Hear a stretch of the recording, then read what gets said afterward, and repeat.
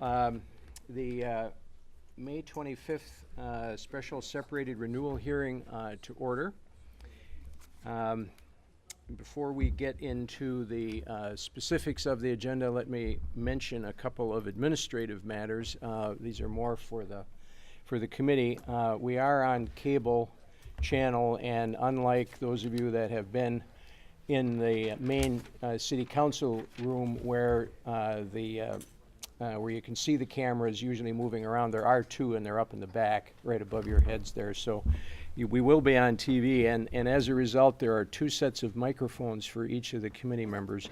The green light should be on for both of them, but if you're going to be rustling a bunch of papers or having a sidebar conversation, please hit the buttons and turn off the green lights so that that doesn't get broadcast into the system. So we have two members of the committee that are on their way, stuck in traffic, so we're going to get started, and they can just join us when they arrive. So then to get to the administrative items, this meeting is governed by Robert's Rules of Order. All the speakers wishing to address the committee regarding an agenda item should first complete a registration form. That's the white piece of paper. So if you want to speak and or you want your name read in either in support or in opposition, please fill out one of these and get it to one of our two clerks here, either in the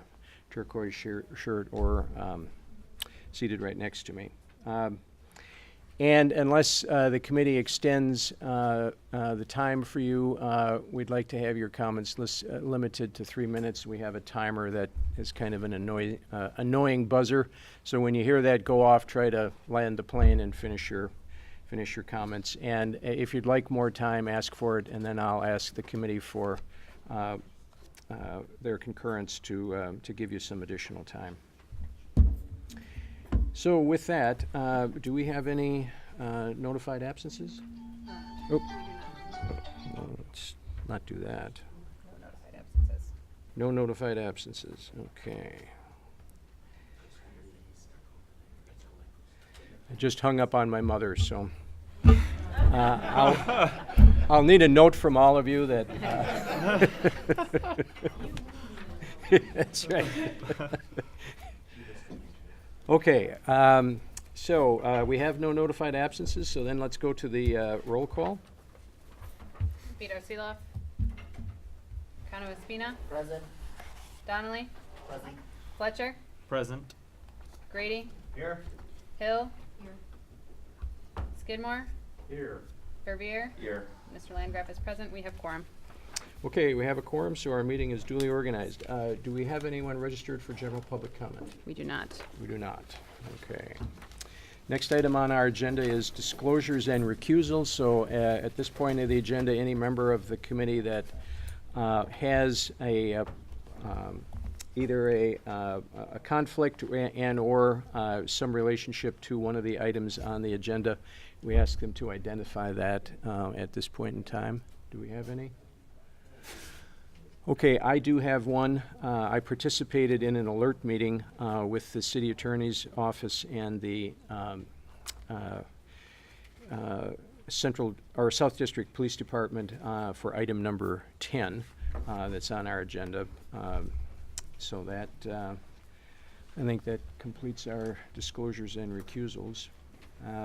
So that then takes us to with regard to the agenda, we have representatives from the police department here from 5 different police districts, and what we'd like to do to make it the most efficient for everyone is to group all of the agenda items together by police district, so we can deal with all of those in a single group, and then let the police captain get back to business out in the district. So if there is no difficulty with any committee member, that's how I'd like to proceed with the agenda. Anyone have a problem with that? Okay. So what that would mean for those of you that are in the audience looking to speak. The first district that we're going to deal with is the, let's see, South District, and that has 10 items that will be in the South District. I'll just read those off. They're agenda items number 1, 2, 4, 5, 6, 7, 10, 12, 16, and 19. And then we will move to the West District. 600. There are 2 in the West District. Oh, that's right. Just 1 in West District, which is item number 9. And then the East District has 3, and those are item numbers 8, 11, and 17. And then we'll finish up with the Central District, which has 4, and that is those are agenda items 15, 18, 13, and 14. Okay. So with that, then, Alder Rivera. Thank you, Mr. Chair. I'm curious, do we have any interpreter We do items on the agenda? And perhaps we should actually take those first. We do for item 7, and that's in the That'll first be group. first. So that's the first one I'll call. So item Thank you. number 7 is Solisteka. Solisteka Fusion Grill, item number 7 on the agenda. Do we have registrants for item number 7? Registrants, no. We have no one registered for item 7. Where do I know who I'm trying to look? Anybody here looking to speak on Solisteka? No, that's not that. 7. Item number 7 on the agenda? Oh, okay. Did you fill out a? Okay. They're not They're Souls not, Azteca. that's not Solisteka. No. No, Item 7? no. Tom, I think he's arrived at the back. Yeah, he's Oh. not Solisteka. You're Okay. lucky it's 1313, right? Yeah. Yeah, you're okay. not number 7. Yeah. That's 12. Looking for item number 7. They just walked in. Yep. They just got here. Okay. Why don't you, Do we hear from the prosecutor first, though, on these? oh, I think we typically have Jen go first. okay. So from a process standpoint, what we will do is have the Assistant City Attorney, Attorney Zilvey, just identify with regard to the issues or items that caused the license to be separated. Actually, I'll let Captain Patterson speak for that. Okay. So, we probably, yeah, why don't you sit over there? We normally don't have a problem with microphones, but today we do, so. Ok, le vamos. Ok, entonces quiere que yo le vaya interpretando. Entiendo. Un poco entiendo, como usted quiera. Usted me dice más. Recibieron datos de la policía para contar la historia. Would that be helpful, Do you or have- do you want me to wait? You have copies? I do. Tienen copia. Sure. Why don't you hand them to the clerk and she can pass them around to us.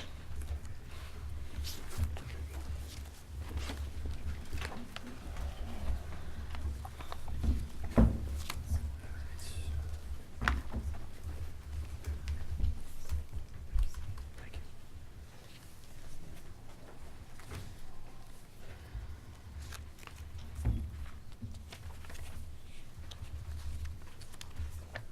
Okay, as the clerk is passing things around, if you recall, I came before this committee, I think in August of last year, to really talk about some emerging issues that were occurring with the Sol Azteca restaurant. If you look at the second slide on the page, and it's on the first page, it kind of will give you a quick summary of what the total calls for service have been over the last few years at 1821 South Park Street. In 2014, the business started out really with, I think, the intention of being primarily a restaurant with a closing time around 10 o'clock. And the calls are reflected in 2014 at around 16 calls for service. In 2015, those calls obviously saw a fairly significant jump. And that's right around the same time that year that the restaurant transitioned from a 10 p.m. closure to a bar time closure 7 nights a week. And in 2016, early on in the year, we were seeing again a fairly significant number of calls coming from that location.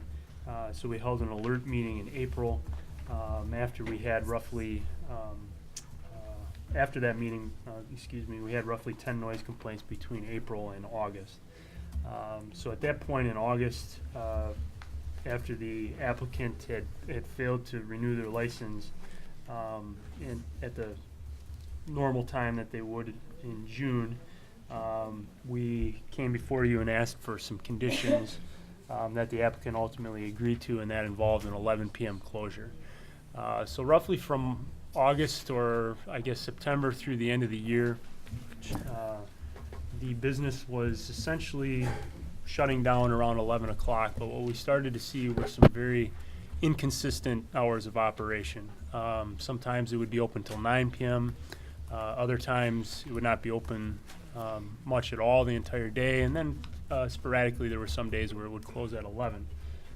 After meeting with the applicant that fall, we learned that they were having some issues retaining employees, and their concerns were because of the hours of operation, that they had some employees that were working, certain split shifts maybe, and they weren't able to keep them past 11 o'clock. So we've had quite a few, I would say, community meetings regarding Sol Azteca. The neighborhood, I think, has shown a lot of interest because there have been some quality of life concerns that have been occurring with a fair amount of regularity. And on each occasion that we've met, and Alder Carter might be able to correct me, I think in the last calendar year we've had at least 3 meetings with the community. The request from the applicant to the community has always been they want to be open later. They want to transition from 11 o'clock closing time to a bar time closing time 7 nights a week. So I think it was late 2016, last year, the applicant came to the community and said, could we work on some sort of trial period? And the community at the time, I think, it wasn't a unanimous vote, but there was an agreement of sorts to allow a Friday night closing time of bar time to try to give the community an opportunity and give the applicant an opportunity to prove that they would be able to be a good I guess neighbor, a good community member, and not have a high volume of calls for service. I think the applicant's plan from that point forward was always to try to prove themselves and then hopefully expand to other nights in the week where they would be allowed to be open later, or could be open later. If you transition, I guess, to the second page, I kind of walk you through some of the incidents that I think tell the story as to why we've arrived to where we are. In 2016, just to summarize, on May 1st, we had a substantial battery in the parking lot. There was a disturbance inside the bar that then led outside, which led to the substantial battery. Did not initially get police calls from the bar owners, but they did contact us once we were there. Later on in May, then we had a large physical disturbance outside that was witnessed by an off-duty Shorewood Hills police officer. That broke up before officers arrived. Again in May, a report of a possible fight, and then people fled prior to our arrival around 2:40 in the morning on the 22nd. Into June, a large disturbance between customers and disagreement about money within the bar, and there was a threat of a weapon. We did respond. No arrest was made at that point. If you move on then to the slides that are titled Recent Noise Complaints and Disturbances. I wanted to give you a picture of the trial period that I referenced just a little bit ago on the Friday nights.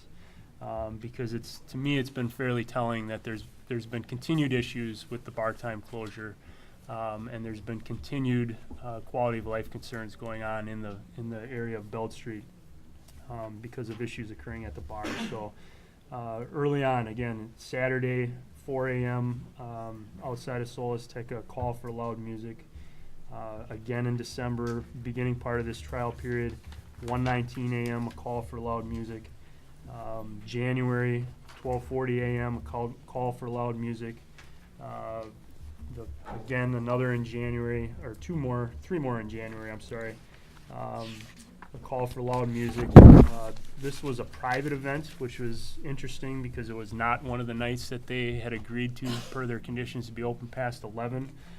They had 20 to 30 people within the business, but it was deemed a private event by the owners. And then Saturday, 21st, 2 calls for service for loud people or loud music, and these were different callers on that occasion.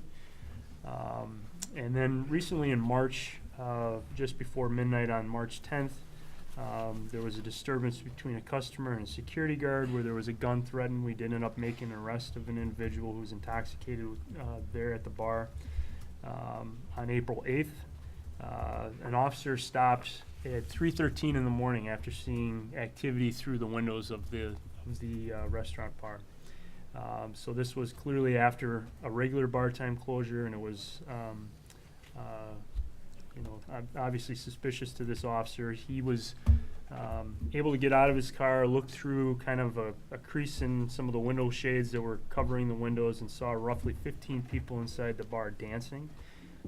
Made a number of attempts to knock. The music went down and no one came to the door. Later on, the owner contacted the officer and said that this was a group of people cleaning and that they were nervous and weren't sure what to do when police knocked on the door. April 15th, another disturbance. There was an intoxicated male arrested for disorderly conduct. This was at 12:01 a.m. Later that night, 2.5 hours later at 2:30, a complaint of loud music and loud vehicles in the parking lot. And then on the 22nd, a call again for loud music. So, clearly I singled these out because they, I think, kind of paint a picture of how these Friday nights have been going. I say with a high degree of confidence that I don't think the neighborhood has any interest in seeing an expansion of days with bar time closure. In fact, I think there is a very strong interest of the neighborhood, and really, in my opinion, a necessity to see an 11 p.m. closure, because when we were in that time period, late 2016 with the 11 p.m. closure, there were not a lot of police calls for service. Things were fairly quiet at Solis Tech. I understand there may have been some struggles retaining employees and kind of making that transition, but clearly from my standpoint, for the safety and security of the neighborhood, things were very good. And I think for the neighborhood and the neighbors, it was a lot quieter. There were a lot less calls for service, and a lot less needs for them to call police. If you kind of scroll through, and maybe you have, as I've been talking at length here, I do try to break down the calls by time of day for you as well. So, to me, this really tells a story. A lot of the complaints have been, and in the community meetings, the concerns have been voiced that it's always beyond 11 o'clock. And as you can see, a lot of the calls for service and times that we're responding are always beyond 11 o'clock, or at least the lion's share of them. And this is a 3-year time period that I'm showing all these dates. And again, Friday, Saturday, Sunday nights have historically been the days that we're responding to Solis Tech more often than during the work week. And at the very end, I tried to give you just a breakdown of the types of calls that were coming. So noise complaints really have dominated the calls for service that we've gotten. It's a unique location because there's a lot of permanent residents that live right behind this particular restaurant. And again, there's been a lot of a lot of discussions, a lot of meetings that I've attended to or had with neighbors. And for me, it's been very consistent as to what the neighborhood would like to see, and that's the 11 p.m. closure. And clearly, the calls for me also reflect that there's a need to have that condition in place on the license moving forward. So hopefully I summarized it. I'm sorry if I went a little long. So. Thank you.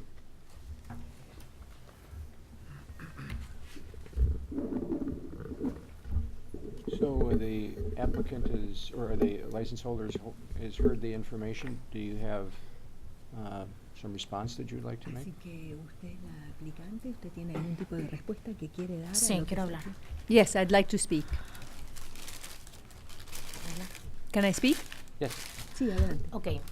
Es cierto que nosotros cerramos todos los días de lunes, martes, miércoles, jueves, sábado y domingo a las 11. It's true that we close every day, Monday, Tuesday, Wednesday, Thursday, Friday, Saturday, and Sunday No, until 11 at 11 solo los o'clock. Fridays cerramos 2:30. Only Fridays, sorry. Fridays we close at 2:30. Y soy yo quien está ahí para cerrar. And I'm the one that is there to close. Y me he cerciorado de siempre, los días que cerramos a las 11, 10:45, parar música para que a las 11 en punto esté todo el mundo afuera. I always make sure that 11:40, when we have to close at 11 o'clock, at 10:45, I want to make sure we turn the music down and make sure that at 11 everybody is outside. Y los viernes, And on que Fridays, supuestamente hay that sonidos afuera, supposedly there's noise going on. tenemos and un, there's louder un seguridad noise. y nosotros mismos salimos cada 30 minutos a pararnos afuera de la calle, supuestamente de las casas que no nos quieren, a revisar el sonido y no se escucha absolutamente nada. So usually the Fridays when we're open to 2:30, what we make sure first of all we have a security guard. Then every half an hour we make sure we go outside, we stand outside, and we pay attention, especially to the neighbors that usually complain. So we make sure that the noise is not too loud and you can't hear anything.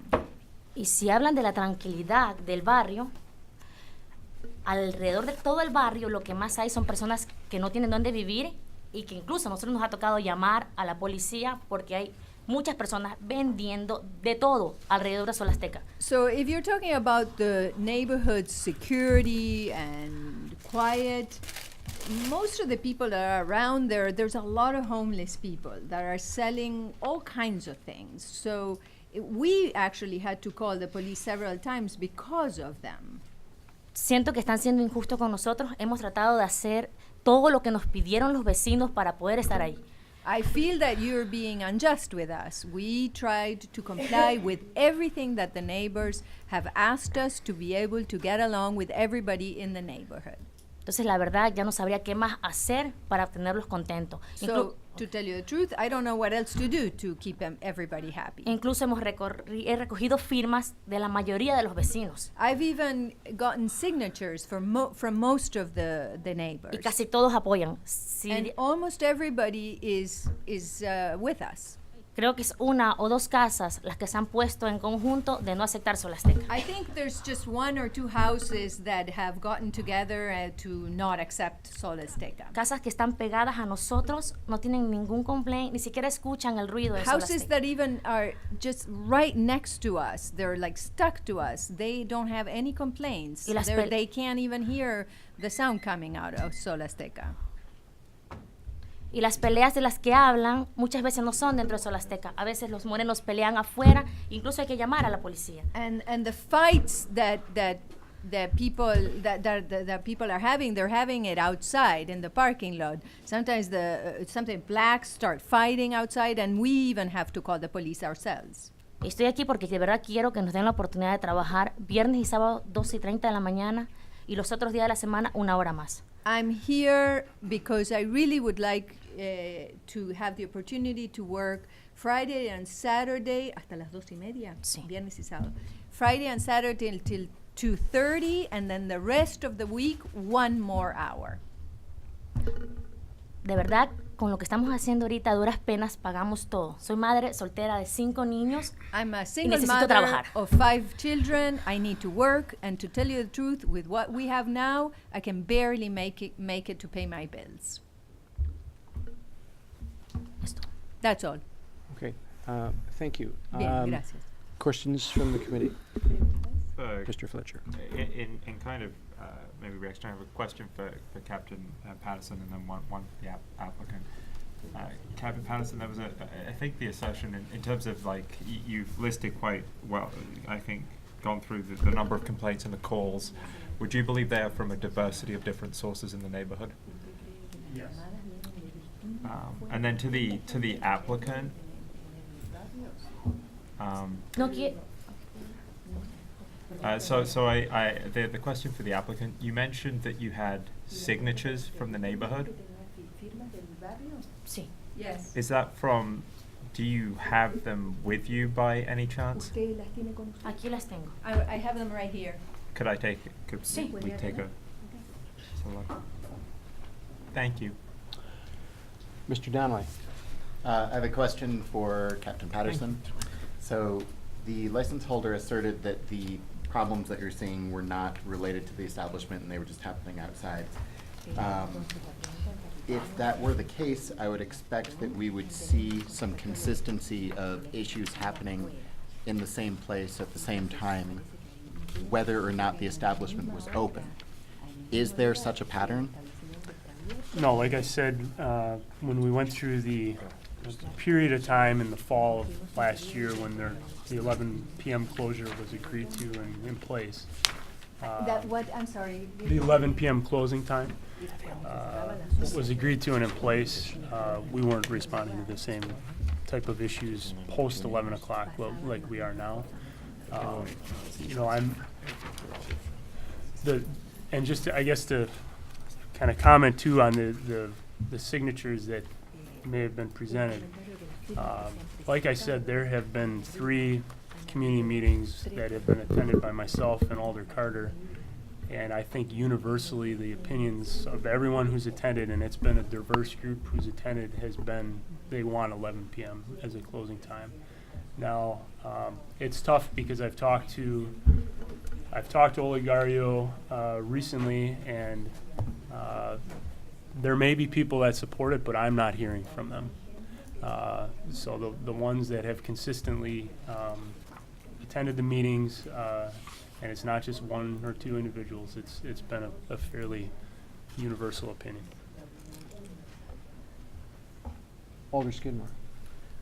Thank you. I have a question for Captain Patterson, and then, if it's appropriate, a question for the Alder of the district.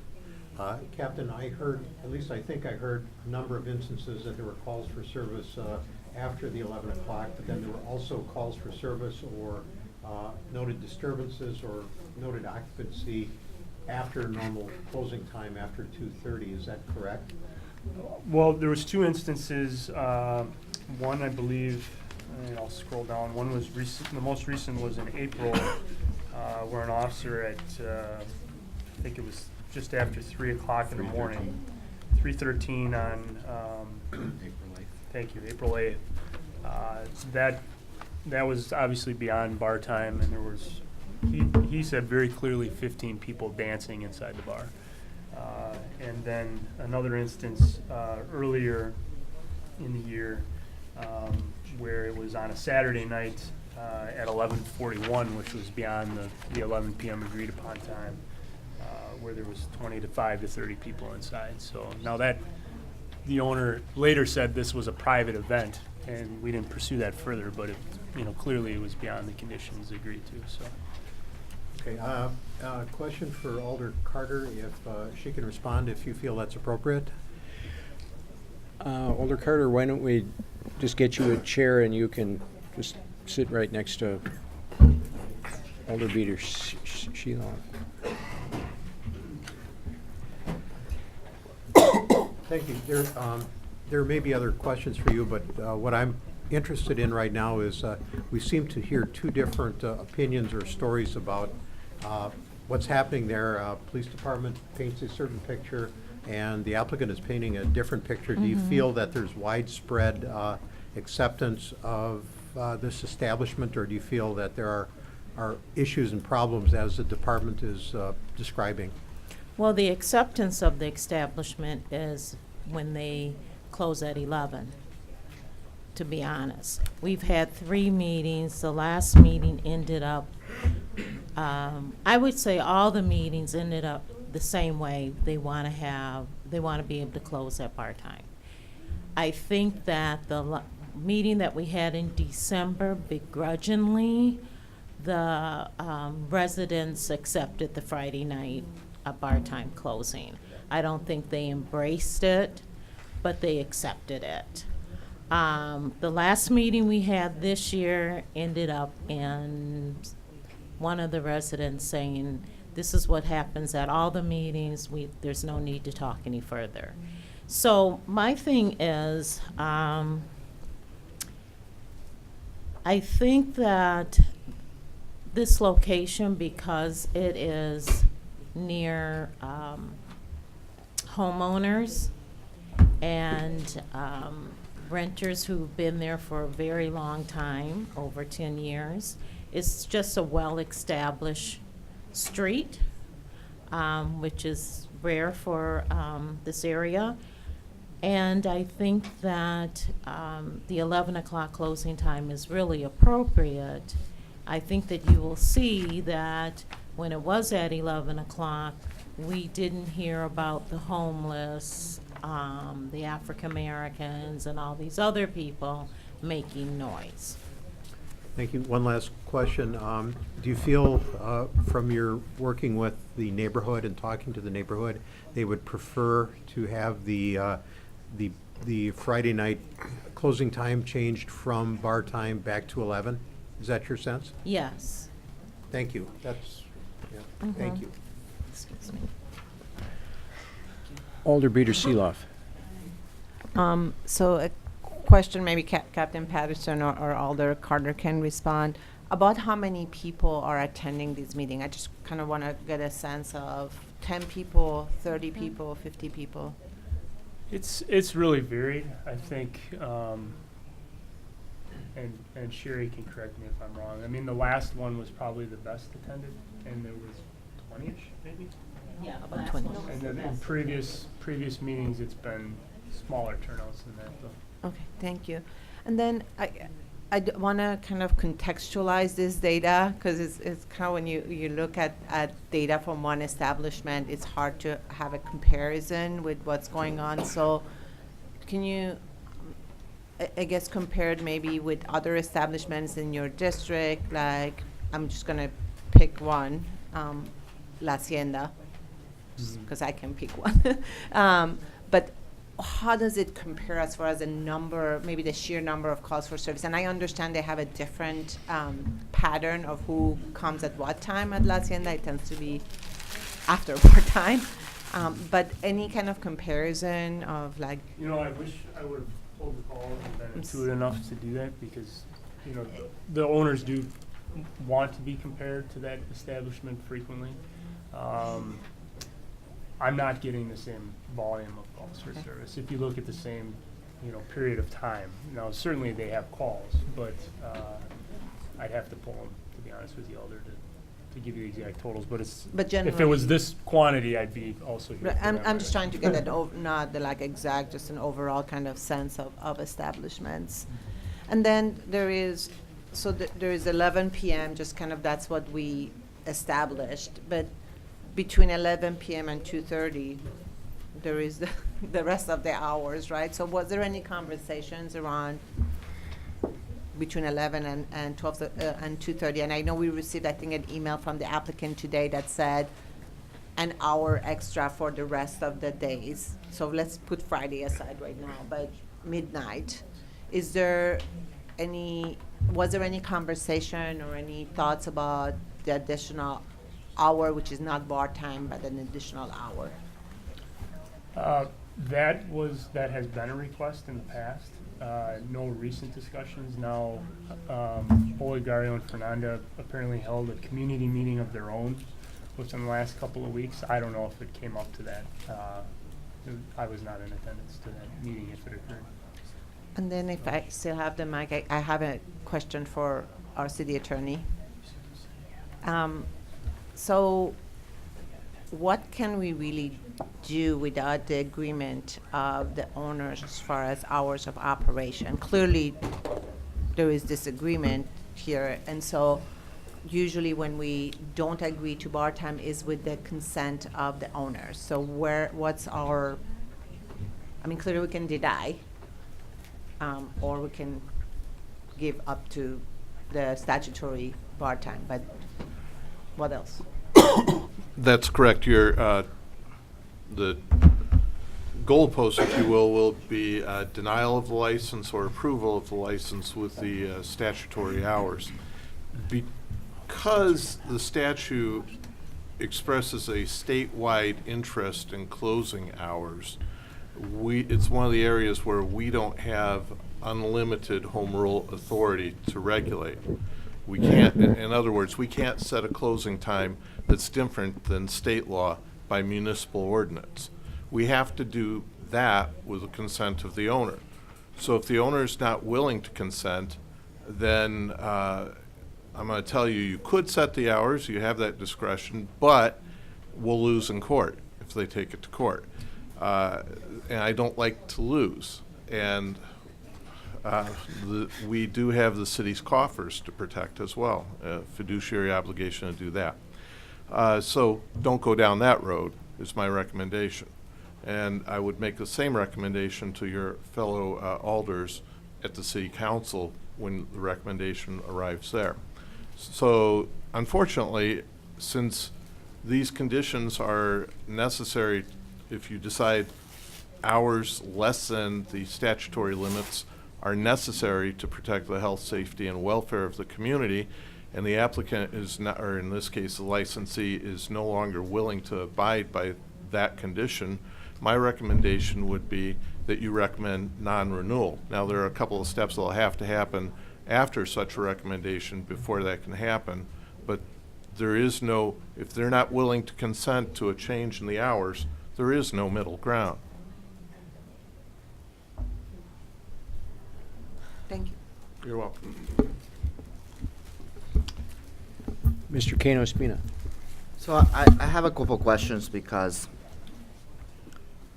it seems that there was some improvement after the conditions, a lot less calls, some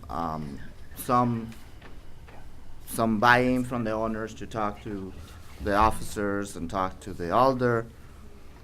And then we changed the hours to 1 day a week. We open later. And then that night, the calls started coming in. Are those calls for that particular night from Fridays of noise complaint multiple people, or is it 2 or 3 people calling multiple times? You know, to be honest with you, I'd have to look and see exactly who called. I know there's been varied callers, so it's not the same individual calling over and over and over. Clearly, there could be some repetitions, based if you look at, you know, where some of the homes sit. I mean, there very well could be a repeat caller on multiple nights. But I can say with certainty there's been more than one when you look at the totality.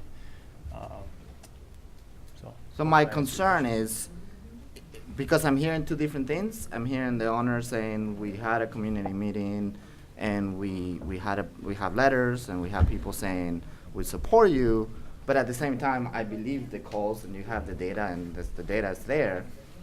And so it's like, are they talking to different people?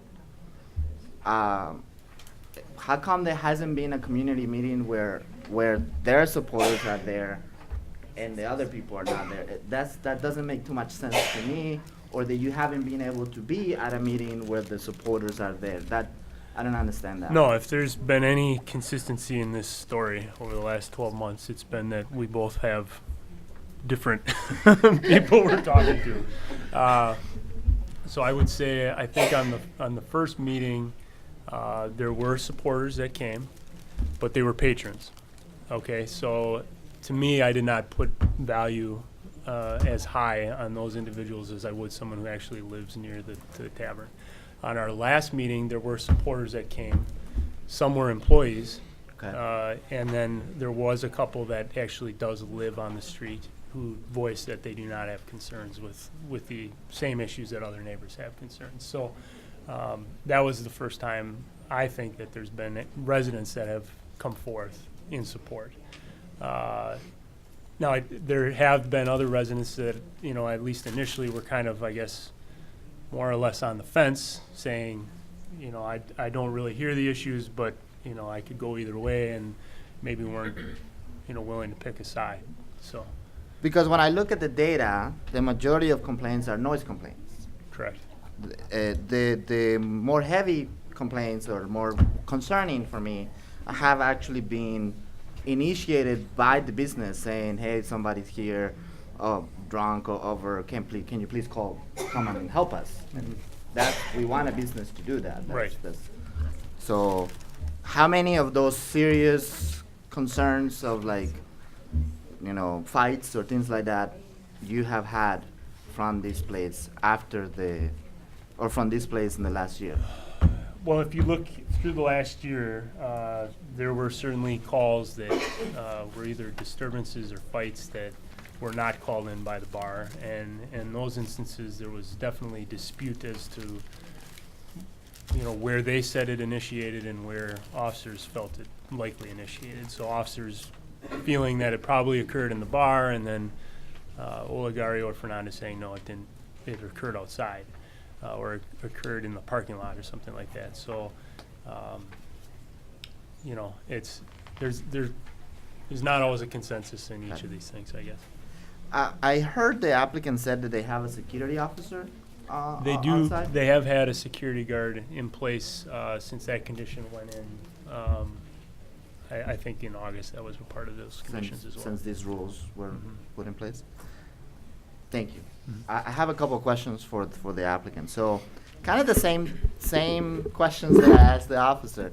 We're hearing two different sides. I don't know why not everybody's coming to the community meetings. I hear the alder from the district saying what she hears. People know. You're saying yes. It is very difficult for me to not believe the alder and the officer. Can you help us out with that? Yeah, it's okay, I'm Olegario. I can assure you the previous meeting, like he said, there was more people, and I can name them. We had people from 4 different houses that came to the meeting. We had 3 immediate neighbors, not immediate, they're across the street to the side, so not even the ones that are right behind us. It was 3 houses. The couples, there was 6 people. And there was Mr. Henry Sherrill from farther away. So there were 8 people that showed up on their last meeting. Previous to that, it was 4 people that showed up from 2 houses. Mr. Kevin, his wife, and then I forgot their name, but the 3rd house. The 3rd house, they were pretty objective. I think thanks to them, they said, well, let them have Friday to 2:30. Mr. Kevin on the yellow house, he opposed totally. Even at that time, 2:30 was not acceptable to him. But this couple said, well, let them have Friday. So, okay, we had Friday. That was on December. The one that we had, that they mentioned, we had more people. The 6 people from the 3 houses, they opposed. The other couple, Mr. Henry Sherrill, they were more objective. They were saying, why don't you go and get signatures? That Mr. Henry, he's the one that offered that solution. Why don't you get a survey even?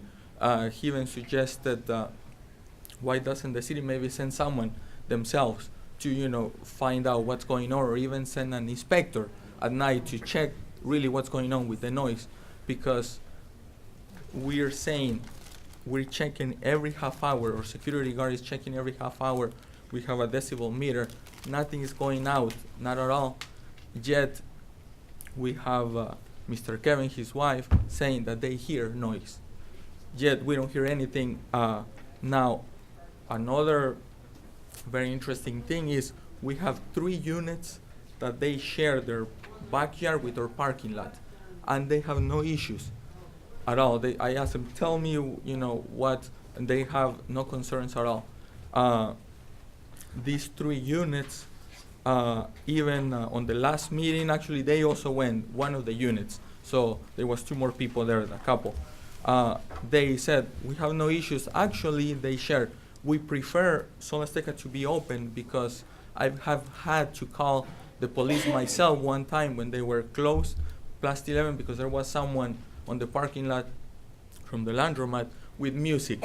So I had to call the police myself, he said. So when they're there, they're checking everything, the perimeter, making sure everything is fine. So I'm even better when they're open. And then he's mentioned he does cleaning for work. He comes home around 10, 11. He said, honestly, I don't hear anything. He parks on Sol Azteca's parking lot behind, next to his house. He said, there is no noise at all. He said, I'll be honest, and he shared that in the meeting. Okay. Now, Can I ask you a different question now? 3:13 a.m. 15 people, music. That's not even bar time. That's like, that's a private party in your restaurant late, even if it's your workers.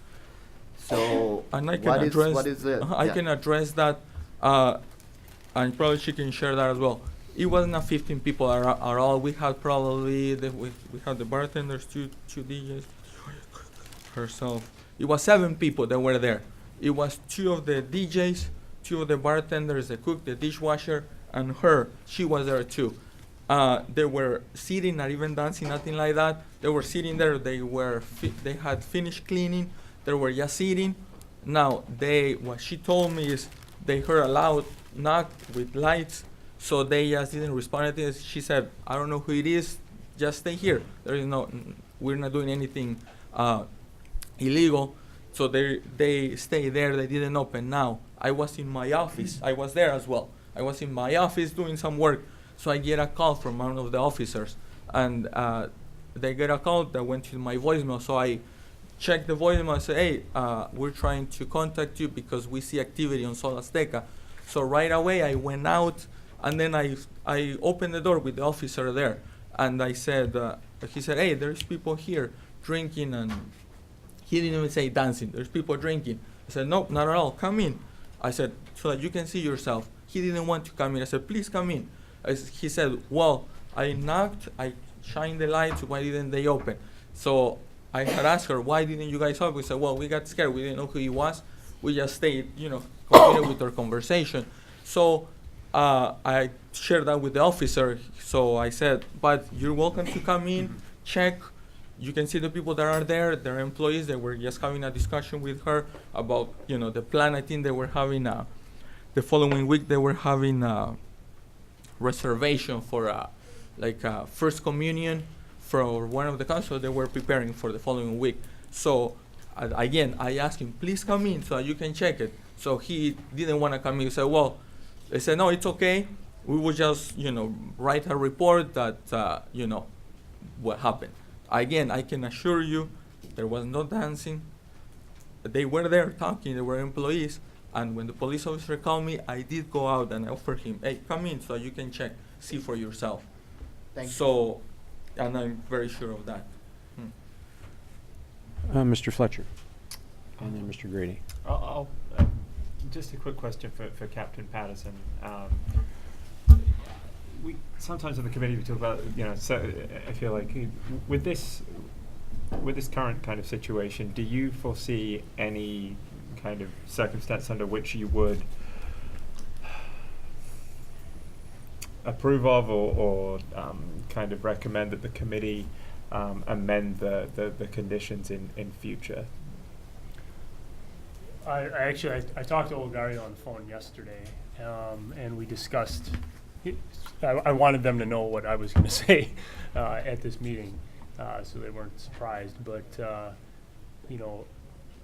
I've seen the neighborhood, being willing to listen and at least attempt to compromise my feeling has been is that the trial period, for whatever reason, really wasn't fully realized because, they've never really closed every single night at 11. There was some days where they weren't open, or they would close at 9, close at 7. So, to me, I feel like we have an obligation to the neighbors to actually give them a tangible trial period or a period of time with the 11 p.m. closure. Now, to answer your question, I do think if there's been a period of time that, we could try another community meeting, but I do think the general community in that area is tired of meeting with us right now. So I think it would have to be a lengthier period of time, in terms of several months before they'd be willing to come back to the table. Maybe Alder Carter feels differently, but I think they're tired of seeing me. I just want to correct a couple things.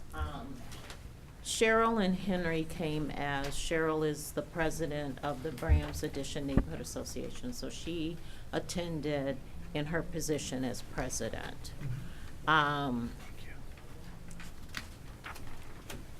Solesteca had a 10 p.m. closing time for quite a few years.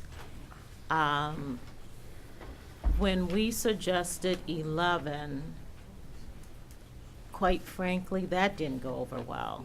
When we, and I'm saying we because I represent the community residents, when we went to bar time on Friday, that didn't go over so well.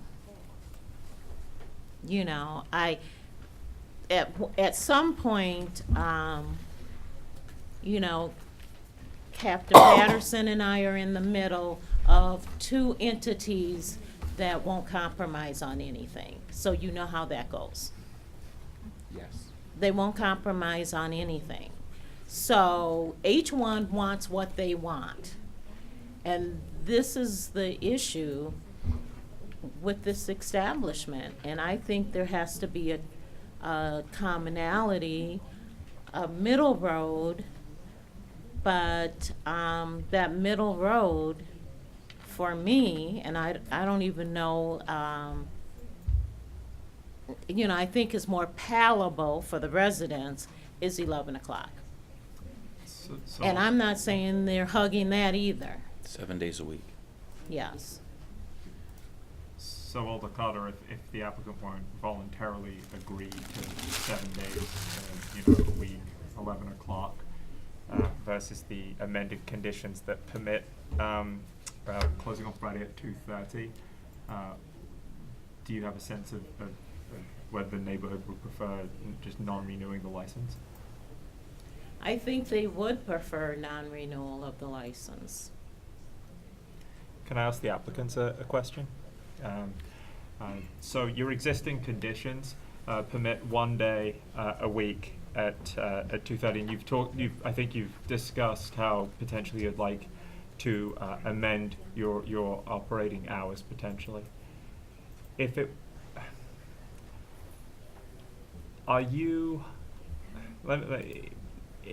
committee felt that that it was, if it was just renewing your license or amending the operating hours, and to be honest, with the 50-50 and hearing both sides of this, if it was a choice between maintaining the status quo, or non-renewal, what would you prefer?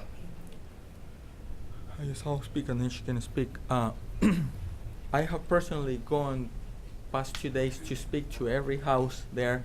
If I had the sense, and I'm being very honest with you, if I had the sense that the neighborhood was really diverse group, most houses, even at least 50% of the house, I would say, you know what, 11, because we're not doing a good job. But I spoke to every single one of them. Everyone I spoke with, they had great things to say about Solasteka. I said, we have no concerns at all. A few of them said, oh, we didn't know there was a Solasteka there, so we'll go check it out. So there is 2 houses. When they speak about neighborhood, it's 2 or 3 houses. And I'm being very honest with you. Even Captain Patterson, he's very straightforward. He did call me yesterday. Even he said, well, you know, you're maybe not, it's not so fair maybe to you, because the people that call me are these people that are complaining, they have the issues. The people that don't have no issues, they're not calling me to say, Oliver is doing a good job and, you know, keep him open. So we have the signatures from 35 neighbors that they said, we support your current operations, we support you extending 1 more hour, and then 3.5 hours on Saturday. So if we talk about the neighborhood, hey, let's go with what the neighborhood says that they want. Because again, these 3 houses that are saying no. The rest, they have no issues. Even the 3 units that are next to us, they're supporting us. They say they have no issues. They even prefer that we're there because we keep control of everything there. So, you know, it's I think unfair when Alder Carter says the neighborhood when it's only 3 houses. And I would invite you, please, hire someone independent to go and talk to every house. We would even pay for it so that you can see what's the reality. Excuse me, I would just prefer that you would answer the question. So can I ask a direct question? Yeah. So this is a yes or no. Okay. Would you voluntarily agree to close 7 days a week at 11 p.m., yes or no? Probably not, Okay. because we have done everything they have Okay, asked that's- for. yes that's or no? fine. Just- So Okay, can I, no. so the second yes or no? So no. Okay. Would you voluntarily agree to maintain the existing conditions on your license for renewal, yes or no? Which is the 6 days a week at 11 and then the 2:30 a.m. on Friday, yes or no?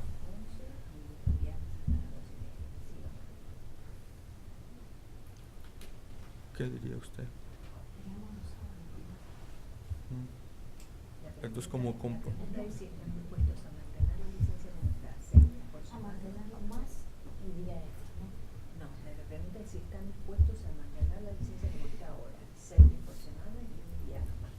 You don't want me to explain why, but I would say probably no. I would say no then. Yeah. You would say no. Right. Is that, do you agree? No. Okay. Thank you. Okay, we have a couple of other folks that had. That was my question. That was your question? So I don't. Okay, Mr. Donnelly and then Alder Rivera. All right, I have a question for our council.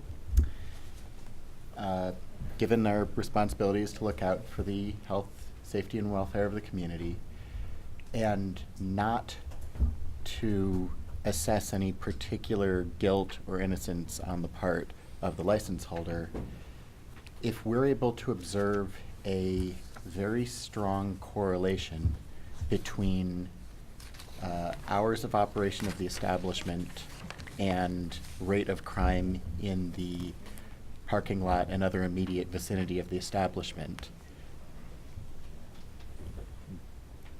does any specific culpability matter?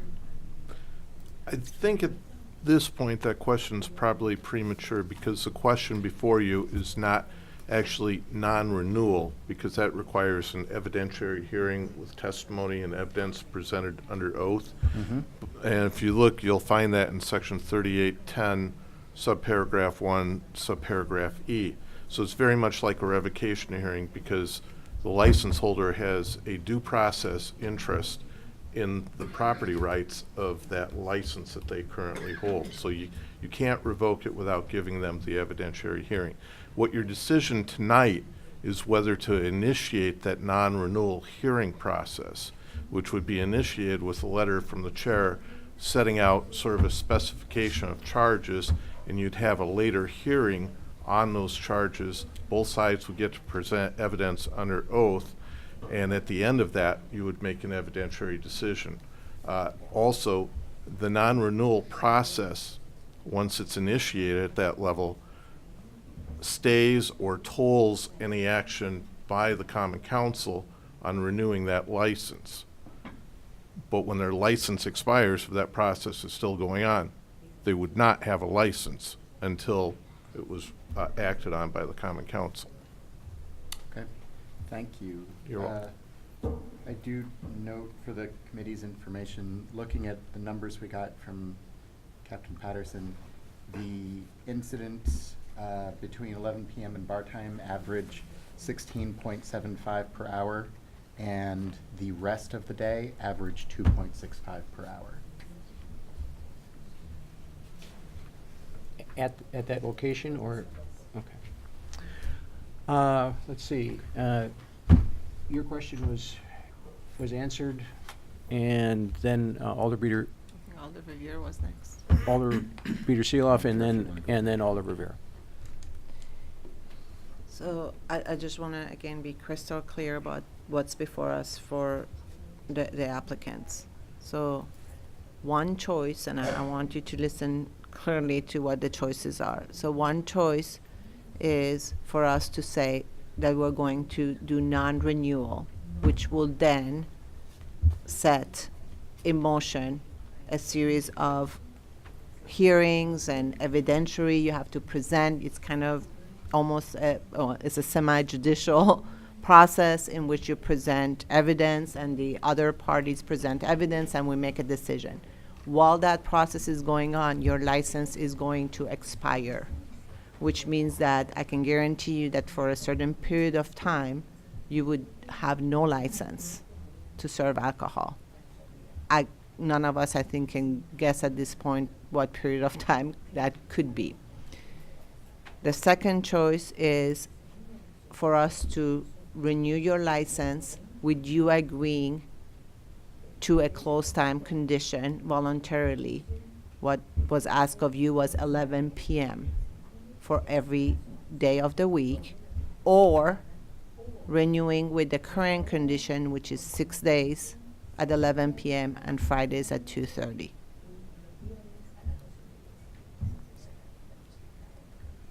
The fourth possible option would be for the committee to decide that we're going to renew it with no conditions, right?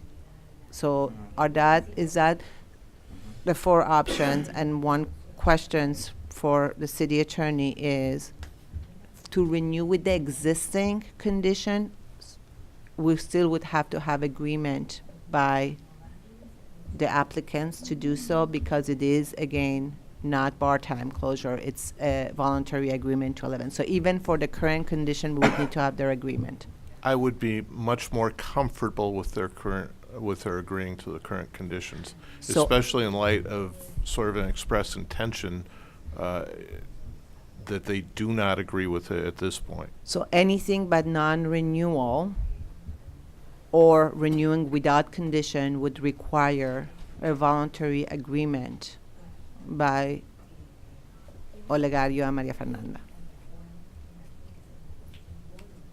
You're asking me, or? I'm asking anything but non-renewal or renewal with no conditions on close time would require their voluntary agreement.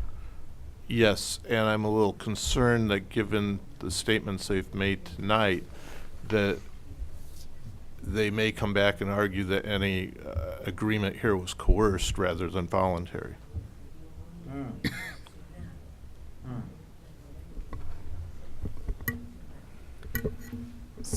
So can I ask a question of the applicants now?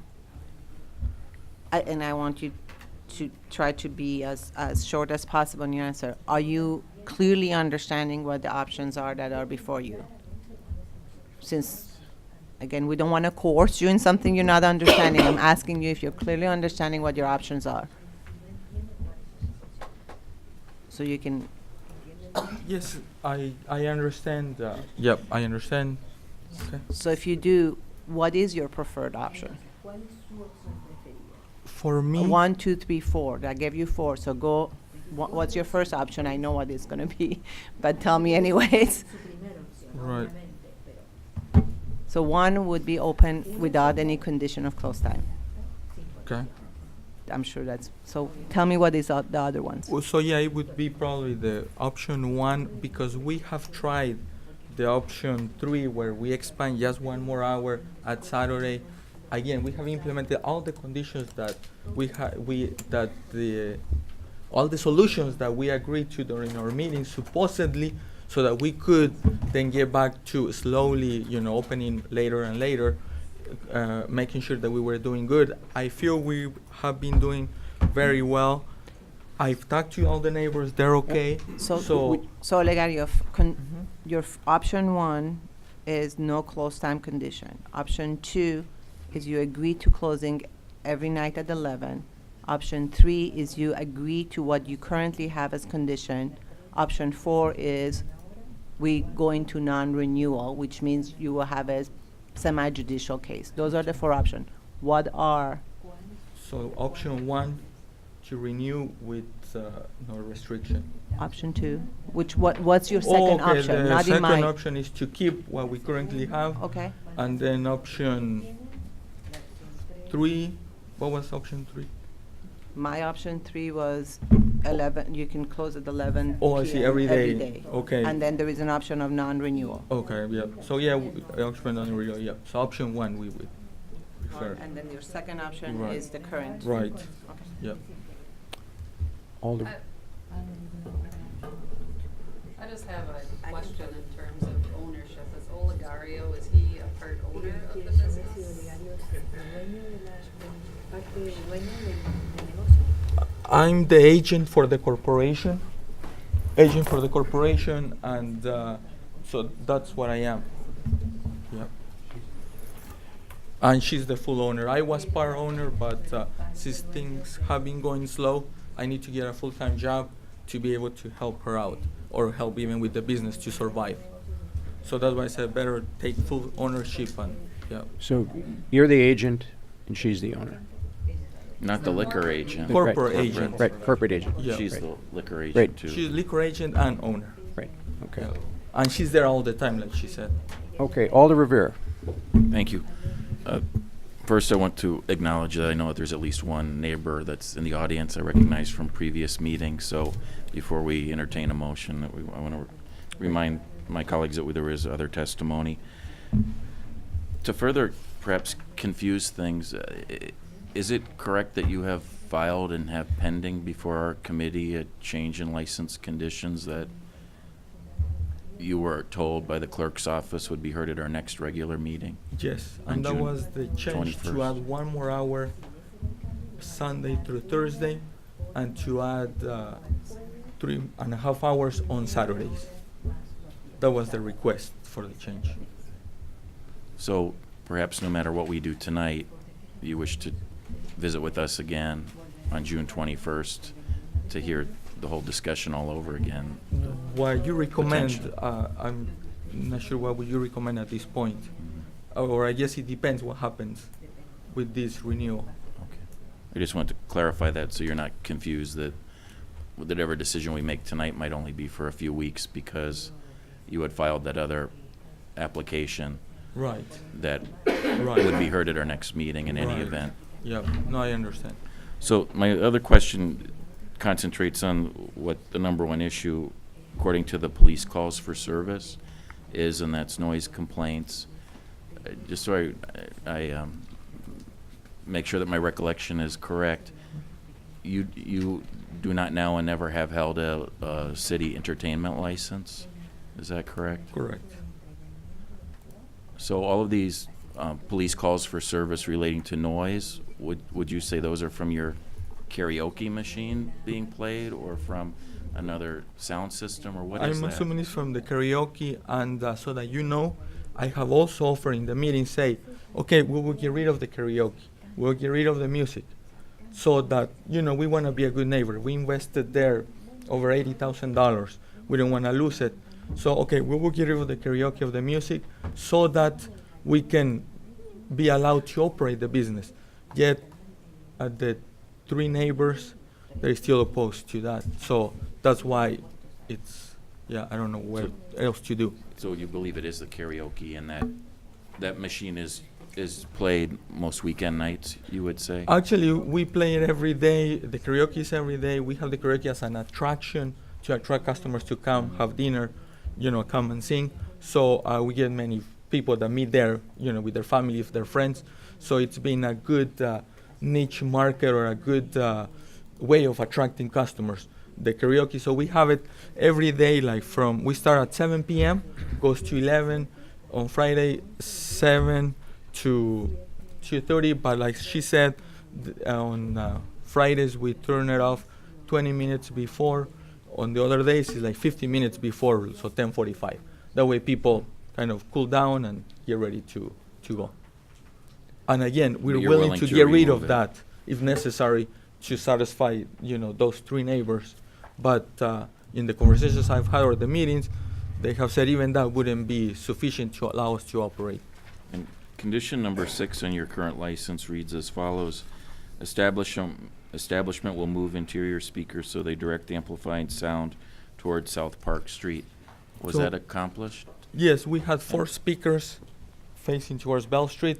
Actually, we even went further. We not only faced it towards Park Street, we got rid of 2 speakers. Only kept 2 speakers facing towards Park Street to make sure no noise at all would make it out of the establishment. Do you recall approximately when that was done, when you made those changes? It what was month it was? after we had the meeting when we established those terms. I think I forgot. Last year, I think it was last year. What was it, around July or so? It was after the renewal. Yeah. So it was late summer that you made those changes? So around what? So many of these police calls for service were after you made those. When that we change. got in July, I think, when we got the license again to operate under those conditions, that's when we did that. And just to share with you, there's been about 3 times, I think on Saturdays, I have an office there, an office where I do accounting work. So there's been like 3 times when I gone out on the back, there's been an officer there in a patrol car saying, "Hey, I got a call for noise. Are you guys open? You're not supposed to be open." I said, "No, we're closed. Come in." So you can see there is no one there. I was just here in the office. I just happened to come out. So it seems to me a car passes by Bell Street with loud music, and the neighbors may think it's us, but it's not us at all. And I have told the officer, please make sure you make a note that it's not us. It's, maybe something else. So. All right, thank you. Okay, thank you. Further questions of the applicant? Mr. Kano Espina. I don't have questions of the applicants, but I do have questions of the captain. Have you have issues with the other conditions of, like the gate, the sweeping the parking lot for trash and containers, which was one of the concerns, one of the problems, the gate and the parking lot? Have they done the other things in the license that we have asked them to do? I think they've made a good faith effort to do those things, yes. And I was kind of reviewing this report. It says in here there's 15 incidents for 2017. In your page number 5, Yes. the last graph, 15 incidents. I just count 9 from 2017. Are there some that you just decided not to put in here? I just tried, since noise has always been the main point of contention or disturbances, those are the ones I singled out. So there's been other calls, but I guess they didn't fall Just into didn't. that controversial topic. And you have one noted here where it says that the officer did not hear the noise when there was a noise That's right. complaint. It seems to me that's kind of what he just mentioned. Was that just one incident where when you saw that, or that happened, or? I'm aware did of he- that one where just an one? officer put in their field notes that they did not hear. Somebody called, but they didn't hear. Correct. Okay. Do you feel that this business, as a business selling alcohol, other than the noise complaints, is a trouble business for you, for this district? That's a tough answer. I think these are good people. I think their business model is not good for that neighborhood. That's my opinion. Could you elaborate a little bit on that? Like, I want to know more about like the neighborhood, what's going on, because that may be very, very important. I think, again, I kind of came in midstream. Captain Ballas was my predecessor, and so he experienced the year with the 10 p.m. closing time when it was, I think, similar to other restaurants on South Park Street with a 9 or 10 or 11 o'clock close time. They transitioned shortly before my arrival, so I've experienced mainly the bar time issues. This is my opinion, somewhat. It appears as though they have transitioned a business model which now thrives on the 11 to 2:30 a.m. crowd. And that is what I think is not good for that particular neighborhood, if that makes sense. So having the crowd that comes in late, eats Late and nights, drinks, and leaves, dances. noisy in the parking lot, loud cars, music that attracts them in at 11 o'clock. This is very much a working neighborhood. People that aren't necessarily staying up real late. So it's, post 11 o'clock is a real concern for all those neighbors. Is it factual that the applicant made a comment about we can get rid of the karaoke? We can get rid of. He the did music? mention that to me yesterday. Yes. That was Correct. offered to you. It Correct. was not offered at a community meeting or anything like that. It was just. No, I to think you. he has mentioned that in meetings in the past, and the focus has always been on hours of operation from both sides, from the neighborhood and from the Okay. applicant. Okay. Thank you. We have a registrant who came in after we got this discussion started, so as Alder Rivera indicated, we'd like to give that individual an opportunity to speak. So before I ask the applicant to step back, does anyone else have any other questions for them? Okay. So if you would step back, and then we will have Kevin. Kevin, help me with your last name. McGettigan. All right. So since we've got people watching, why don't you just introduce yourself, make sure that's on tape, and then away you go.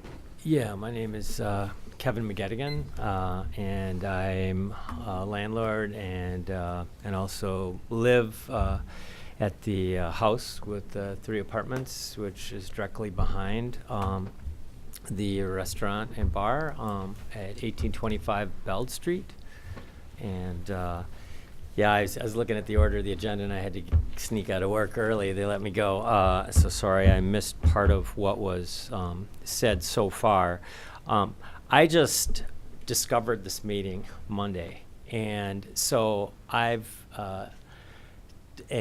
talked to neighbors, and a lot of them, one's a bus driver, I think he was going to write Sherry, Chris Bushby, he couldn't come, Dana Maria, she's a school teacher, they're going to see what they can do, and there are other names that I could name.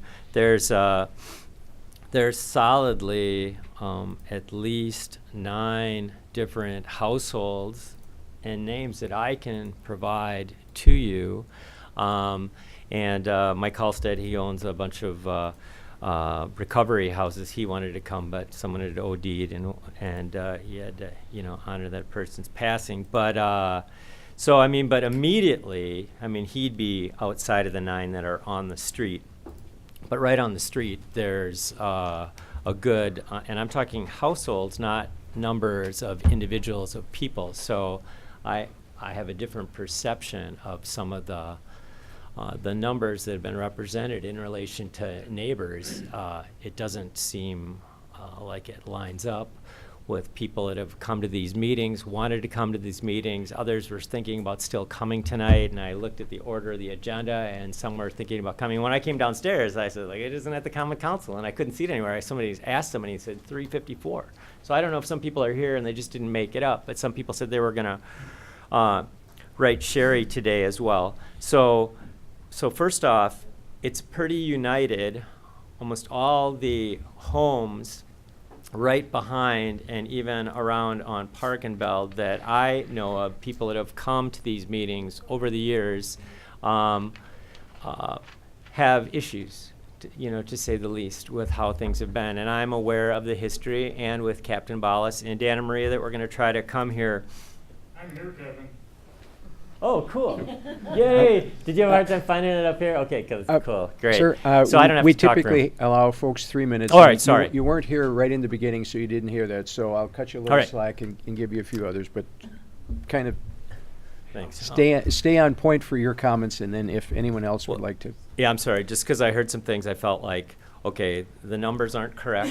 Even in my house, 5 to 6 people, 3 apartments consistently have issues, and the issues have been, about noise, about fights, about the gunfire, like 3 different people got upset about when first things came to light to the police and it was shut down to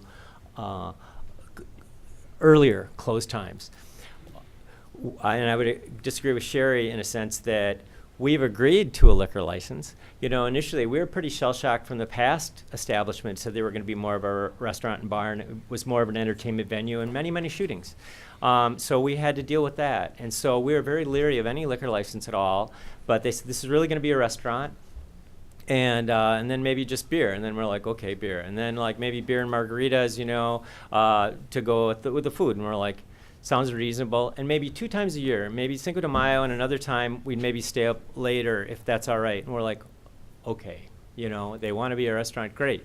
But then we sat back, they pushed for the later bar time, and then we witnessed all this sound, and music and parties and issues. I mean, and then we saw that it was karaoke and predominantly promoting alcohol sales, okay? So that's when it really got to be uncomfortable, and then we moved up to the thing I mentioned already about the shooting and the fights and tenants talking to me and people having issues with people pulling out and problems on the street, okay? And so we're like, really, we agreed to a restaurant. We don't want an entertainment venue. We don't want it to go later. And Oligari always said, well, we want to please people. We'll accommodate whatever. And if we're told that we can't do this, we'll start serving breakfast. And we're like, yeah, that'd be great. That'd be great if it was just more of a restaurant instead of what seems like, and it's happening citywide, where it seems like establishments go in like they're going to be a restaurant and they act like a bar. And it just seems like a scam. There's an alcohol and drug culture that has to be addressed, where people are profiting predominantly off the alcohol sales. And I wonder who's going in and doing accounting on how much food is, if it's a 15-85 split. Is that what it's supposed to be? To be mostly a restaurant and not a bar? Okay, I went over, sorry. Right, didn't I? Is that what the beeping was? Yeah. Maybe? That was it. Okay, well, thank you very much. I don't know if you have to leave, but there may be, no, you can take a seat out there. I was just mentioning to you that, again, since you didn't hear our opening comments, there may be some questions from the committee, so if you could stick around for a minute, that would be good. We have a second registrant, Dan Ziger. Did I get that right? Zuger.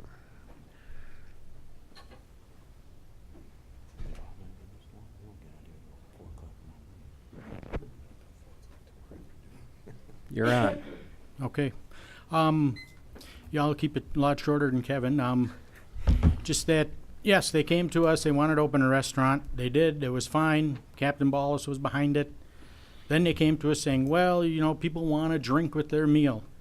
So can we get a liquor license? Because people want a daiquiri or a margarita or whatever. And we said, well, okay, so then they did that. Well, now, of course, then it was pushing the hours late and then essentially turning it into a nightclub, which is definitely what we do not want. And there are other places right in our neighborhood, like El Pastor. They have a liquor license. They're closed at 11. They've been in business for a long time, and they seem to be able to stay in business.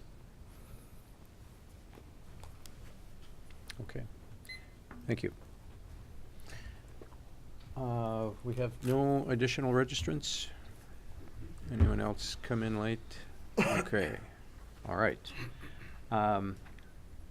So then let's move to discussion amongst the committee.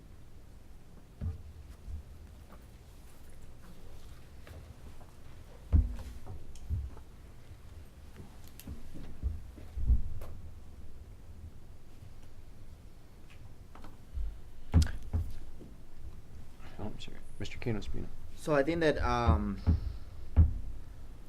for me, the question is, do we want to, like the captain mentioned, maybe give a very robust trial period of 1 year with no changes to this license and see what happens? Or do we want to bring it back to 11 p.m. every night? So make a change to this 11 p.m. every night for also a robust time to see what happens? Or do we want to start the procedure for no license? Because I don't feel that anybody here is saying no conditions. that's just to put it out there for the conversation. So, from my point of view, I feel that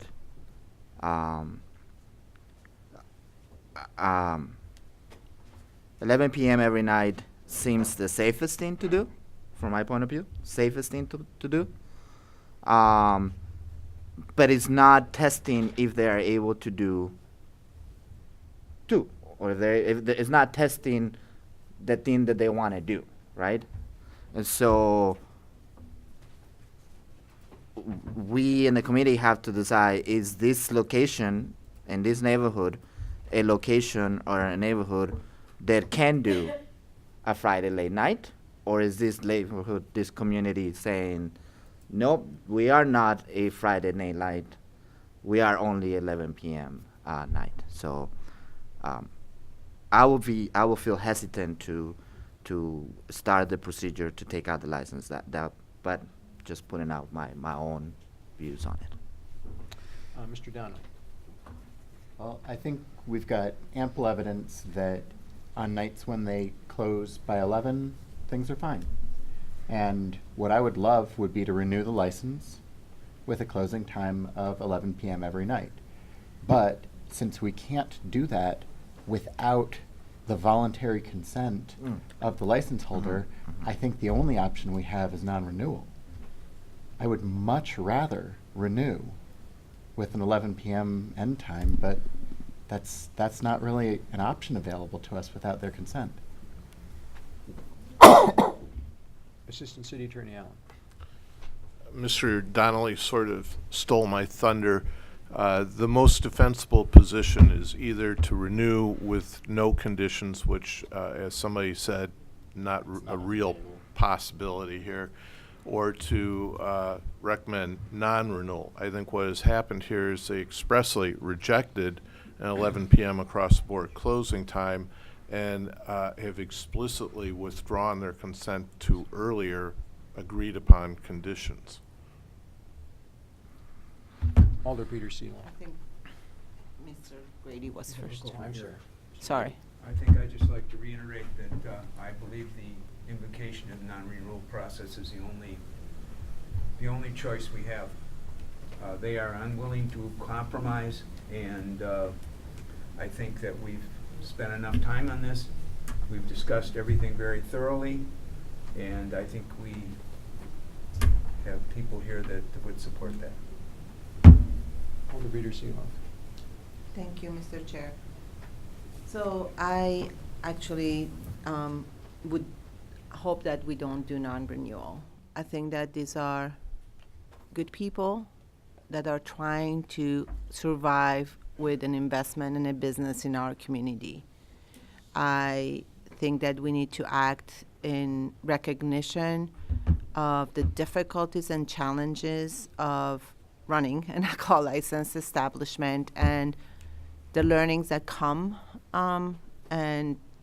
for everybody in doing so. I don't see any thing that would tell me there is any malice, wrongdoing on their part in trying to, in any way get around the system. I think they really are trying to make their business model work to get their investment back. So I would hope that we can, at the very least, consider the 11 o'clock. I also would like to, again, I asked this question, but it wasn't in just, there is many hours between 11 and 2:30. So, there is a part of me also that would like to see if like a midnight on Saturday would be a possibility. I think we all know from this committee that just the bar time is just a bad time, just generally because of the many things that tend to happen. It's also generally a bad time because our police department tends to be very busy during that time. And again, that's part of health safety of the and protection of the community, not to create additional strain on our community during a particularly tense time of the morning. So I would like us to consider that. I do think that I'm going to disagree with city attorney's assessment that they've clearly told us no. I think it's very hard for applicants that sit before us to tell us yes or no without having heard our deliberation of where we are. They are going to clearly, just I think like any human being would do, try to get as much as they can from their perspective. So I think that if there is a motion that's made and there is a clear yes or no on the part of the applicant with, again, the question that we ask about, there is no wanting to coerce here. There is just, these are our options. It's going to be either non-renewal or whatever the conditions are on close time. And they are very capable, I think, of understanding and making an assessment of those two possibilities. So. Mr. Fletcher. I think to Olivia Seal's point, I feel like the committee has tried to, both ask the question in terms of voluntarily accepting 11 o'clock.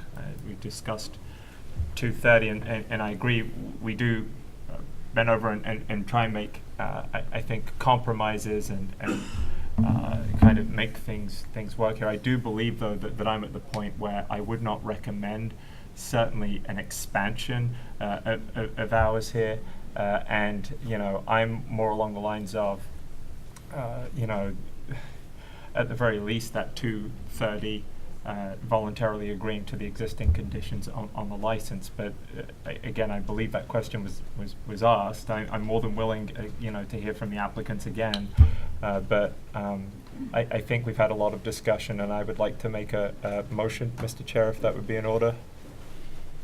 I don't think we... Captain Peterson.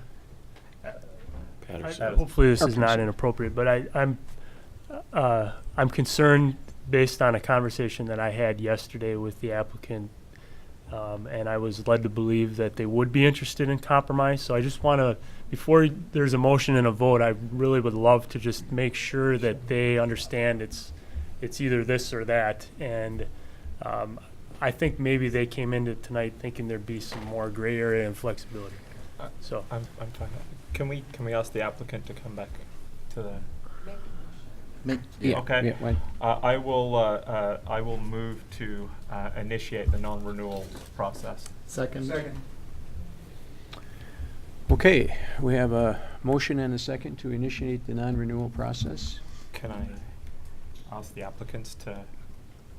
Yes, you Number can. one. Could you please?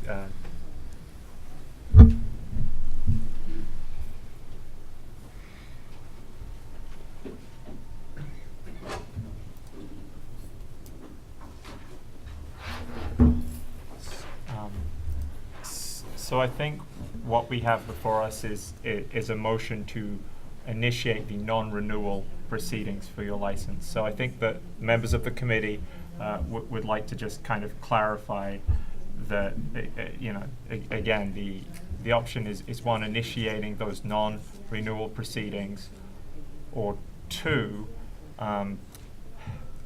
agreeing to either, at the very least, an 11 p.m. close time, or the existing 2:30, the existing conditions on your license. So before, I think we want to be clear, you understand kind of the options where we're at this point, and that you do not, you do not wish to, voluntarily accept, either the 11 p.m. 7 days a week, or the 11 p.m. 6 days a week with the 2:30 a.m. on a Friday. Is that clear? Yes, it's clear. And again, we have implemented all these solutions. We have offered to get rid of karaoke, Yeah. and Can we're I- willing to compromise. the- It's the- not that the we're issue- not willing to. Right. Yet, Right. do you see what I mean? So that's Yeah. why we're deciding no, because we're compromising in all levels. Please. You can. Usted hable. O si usted quiere, usted la que decide.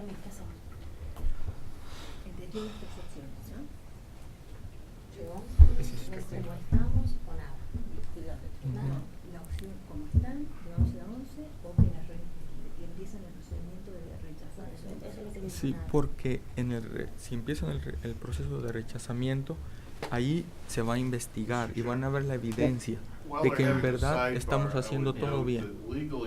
Que estamos haciendo todo bien. When the owner Sí, or lo the gastamos. Y van a ver. officers are not present. So the owner is present, and this Okay. conversation and questions should be addressed to the owner, as somebody asked over here. Yep. Okay. Porque sí, yo recomendaría eso, que ya cuando hagan el rechazo, vamos a ver la evidencia y ellos van a ver que estamos haciendo todo lo correcto. Nosotros hemos llamado a la policía para ser proactivos a que no haya problemas. Y ellos van a ver en verdad quién son los vecinos que se quejan. Ellos van a ver que de veras el vecindario apoya a Zona Azteca con los rechazos.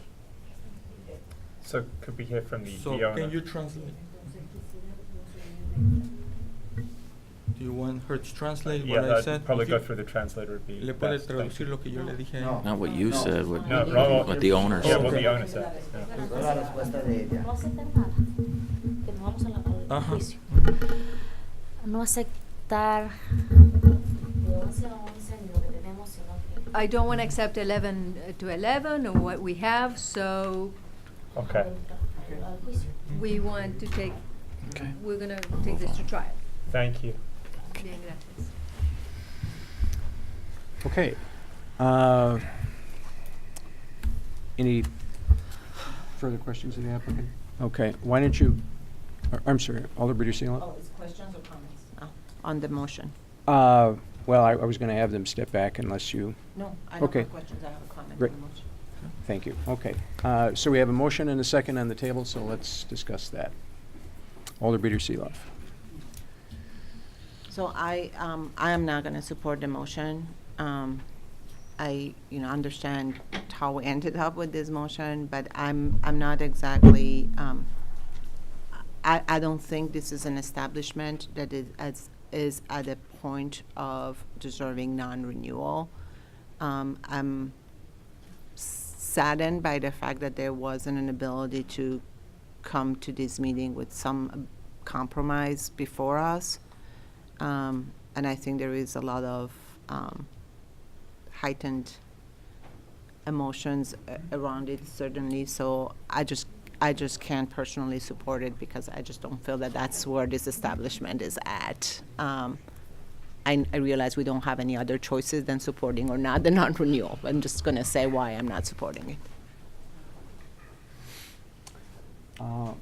Mr. Kano Spina. So I'm also not supporting this motion. I also believe that the owners may not have the legal understanding of the consequences of these answers. And it may be an emotional answer from being tired of doing things. They may not be legally really making the best possible decision for them. But that's on them, that's not on us. So, but I cannot support this motion. Further discussion? Okay. Hearing none, all of, We should have a roll call. yeah. This is for non-renewal. This is for non-renewal. So the motion before us is to recommend non-renewal, and just to be clear from what Assistant City Attorney Allen indicated, the process that motion would initiate would be a letter from the ALRC to the applicant indicating that the recommendation of the committee is non-renewal. That letter would have to be in their hands by the 7th of June, I believe, Before the Common Council meeting. before the Common Council meeting, The 6th. the 6th. The letter would also have to contain the equivalent of what the Military Code of Justice calls a specification of charges or reasons for non-renewal. Right, and then those would be the, And that letter would be prepared by Assistant City Attorney Zillivi? It comes from the chair, but I'm certain that she would probably assist you in drafting that. Yes, I'm sure she would. Okay, and then what that triggers is the full revocation or the hearing process for the applicant to collect their information. Dates would be set for a committee hearing. Decisions would be made on that a basis of that hearing or perhaps multiple hearings, and then a recommendation would go back to the Common Council. But the other operative piece of this is that after, if all of the deliberative actions by the committee had not been taken by the end of June, then the current license expires and all operations at the business cease. Alcohol sales, I'm sorry. Alcohol sales would Right. have to cease, correct. Right. And I think it has been the city's practice, we haven't had many of these, but the city does endeavor to get that process completed as soon as possible and practicable so that they can meet that June 30th date. But the likelihood of making the Common Council hearing to renew is very slim. So there would more than likely be some period of operations where there would be no alcohol sales allowed.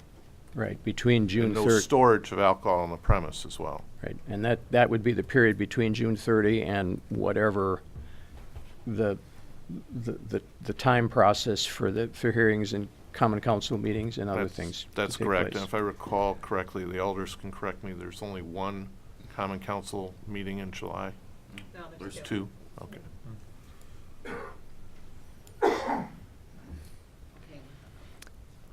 Okay, so I think what we'll do is a roll call vote on the motion. And this, again, is a motion to initiate the non-renewal, which triggers the process that we just discussed. Peter Seeloff. No. Cano Espina. No. Donnelly. Aye. Fletcher. Aye. Grady. Yes. Hill. Yes. Skidmore. Aye. Revere. Aye. Motion carries. Motion passes 6-2. 6-2. Okay. All right. That then takes us to the next item on the agenda, which is also in the South District, which is agenda item number 1. Mr. Chair. I'm sorry. Mr. Chair. Alder As a- Rivera. As a courtesy to Alderperson Carter, could we go through the ones in the 14th Aldermanic District so that she can be present for those, rather than going to a different Aldermanic District? They're all in the South Police Yeah, District. that's fine. Yeah. Sure. So, The committee okay with that? Okay. Okay, so that will take us then to agenda item number 4, which is Divine Orders Catering, LLC. We should also take 10 at the same time. Yeah, 4 and 10. 4 and 10, you are correct. So items 4 and 10. And do we have registrants? Looks like we do.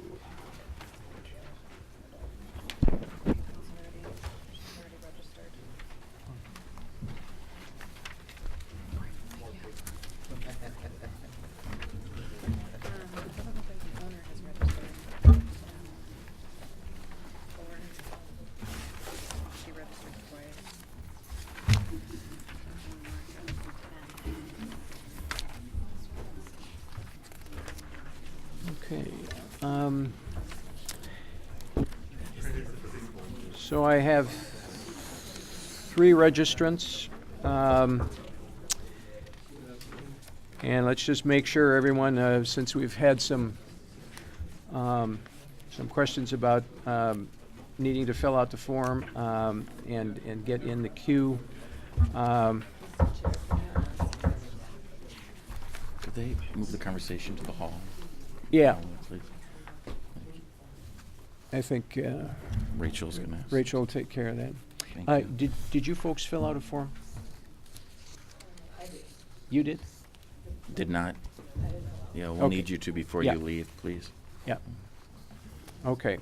So we have the applicant here, so why don't you make sure you fill out the form before you leave. So why don't you introduce yourself? Well, listen, before we do that, let's have South District Captain talk to us about this application, or this license. Sure. establishment. Did Attorney Zillaby want to say anything at this point? No? Apologize for all the Okay. paper I'm overloading you with tonight. So, Divine Orders Catering, also known as DOC, opened late in 2016. Last year, they came to the LRC, I think late in the third quarter, requesting a new license for, at the time, what would be described as a deli, and a deli that would then hold later night events. At the initial application hearing and on their application, they requested hours of operation from 11 a.m. to 7 p.m. And events then would occur post 7 o'clock at night. Now that particular stretch of Luann, you may or may not recall me being present for that. I had some concerns about later night issues going on in Luann Lane because it's predominantly a residential neighborhood. There are some businesses nearby, but all of them close around typically 5 p.m. at night, unless it's tax season. Then one of the businesses will be open later. So my concerns at the time, obviously, were the close proximity of dense residential housing and the fact that there's really no natural guardians in that particular neighborhood that are open later than 5 p.m. on a typical evening. So there were some conditions put in place that were agreed to by the applicant to kind of limit the number of the total events that they could have per month to 6, and limit the hours of the events so that they would end by midnight, trying to hopefully get in front of some anticipated noise issues that may or may not occur. It was kind of a slow and I think rocky start to the business. We anticipated the deli being opened in the fall, but I think the owner encountered some challenges early on that were beyond her control. And so the deli did not open in 2016. But we did experience our first events in 2016. And the first events were unfortunately met with some police calls about noise and other issues. There was some concerns there because the license had not yet been picked up.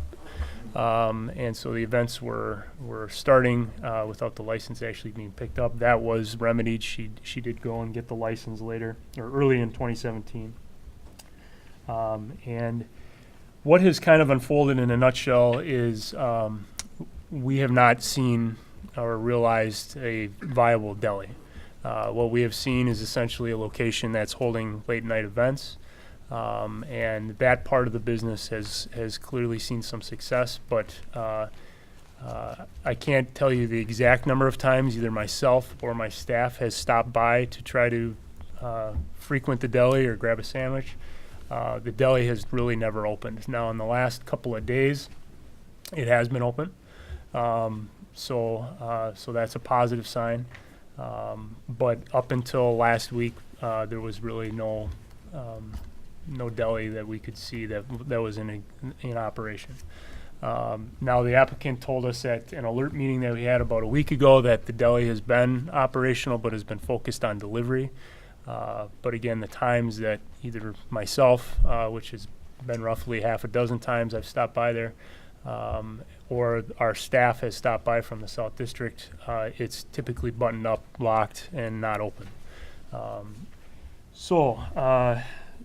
The events have been a concern, and if you look at the calls for service, so in 2016 we had 19 calls in total, and that's when Divine Orders Catering had opened. 2015 was the highest year, but there is a church that operates common space in that particular building. They too in 2015 were holding later night events, and the bulk of those 33 calls were noise complaints from neighbors. So that's another consideration as to why the conditions were put in place. If you look at 2016, there were 4 calls that came prior to DOC opening. The rest occurred after the application was approved and events started at that location. So roughly 15 calls in the last quarter of 2016.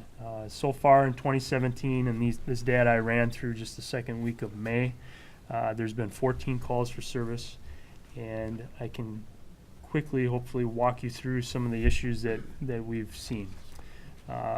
So September 11th last year was really one of the first, I think, events that was held. Again, pre-license. We were sent to a complaint of a loud party at around 10:30. Again in October, sent to a loud party at 12:21 a.m. December 10th, we had a couple of calls 10 minutes before 8 p.m. for a loud party, loud music. And then again at 10:52 p.m. for loud bass and music. On New Year's Eve, we were sent to a larger party at the location where loud car horns were heard in the parking lot, and the party, according to officers, did not end until well after 12 a.m. So 1:50 in the morning is when officers reported the last vehicles cleared the lot. Now, the reason on that, on New Year's Eve this year, we were very thin. There were a high number of calls for service, so officers were really kind of in prevention mode and monitoring and trying to encourage the people making noise to move on and for the party to end. Fast forwarding to February, deli again is still not open. We met with Laverne at the location. Clearly, she had made some significant upgrades on the interior to get it ready for business. She talked about some of the hurdles that she had encountered. At that time, based on the events, I did make an offering of the safer bar training that our staff could put on, but I was not taken up on that offer. And I've made the offer since a couple of times, and I'm hoping to hear soon, because I do think training of staff is clearly an issue. Then in April, we were sent at 12:20 in the morning for loud music. Bouncer at the time claimed the party was over, but there were multiple cars in the parking lot. There was still lights flashing inside the deli, and music was obviously still going on, according to the officers. April 12th, sent to a large fight at 1:23 in the morning. Party had just appeared to have ended, and there was a fight going on in the parking lot. Now, this was called in by the applicant. To her credit, she called when there was issues going on. Of concern is one individual, we could not confirm this, said that there was a gunshot that was fired off. Again, we didn't find evidence of that, just the one report. At that time, Laverne said the party had ended at 12 o'clock, but again, we were there at 1:23 in the morning. This party was for an individual by the name of Ray, but Laverne was not able to properly identify him. And at the time, according to the officers, was reluctant to let officers come in and check the premises, but ultimately did. April 14th, we went there for a bar check. The event did not end until well after 12. April 16th, 1:42 in the morning, loud music coming from the building, and then complaints of loud people in the parking lot. And again, the party had not ended at 12 a.m. Per the condition. May 6th, we tried to conduct a bar check that night, and the individual working the door refused to allow officers into the establishment. Stood in the doorway and said the officers cannot come in. Officers estimated roughly 10 minutes passed until Laverne came out and then allowed officers to come in.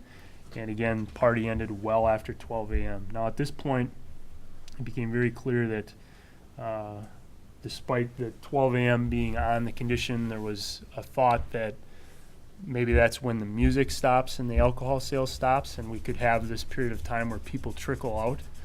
That came up in the alert meeting, that 12 o'clock means 12 o'clock.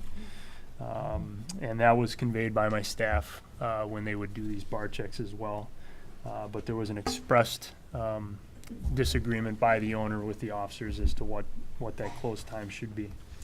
Then on May 13th, we're called for loud noise and a possible fight in the parking lot. We went there with the Madison Fire Department, who was concerned about capacity issues.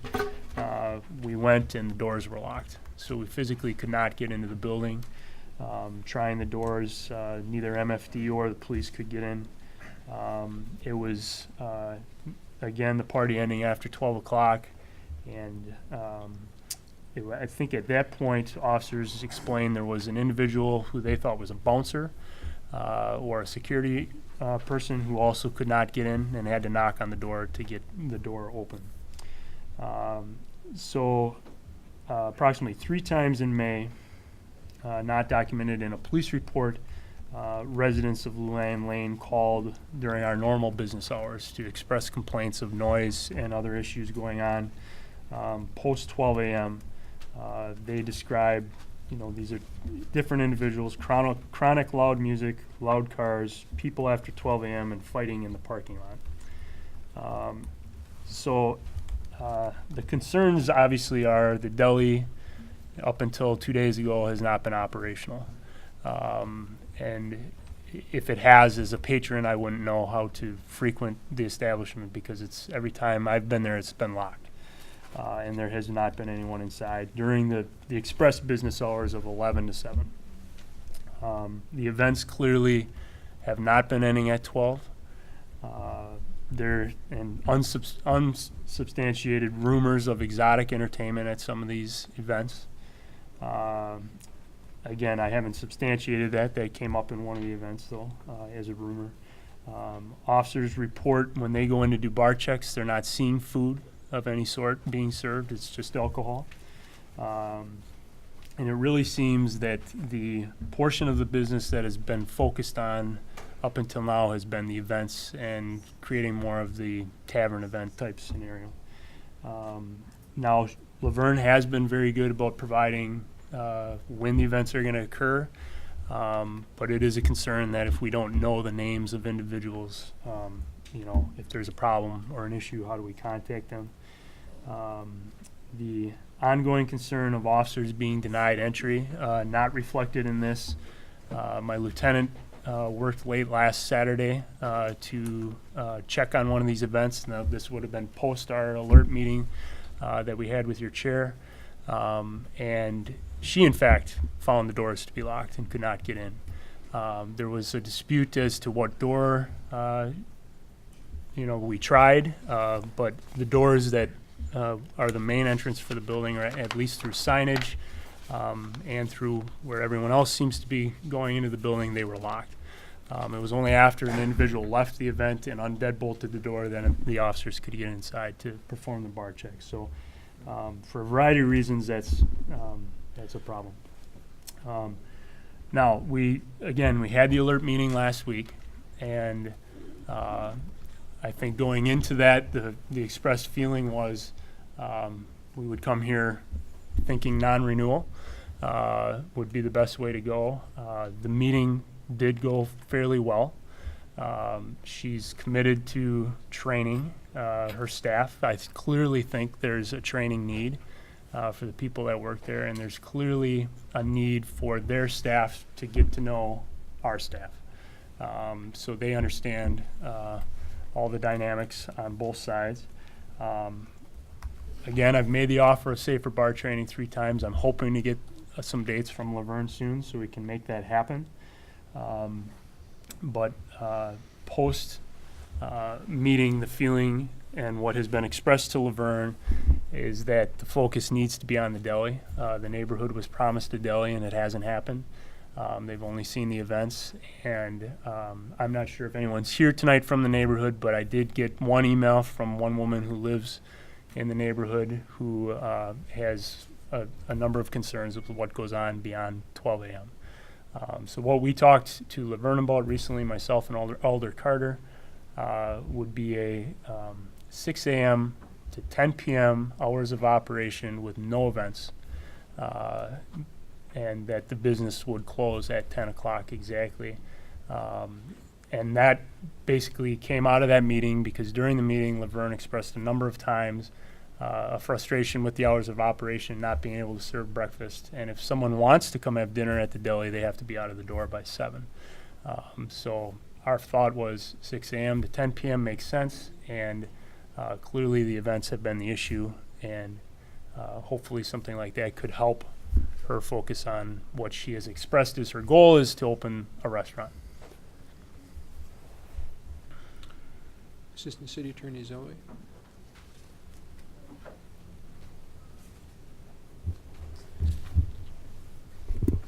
And some other facts I think the committee should be aware of, and I think, well, maybe you don't, but when Laverne came before the committee for the license, she represented that she was going to have a deli, an upscale deli. That's what she wanted to do, is have the deli. Clearly, the deli has not been in operation. The deli has not existed. When fire was at the establishment on the 13th into the 14th, he wrote a report about his observations, and one of the things he talked about a conditional use permit, and he said, from my observations, she was operating just like any other nightclub would be operating. So here's somebody who he's there to just do his job as a fire inspector. He doesn't know any history, he doesn't know anything. And his observation is he's walking into a nightclub. I'd be very interested to know what her actual percentages are for food and alcohol. I believe on her renewal, she indicated the percentages were such that she was still meeting the definition of a restaurant, although I don't know how in the world that could possibly be given the way she has been operating. She has delinquent liquor bills in the amount of $8,000. My understanding is there's 3 primary wholesalers in the city of Madison, and Frank Liquor being the primary one, and they haven't delivered to her since January because she's delinquent on her bills, and they said they wouldn't keep delivering when she owes that money. So my other question is, where is she buying the alcohol? Because as you know, it has to be from a licensed distributor, so that raises that question as well.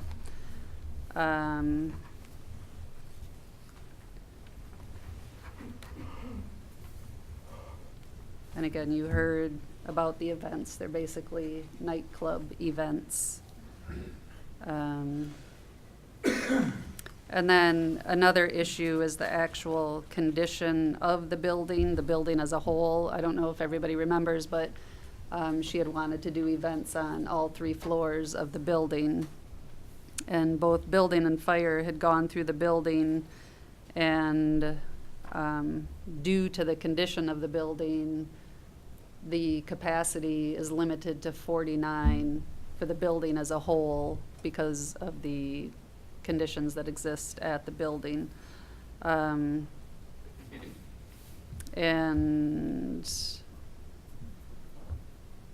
the building inspection has tried to work with the owner to get some of the issues addressed and has had no response from the owner, has not gotten any cooperation from the owner in terms of correcting the issues. And of course, that's none of her problem, but it makes her business a little more difficult given the condition of the building. And as Captain Patterson said when we met, she expressed again that she wanted to focus on her deli. And if that is in fact what she wants to do, then have your deli. But given the way this has progressed since she opened, I'm skeptical of that desire on her part. Another issue is that the kitchen that she has at the deli is not really one that she can cook at. I mean, she can make sandwiches and refrigerate things, but she can't do any full-scale cooking, and she represented to us that she has been delivering, that people want delivered meals, not so much to come to the deli. And she had prepared her meals at the feed kitchen. I called the feed kitchen, and the kitchen manager said she's only been at the feed kitchen 5 times since January, the last time being in March. So again, the question is, you know, is she focusing even at all on the food service? And that's all I've got. Okay, well, why don't we take questions of Captain Patterson and Assistant City Attorney Zillove, and then Alder Carter, if she has some comments, and then we can spend some time with the applicant. Attorney Zillove, from the sense of kind of your presentation to the committee, am I getting the sense that maybe you're slightly more uncomfortable with enhanced conditions versus non-renewal of the license?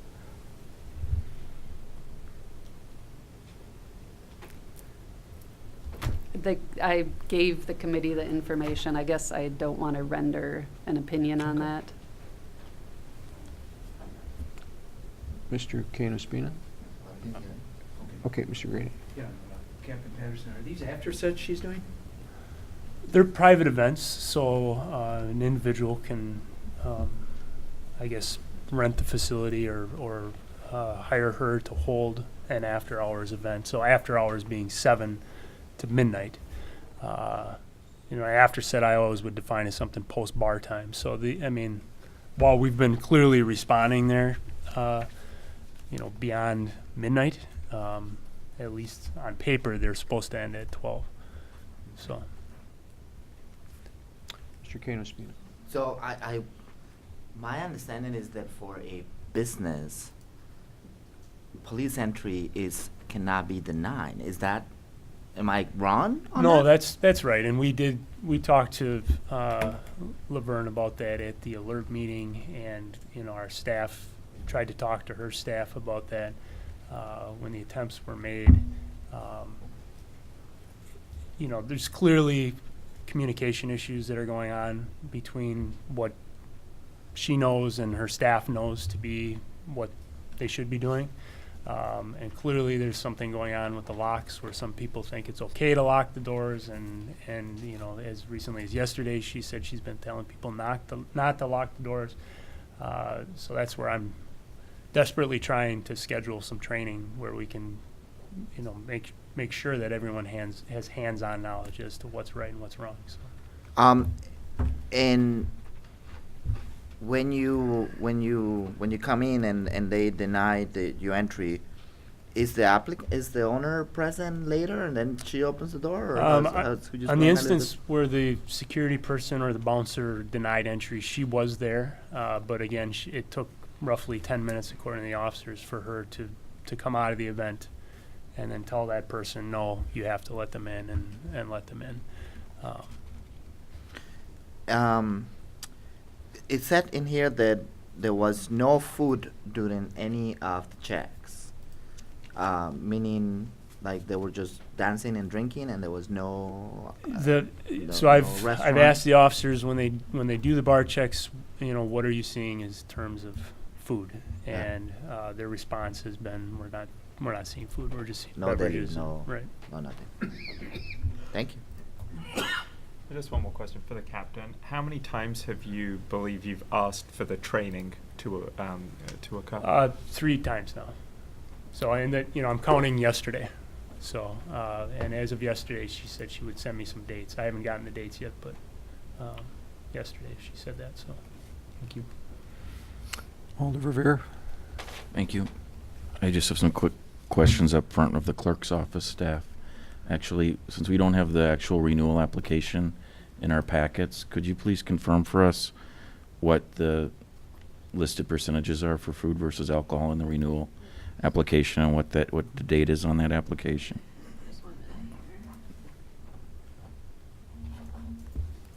And also, while you're looking that up, Rachel, could we get confirmation on what the licensed capacity is from somebody? Is it 49 for the entire premise, or is that not correct? Well, I think originally for her it was 75, but because of all the issues occurring at the building, the entire building has a capacity in total of 49. So condition number 5, and we have 2 different licenses in front of us, the entertainment license and the alcohol license. So I'm not sure if it's the same number on each. It's not. I'm looking at the alcohol license. Condition number 5 says will not exceed 75, but you're saying under the fire code and building code, that's actually not lawful? Correct, at this point. It's 49? For the entire building. Like if the 3rd floor has an event and they have 20 people and Laverne wants to have an event, she can only have 29. It's without a calculator. So the percentages listed on the renewal application were 51 food, 49% alcohol, and that was dated April 17th. 5149. Correct. Thank you. And just so I understand, I don't know if you have this further,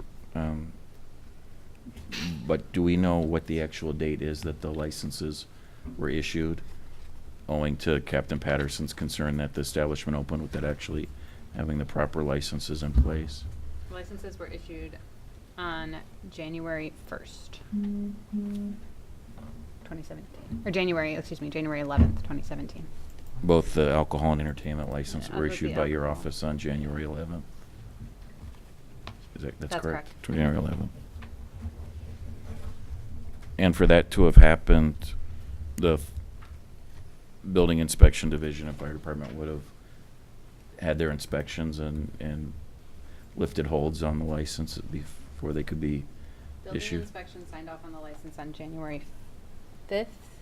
Fire inspection actually signed off the previous year on September 8th of 2016.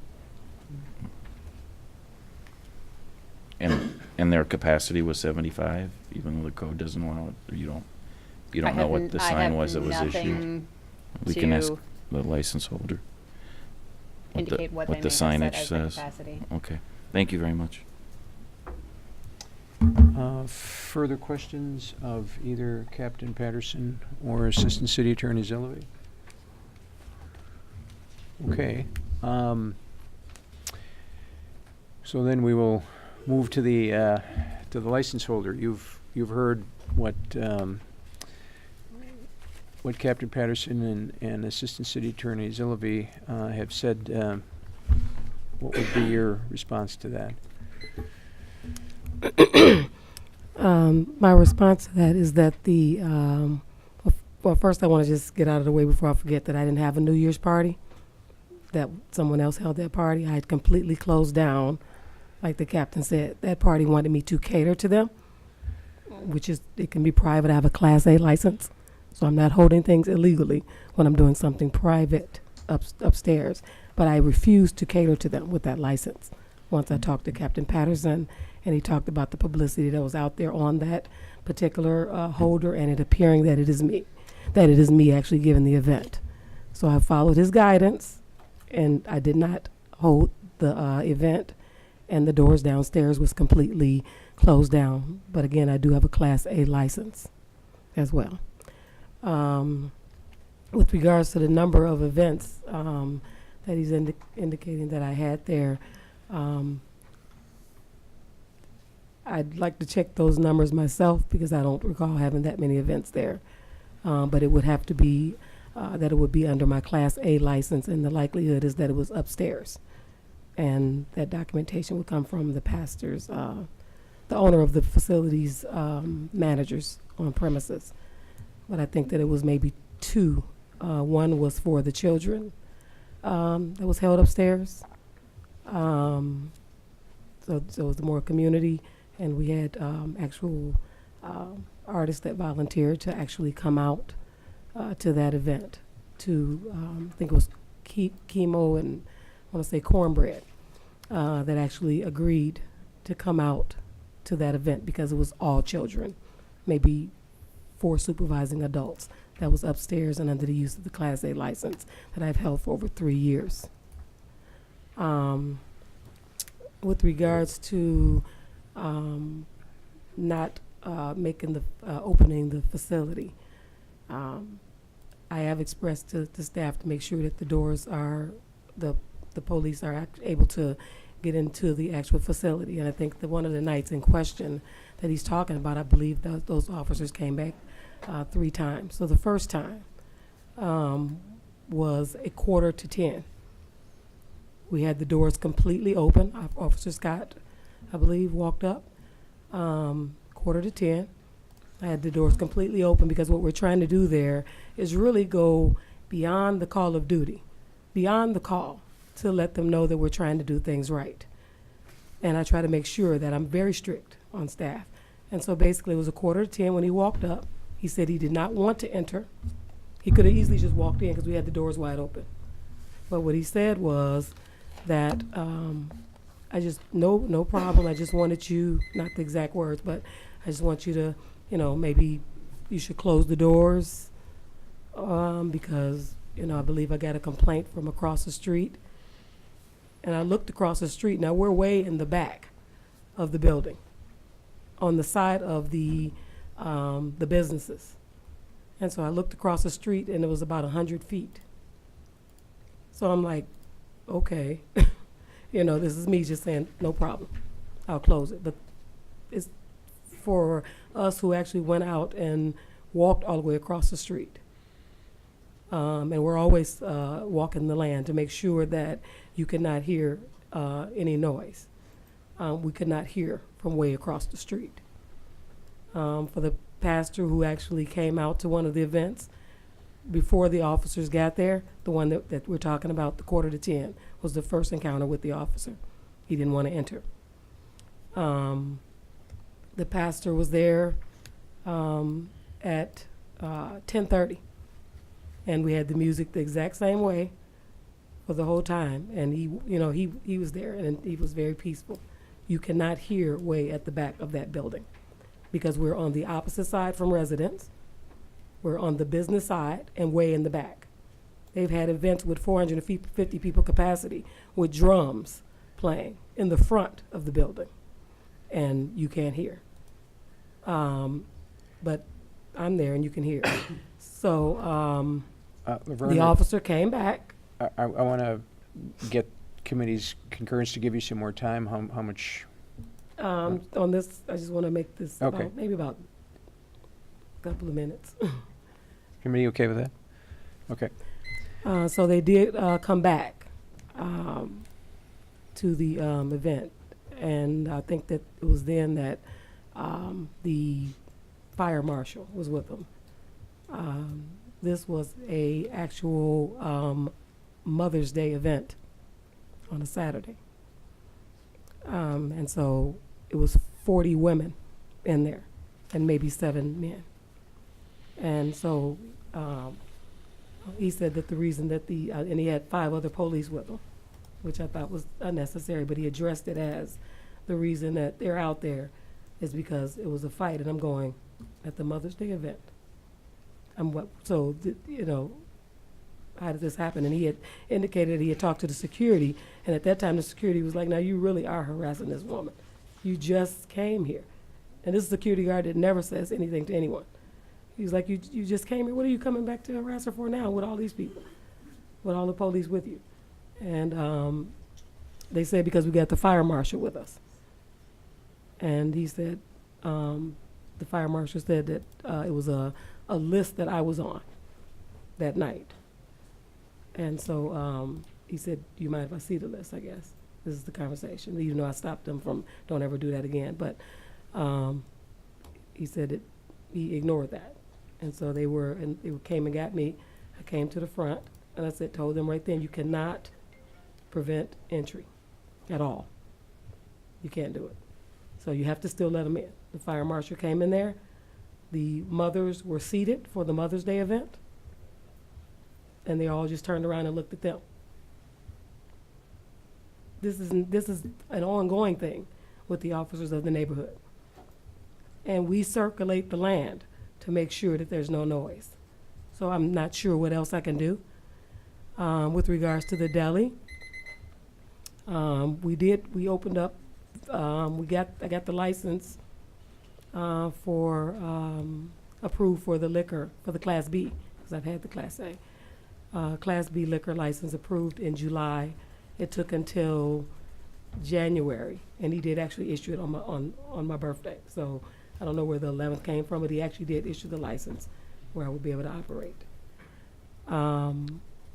It took until January to get the actual Class B license, so I wasn't operational. It took until February to get the deli license.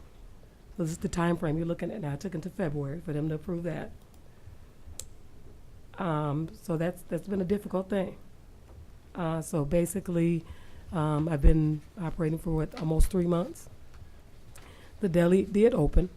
We've had plenty of people come in there and eat. They did initially open very strong every single day, and I have staff out there to state that. We opened up every single day in that community until 7 o'clock. And people like my food. They bought the food when we opened. And then when she talked about, Jennifer's lady talked about the building people coming out. Well, when they came out, they looked at our facility too and found some things that we needed to do. So that slowed us down. I had to purchase some things to get that straightened out with building. Actually, he came out last week and he has one other thing that he wants me to do. But that's the only thing that slowed down the deli. They were there faithfully opening that deli, and people came down to eat. So I'm not understanding why they're saying that it's non-operational. I have 3 different wholesale dealers. Frank's beer has been paid off every week, every 2 weeks. So I do still get beer from Frank's. I do have General Beverage, and I do have Breakthrough. So for her to say or imply that we're getting it from some other source is not right. I want to be given an opportunity to survive in that neighborhood. I want to be giving a meeting that I was promised. You got until July. I should still be able to have a community meeting. I like when he came to the alert meeting and he said some damage control. If there's any to do, then I want to be allowed to do that. Damage control means I can get out there now, talk to the community, and be given an opportunity for them to respond to the deli. Thank you. We may have some questions from the committee, so you'll have some opportunity to chat. And we also have Alder Carter there, and then I've got 3 registrants as well. So everyone on the committee knows what we've got going. So questions for the applicant? Could we, I do have questions for the applicant, but are you going to ask for the Alder's comment later or now? Okay. So questions. So I mean, I have a few kind of questions based on kind of what you've said. So is it your testimony, I guess here, that the deli has been fully operational, kind of all of the time since you were granted the license? When did it become fully operational in your mind? It was fully operational once in February. And once I received the license from the city. Okay. And how many hours a day would you say that it was open on an ongoing basis? It's open. It was open every single day. Okay. For at least the 2-month period, and so as it got close to the review, which is this 3rd month, is when we had the fire person come in to the other part of the building. And so they wanted to see the entire building because they're addressing the landlord or the owner of the entire property. So they opened the building for him entirely, and he found some things. The landlord's management met with me, told me the things that we have to do, and we immediately jumped on those things to get them corrected. That put me behind in money because I'm thinking, hey, I just passed everything. What is fire doing back out here and finding something in my area that you didn't find before? So I had to invest money in that. I do have the other part of it, which is the building. The electrician is now at $900 and something to come out and do the other things that has to be done. So we have to work with him on that. So we did find an electrician to do the other things that they found in the process of doing the rest of the building. And we've been working to get those things done. Well, then can I ask you then that there are, you kind of heard Captain Patterson talk about the events after 12 a.m. And reports of, I think, several events, and you obviously have the condition on your license. Would you say that that wasn't your responsibility? It was my responsibility. I'd say that was more of interpretation because I constantly reached out to say this is my belief of what it says. Mm-hmm. And so basically my belief is that my interpretation, shall I say, is that the entertainment and the liquor stops at 11. We've been doing that, all of it. And the music, in the sense the actual event with just regular music, Spotify or something along those lines could continue until 12. So the actual event ends at 12. And then we try our MC is really good at, which I did say this to the auditor as well, that the MC is actually good at helping to facilitate folks out of the park, out of the building without being in large groups, because I know the different groups that I'm dealing with. Period. I'm diverse, so I deal with all groups, but I do know from just experience that you do not want, especially African Americans, to actually exit the building, because we are loud talking by nature, to exit the building as a group.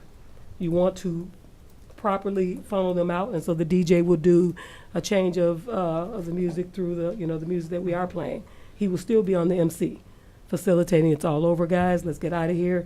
Hey, let's move on out the door. We had a nice time, and he will do that. And people actually, no matter which group I'm working with, will escalate out the building in small numbers, so that the parking lot, with regards to the actual people in the building, is empty. So the event is ending at 12. So you but would he say is you trying to MC them out, to actually facilitate them out where they're not in the parking lot, because then you would be in the front of the residential area when you actually come out in a bulk. We don't want that. Sure. So we haven't had any problems like that. So you would say you're in compliance with the conditions of both licenses? That was my interpretation, that it ended at 12, and I'm facilitating folks off the premises. In terms of the percentage of food and alcohol sales that you've stated, in terms of the 49, 50, 51%, if the city were to audit you based on those figures, do you believe you'd be in compliance with that? We sell a lot of food through events and through the deli. Do you believe you'd be in compliance believe with what so. you've stated? Okay. And then in terms of some of the kind of noise and disturbances that were in Captain Patterson's report, do you have anything to kind of comment on that? We actually survey that land for the music as soon as the DJ arrives, and we are in the building. When you walk straight through, you have the right side, which is all businesses, and it's way over here. And you have the left side, which is where the other events were taking place, and it's on all residential. And we still keep in mind that we have to survey the land for noise. And we actually do not hear the noise outside when we walk out there constantly. The pastor is usually not. He's actually in and out of state because he has facilities elsewhere as well. So his managers, Carol and I can't think of the other one's name, that's bad, are his managers on site, some of the time, not all the time, because we're managers as well. But on that side, from our survey, and our people constantly going out there, you cannot hear the music. Now, the officer did say you can hear the MC, so he has changed his tone, and he also has changed some of the direction with his speakers to try to at least try to see if that works.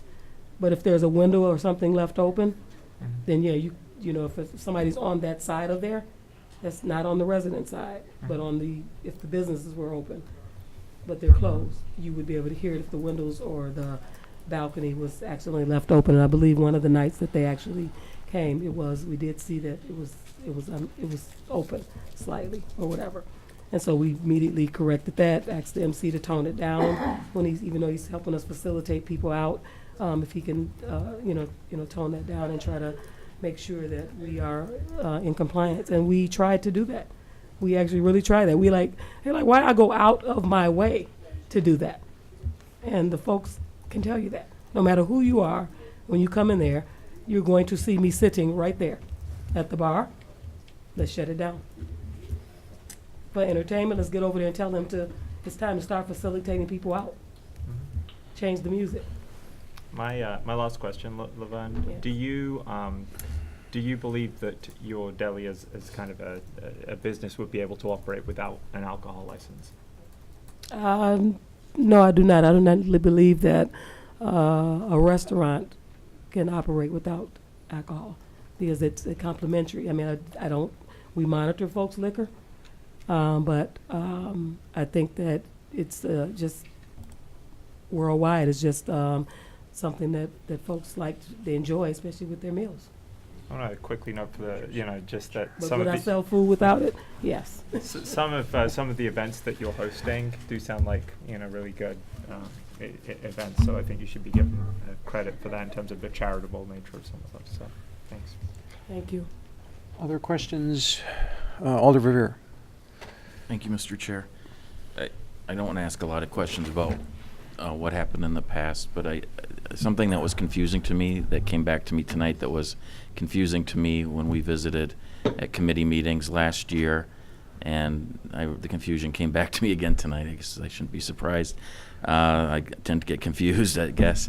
But this whole issue of your Class A license versus your Class B license, I remember being confounded by that again last year. Did I hear you say in your earlier testimony that all of the events that Captain Patterson reviewed for us at the outset were all under your Class A license because you did not I did say- have I your said if Class B license issued until January? No, what I'm indicating is that the events that he's talking about took place on the upper level, which is off premises, and they can ask Is me this to where cater the that. church is? Or, There's no church in the building. Oh, It's not a I'm church. sorry, I thought I heard about something about Yeah, worship that's services. not a church. There's no church services in this building anywhere. Okay. I don't think I that that's a misunderstood. church that he has there, and I think that that's been made clear to what he's, with regards to zoning and all that. That's not a church. He's made that clear to them. So they're working I'm sorry, through who's that. the he? I don't know what they're doing. I'm sorry, like I said, I get confused. Who's the he? Eric Maiden, who is the apostle that owns the building, that lives out of state. So and has- your landlord is a church? No, So- he's an apostle, but he lives in another state. He's rarely ever there. So I don't know what type of, meetings they have, but it's not a church.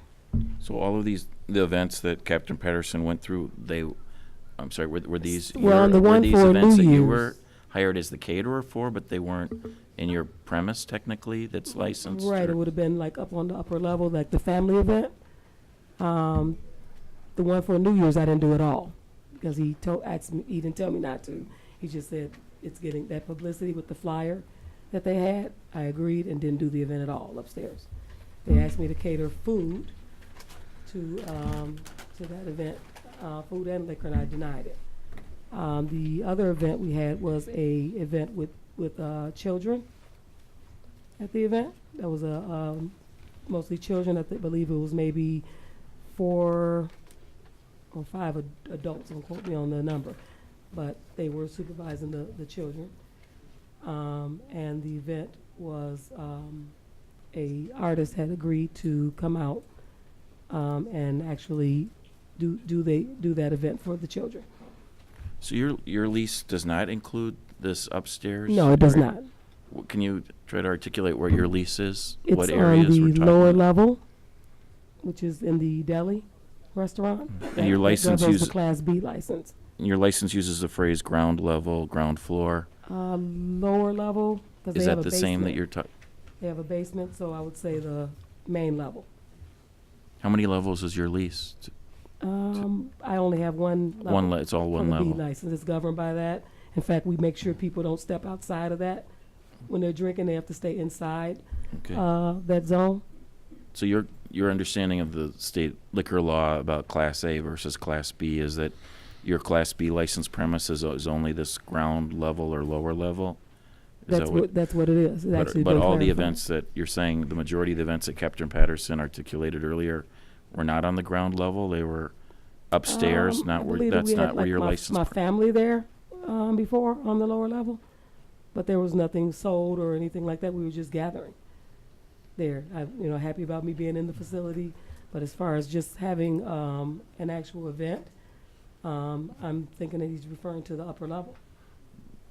Did I hear you say earlier in your testimony that you believe that you are utilizing a Class A license as a caterer for events upstairs from time to time then? I did that prior to. I don't do it now, but if someone was to ask me to cater, they would have to meet with me at the 1502 location, and offer me to give food or liquor to their event.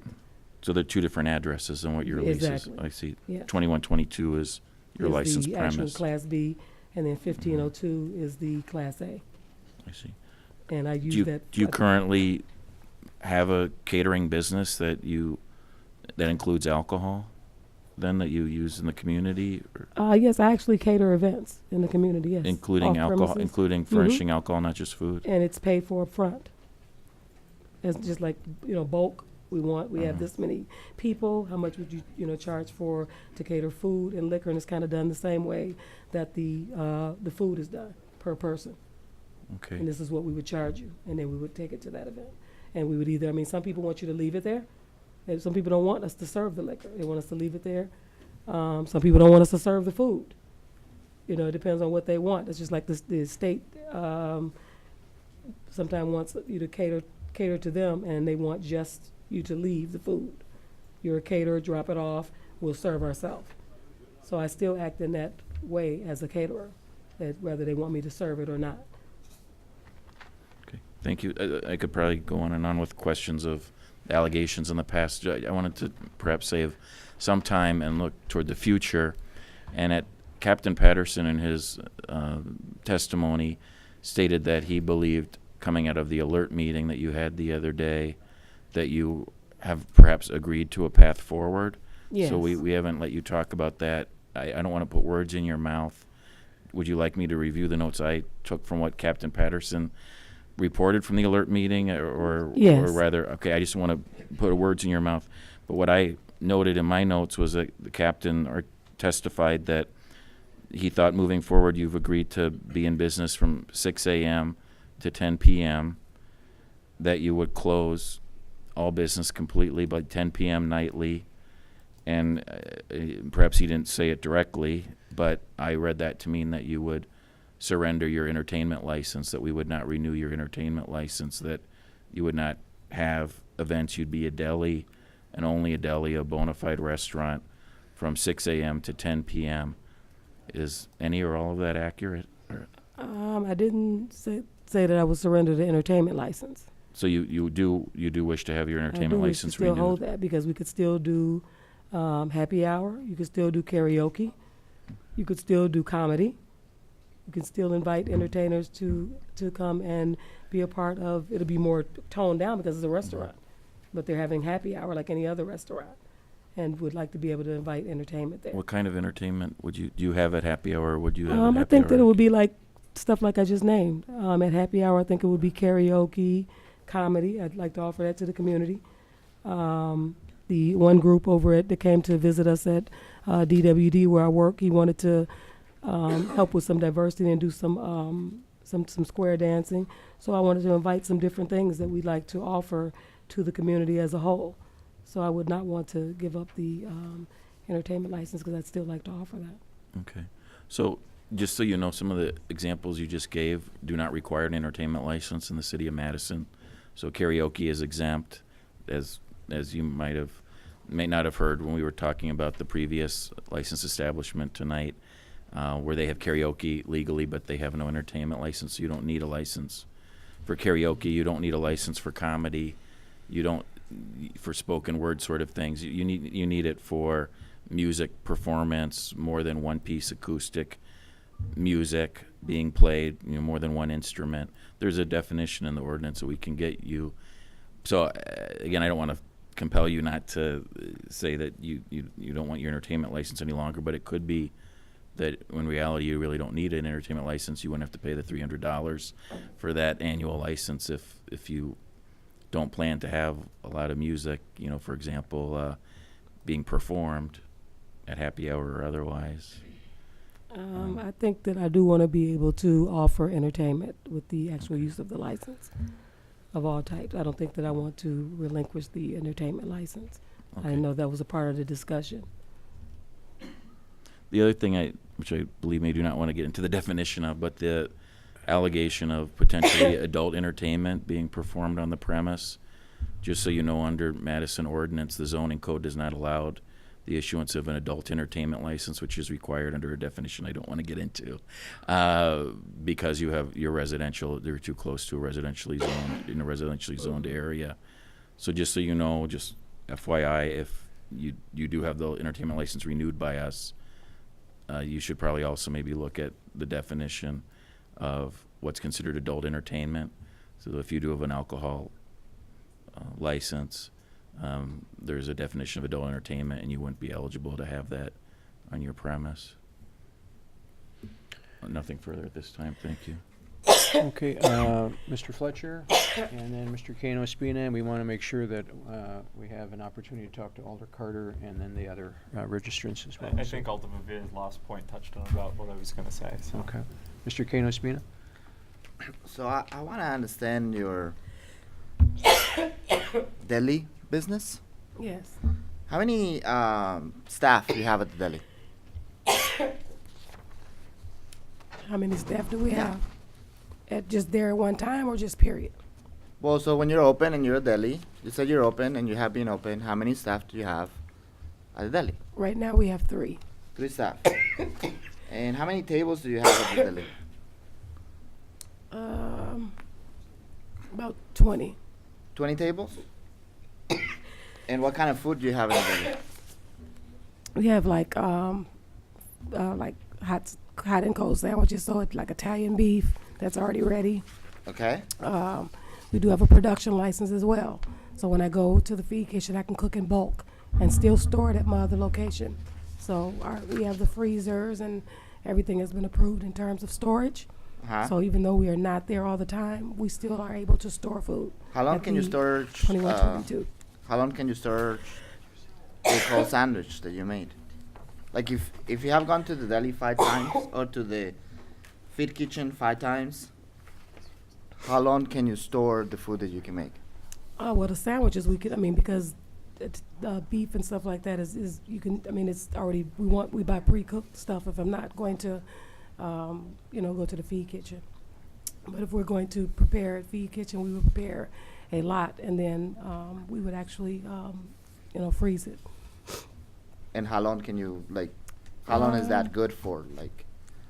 Because it just doesn't compute in my mind. And if you're saying that you're saving things for 2 months, I don't want to eat those sandwiches, right? So, help me understand. I don't keep anything longer than I throw stuff away constantly, so I probably waste food because I don't want to store it that long. So I've never really got into how long because I'm going to let something go within maybe a week or 2 weeks, unless it's actually known that it can be stored. Otherwise, I'm going to get stuff that actually is pre-cooked because it's hot and cold sandwiches. Okay, and when you are, and you are there, are you one of those 3 staff? Nope. You have Chanel, Johnny, Donna now, or 2 Donnas. 1 Donna comes on at 2:30. And those staffs have the license to be able to sell alcohol? Donna, they don't sell alcohol until she gets there. She's from PDQ. So only 1 staff? Only 1 staff, and they don't start that until 2. So before that, they're selling strictly food. Oh, so there's a couple hours that is just food, no alcohol at all. From what time to what time you sell just food? Just food from so the whole lunch hour is just food. At about 2:30, 3 o'clock, Donna, who's also licensed at PDQ, She actually is the manager over there at that time with both So 11 to licenses. 2 is just food. Correct. And then 11 to actually almost 3. She okay, doesn't 11 come to till like 3 is just 2:30 or food. 2:45. And just call and have sandwiches.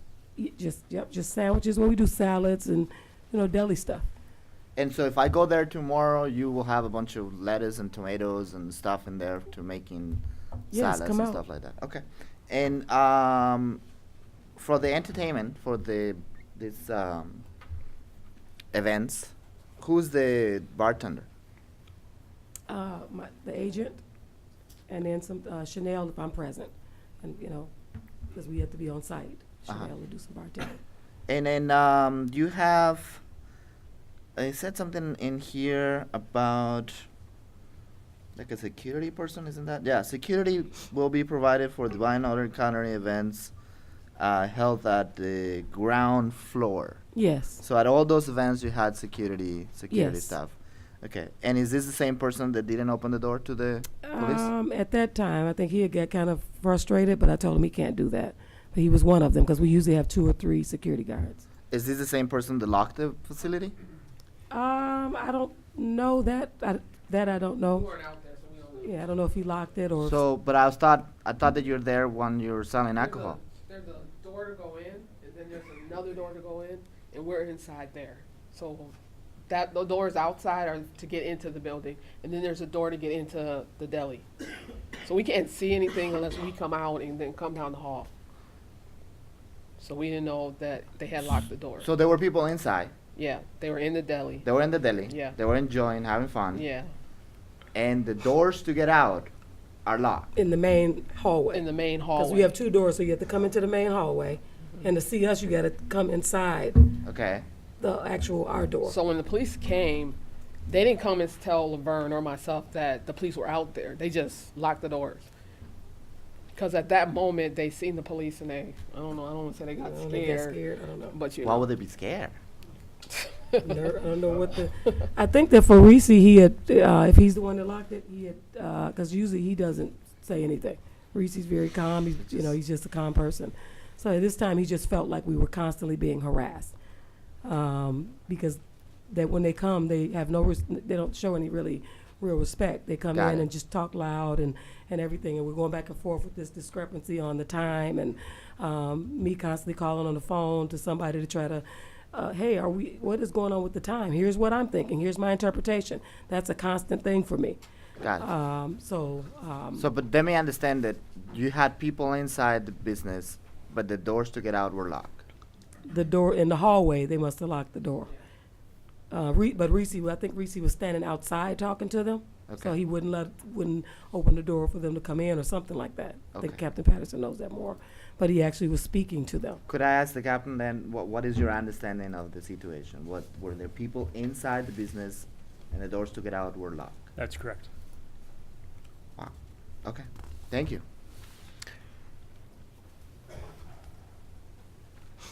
Mr. Gray, just to kind of clarify the issue, Attorney Zillavi mentioned that you owed $8,000 to Frank Liquor, and are you saying that that's all paid off?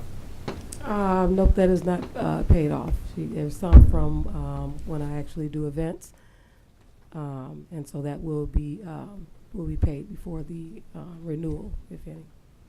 But yeah, that's a lot of that is from actual catered events, and then maybe little over 2,000 or more is from obtaining the B license.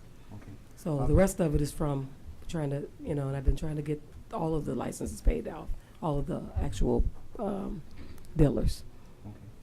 And then a question about your security. Do you hire a security company, or are these just individuals that you have? Well, we have licensed security as well as staff on deck. So we do hire licensed security as well. Okay, who do you go through? Usually Twan does the Antoine does the actual security. He's had his license since 1998. Okay, and he has his And own then company then? He doesn't have his own company. No, we usually just hire licensed individuals.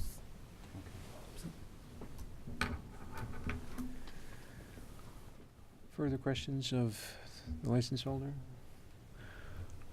Okay, well, we may have some more, so why don't you just step back and Alder Carter, I think has a few things to say, and then we'll see if we have any more questions of anyone. Alder Carter. And there are other registrants also. Oh, that's right. Yeah, we've got other registrants. Sorry about that. No, that's fine. You're up.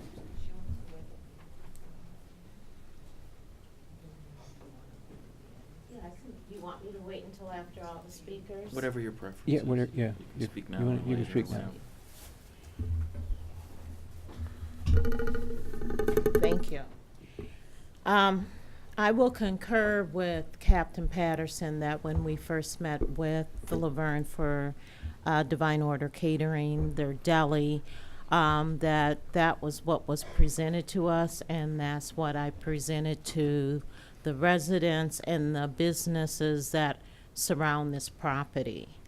They were concerned because of some incidents, I believe is in your packet, I think it was 2013, when there was a lot of evening parties there, a lot of noise, a lot of disturbances. So we did assure them that this was a deli, that there would be some events, and that was fine. And then we ended up getting just events, and the deli just really never took off. I have been there on several occasions, and the outer door is locked. So my thing is, if you were having a deli, you would have the outer door open so you could get in. I was there on May 5th. There are apartment complex across the street from this building, and I could hear the music. And I don't think that is the worst part. I think the part is that the neighbors expected one thing and they feel that this is a bait and switch. Captain Patterson and I did talk to Laverne, and because of her belief that she wants to really have a deli restaurant, we provided her with a compromise of being open from 6 a.m. She wanted to serve breakfast and till 10 p.m. for the deli, and I think that we are willing to look at that for the next 6 months, but the type of events that she's having on the weekend is just not appropriate for this neighborhood. We have had calls from not only the residents but also some of the businesses wanting to know when the deli's opening, because they have also had people stop by. So that's my biggest concern. Did you want to add to that? No, I would just say to reiterate, I've been there multiple times. Our staff has been there multiple times. I don't know how it could be operational because every door that we've tried is always locked and there's never anyone inside.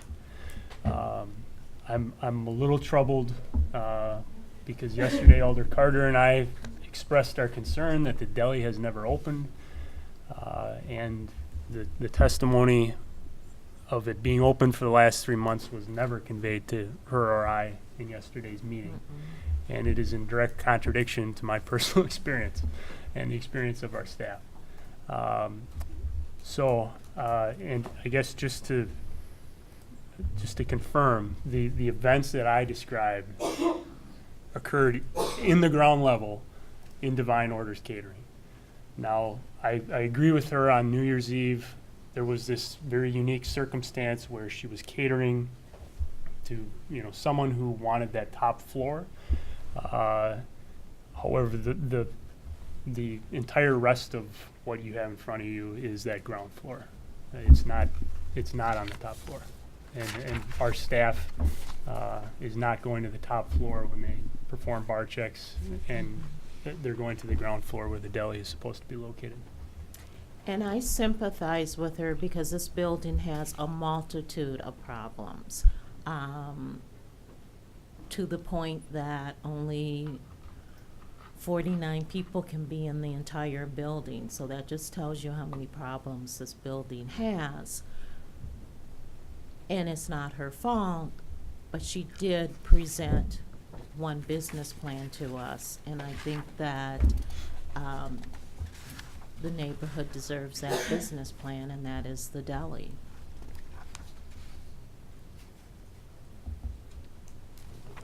Mr. Kano Spina.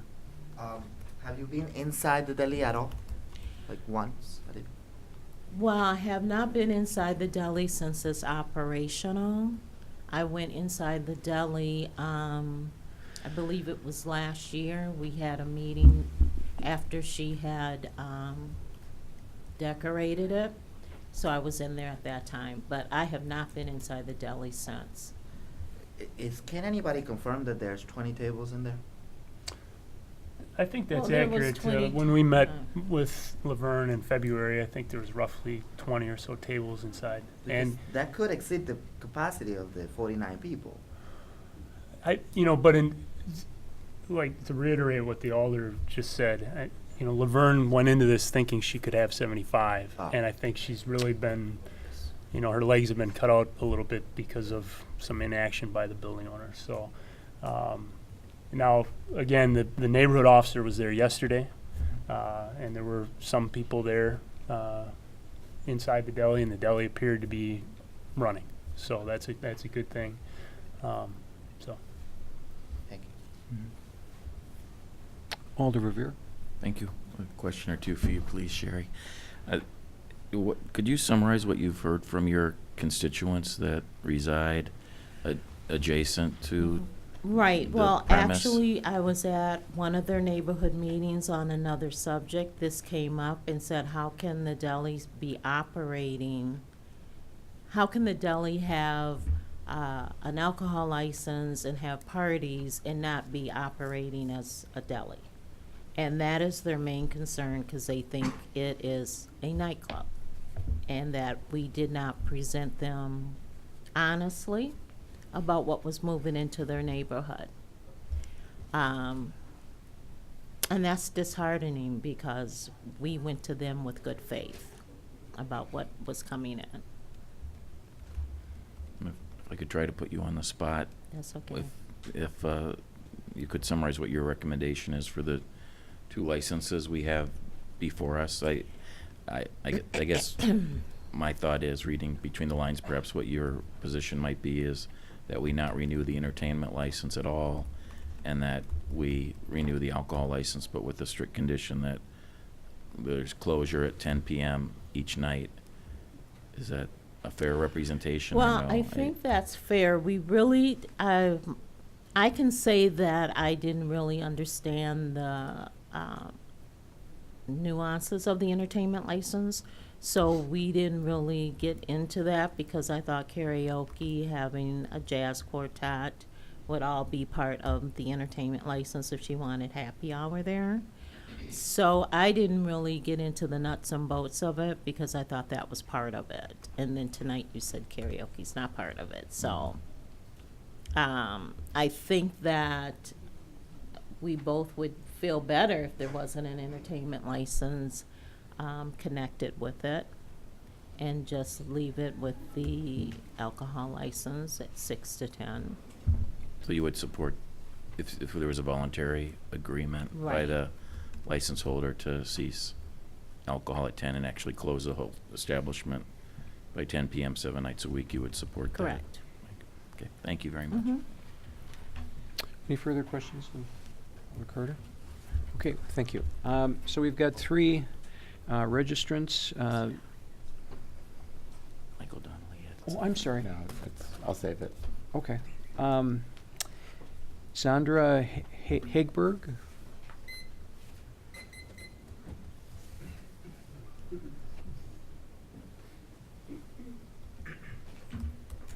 So I'm here in a couple different capacities. So by day, I'm the director of marketing for the Boys and Girls Club. By night, I have a consulting practice where I predominantly work with Black-owned businesses and helping them get established, doing their marketing, everything, their back office services. That's how I operated for the past 2.5 years till 3 months ago when I took this position. And then on top of it, I am part of I'm a violence interrupter for the Focused Interruption Coalition. I kind of manage the community organizing aspect of it. So on the first end, I'm kind of late in this game. I haven't heard, I'm just now learning about the business, but I've known Laverne for a few years, kind of helping her get both businesses kind of going and things like that. But I've talked to her, and she asked me to take a more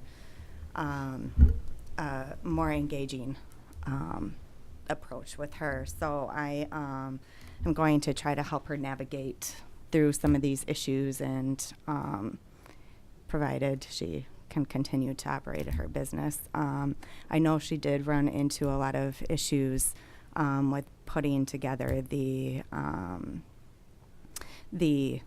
deli aspect of it, and with any business, especially being a Black-owned business, there are some barriers to things, and I'm not saying just because she's a Black-owned business, but there's other barriers that she's trying to overcome that put her in a position to have to, supplement the income that she's losing because she can't open it at the time that she wanted to.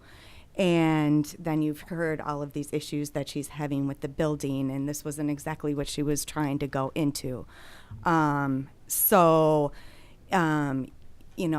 back in that entertainment license to try to, supplement that income was what she was doing to, make that work. Granted, there seems to be some issues with that. From a violence prevention aspect, I would hate to see there not be another Black venue that has to close at night, because if we don't have more Black venues at night for individuals to go to, we end up with a cluster of individuals at one venue that happens to have their music that night, and you have a bunch of people that don't like each other, but they're there because they're comfortable, and then violence breaks out. And that's what we're seeing a lot in Madison. So I know I'm over my time. I'll make it short. I would hope that, we can try to still allow her to maybe limit her amount of events, but still allow her to have them in the interim that, I am willing to work with her to make sure that this deli is fully functional and working during the day, and see what struggles are there. I haven't had a chance to really dig deep into it yet, but that was just kind of my piece, and if you have any questions, I'm willing to answer. Okay, Yeah. thank you. Actually, I have a question. Okay. What is your level of familiarity with how the business actually is operating today?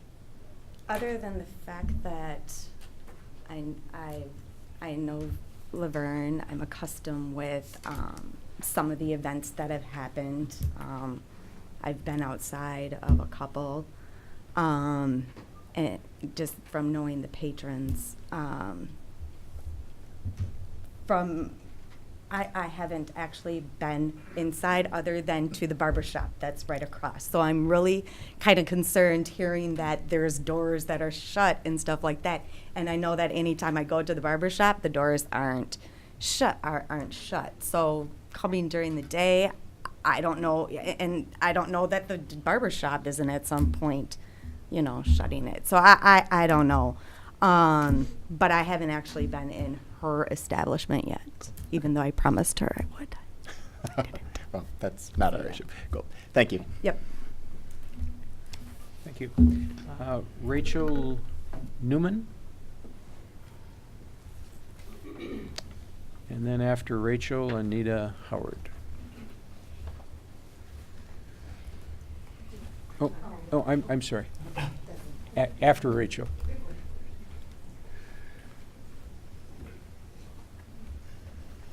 Okay, I live directly across the street from the business.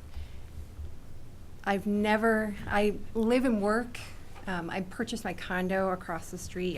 You have a dense community of condominiums and apartments in that area. And then you have, preferred title businesses that close at 6 o'clock and are closed all weekend. So it's a very quiet community, except for on Saturday nights. Then it turns into a nightclub. And I live and work within half a mile of my house. And I've never seen any evidence of a restaurant. The only time I've seen any evidence of the business is on Saturday night when it turns into a nightclub. And to speak in their favor, I've never seen any violence at all, but it is very loud, and my bedroom is on that side, and it keeps me awake, and you can hear it with the windows closed. So it's not, there's children there. It's not the place to have a nightclub, and I'm very afraid that it's going to turn into that before it becomes a restaurant. I think I would be in support of a restaurant, but I don't think that's the path that it's going to take. I think it's going to end up as a nightclub. That's all. Thank you. Thank you. Anita.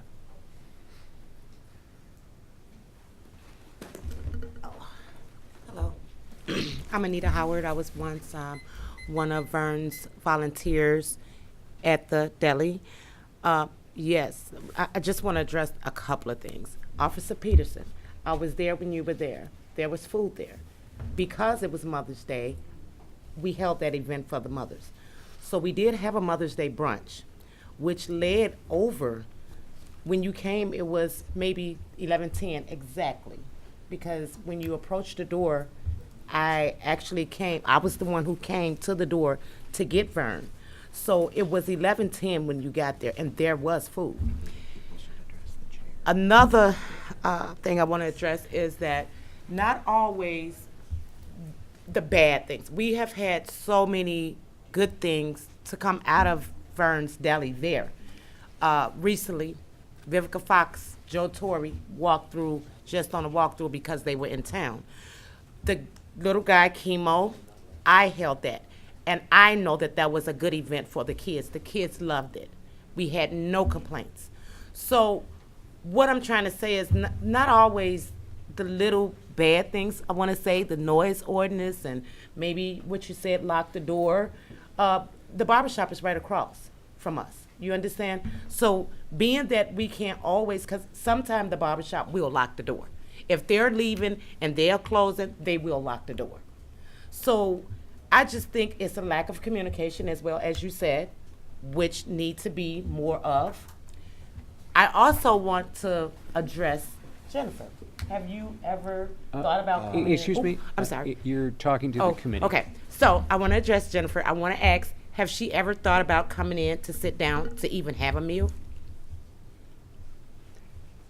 I'm just saying, you have to know there's never been a problem, as far as I know, for any one of you or I've actually wanted to hold events for the police officers, the fire department. I've wanted to do these things, but being that she's under so many restrictions, it's hard. So maybe the little noise ordinance that you hear may come every blue moon, but give or take, that's anywhere. That's anywhere in Madison. If it's not a lot of, I want to say, fighting and shootings and stuff like that, I've never seen it being none of that.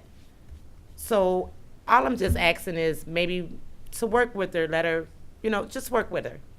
I think a good outcome would come out of it. I think that she will be successful. She can meet those guidelines if she had enough time.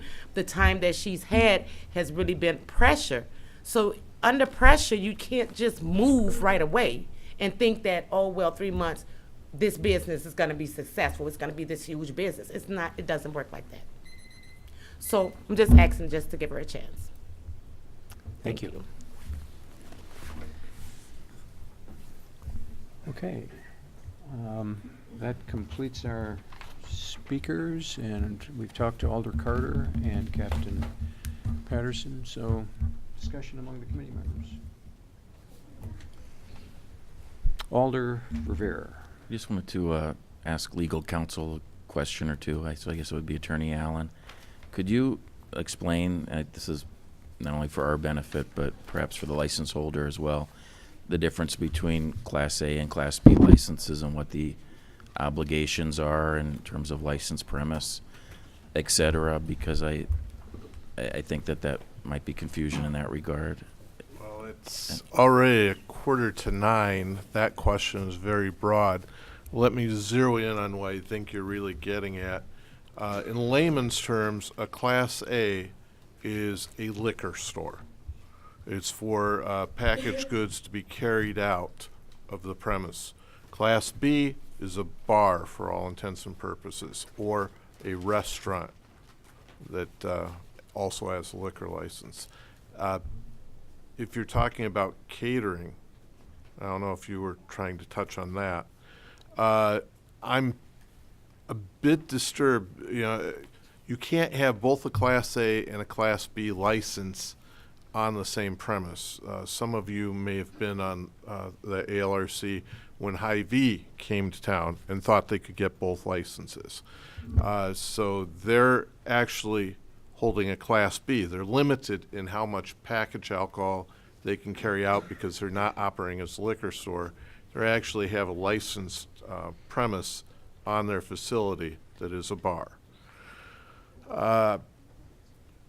Setting aside my personal feelings about bars in grocery stores, a caterer can have either a Class B or a Class A license. If they have a Class A, they sell packaged goods in bulk.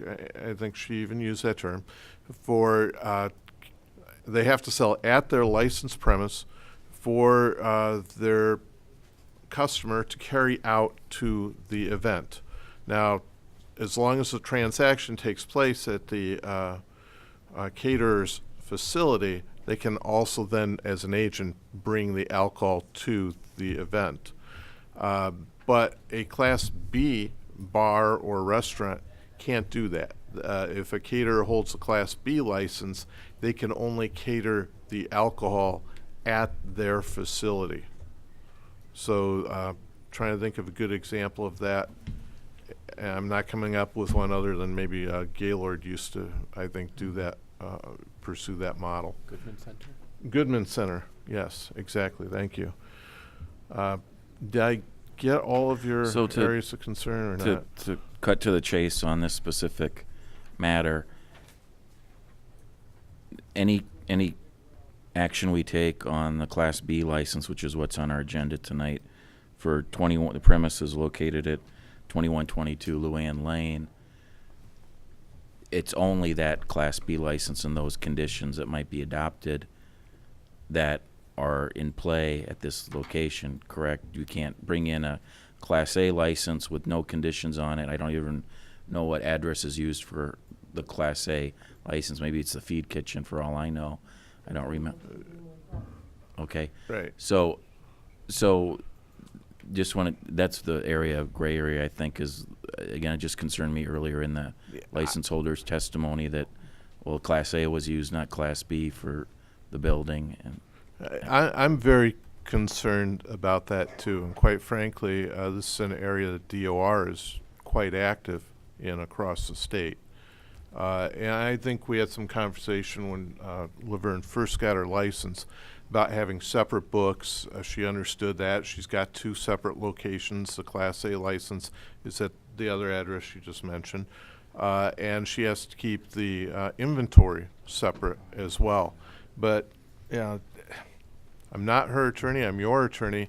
But I am concerned about these Class A catered events at the same address where there's a Class B license. Now, you've defined the premise pretty narrowly on there, so that may be permissible, but it sure raises a lot of red flags.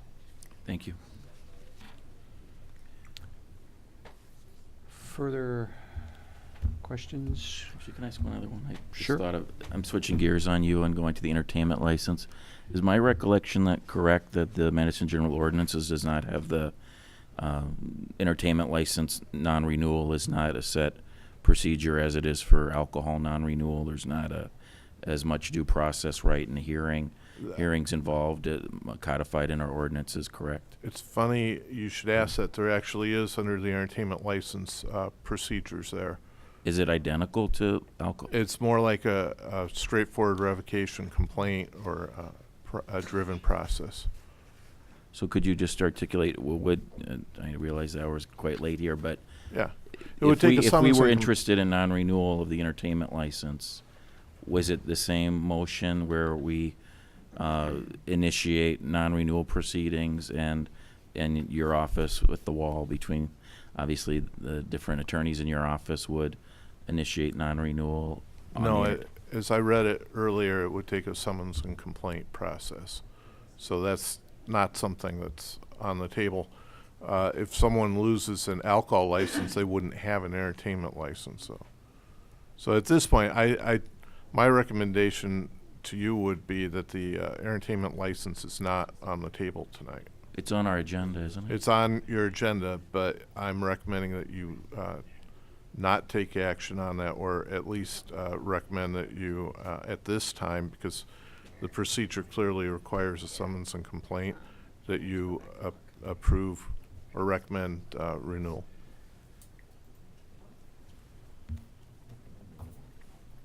On the entertainment license only, because there has not been a summons and complaint filed at this time.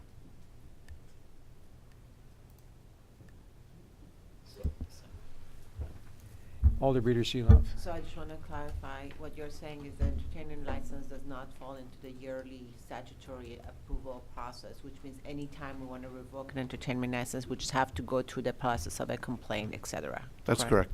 Thank you. That's correct. No, it does go through it. I'm sorry if I'm just interrupting here.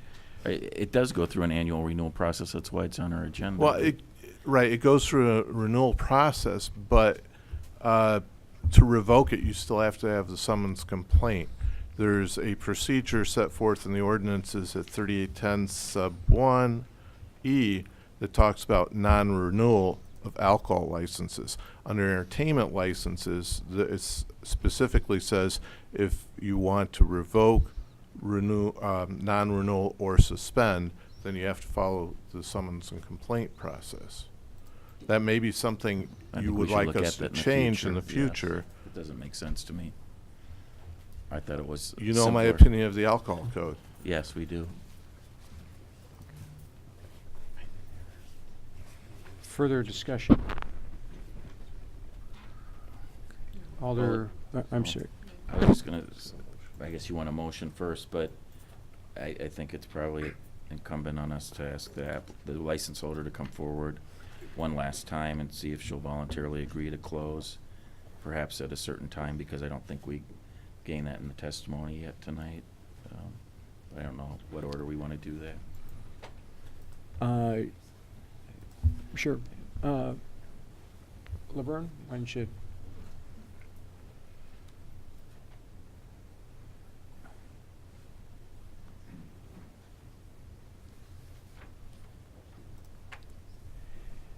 Alder Rivera. So I guess I tried to ask you this earlier, but didn't really force the point. Again, referencing the alert meeting and Captain Patterson's earlier testimony, he stated that he and Alderperson Carter, I maybe read too much into it and thought that you had agreed to this, but it's important that on the record you tell us what you might agree to or not in terms of conceding closing at a certain time of day. So, they mentioned a specific time of 10 p.m. So we need to, I think you're for the earlier agenda item, we need to, under state law, have you voluntarily agreed to cease alcohol, if not close completely prior to the statutory bar time? And so your response might help then educate us in terms of a motion on how to proceed, in terms of what time you would be willing to close in the evening. I guess if I have the choice to close, I would have preferred 11 o'clock, or being able to stick to the normal, be given an opportunity to stay with the current restrictions. But if I have no choice, then I would want to know how long. But I guess I would have to agree that in July I would start to close at 10 o'clock, because I do want the restaurant. So it doesn't sound like I have much of a choice from what I've been even seeing with the other business. I realize you're obviously not enthusiastic, but just to say one more time, you would be voluntarily agreeing to close 7 days a week at 10 p.m., at least for now? I think you said. Right, what we have in front of us is the licensing year beginning July 1. Yes. Yes. Yes. And I know you had already answered this earlier to my question, but you do, even with the knowledge that you don't need an entertainment license for some of the types of events that you have in mind, you do want the entertainment license renewed. Yes. And so on your current license, as you know, there's specific number of times the entertainment license can be utilized.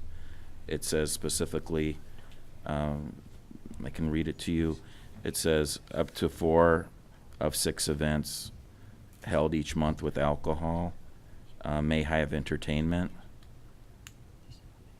And your alcohol license, states that you may hold up to 6 events per month where alcohol is served, and up to 4 of these same 6 events may have entertainment. So there's a condition worded a little differently, but on each of the licenses. Is that, and then we haven't asked the police department and the alder of the district what they think about the number of times you utilize an entertainment license in a month, but would you give us your input on that, please? I think that with the limitation in the time frame, I don't think that they should restrict the number of times for an event for a restaurant that's gonna close at 10 o'clock. So it's your thought that since entertainment would all be happy hour and everyone would be out by 10 p.m., there's no need to even have a condition like that anymore? I think giving me a chance to have my own discretion. I understand. Okay, thank you very much. Thank you.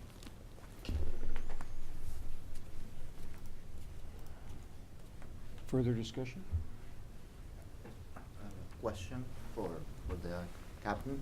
So if, am I, okay? Yep, sure. If we go with the proposal 10 p.m., does that mean that there is nobody in the parking lot at 10 p.m. and everything is closed? Or is it we stop serving, we close, but there's still people at 11:30?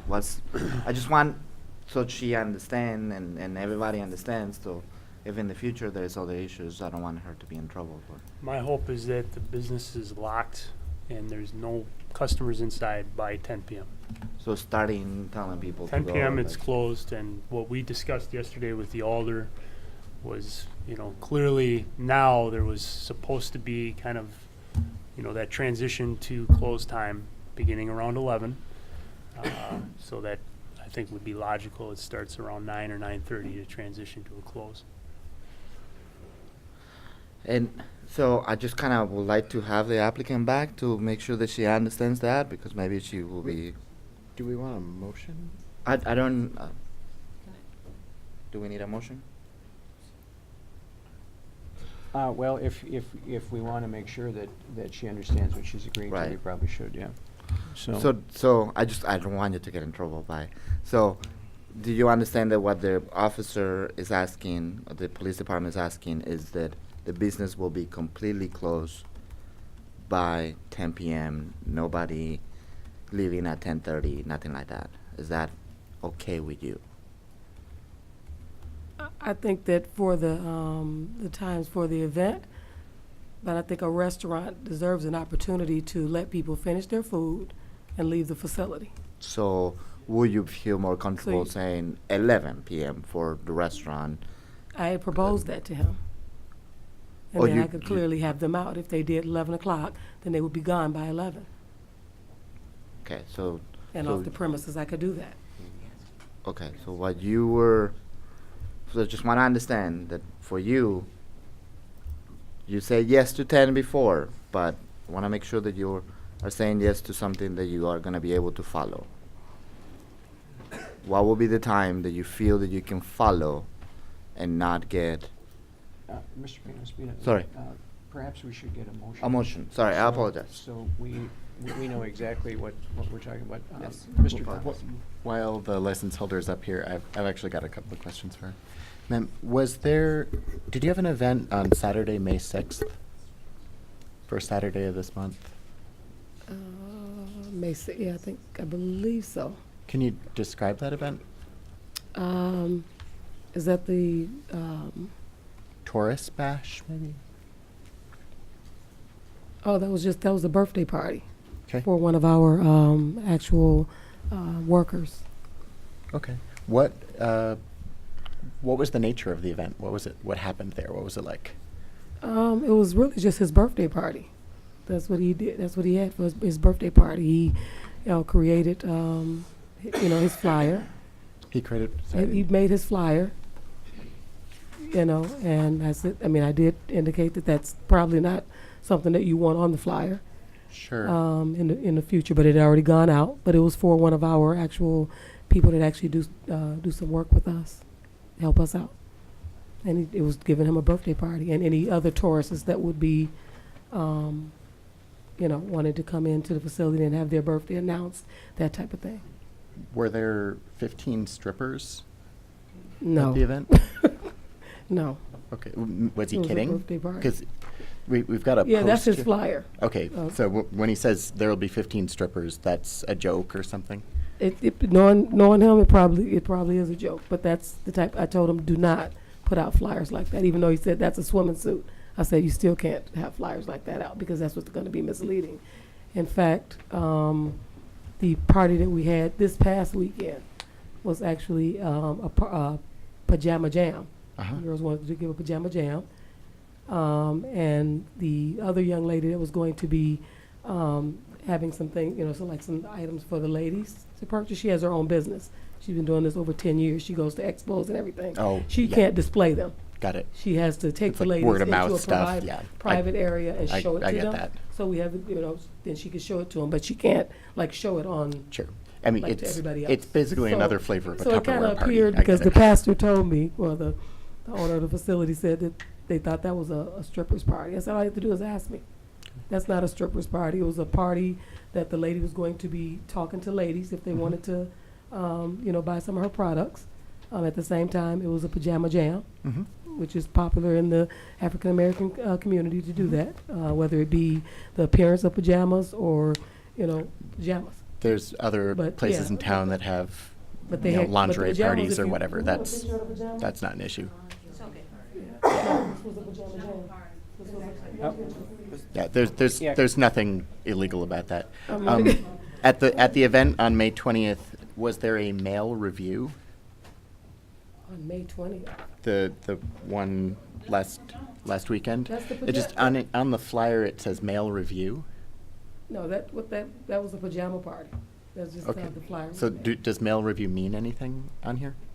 No, actually, a few people came out to that. Jerome Diller, a couple of people came out to that, and just to visit the area and see what, probably hearing about what's going on with the business, and just stopped in.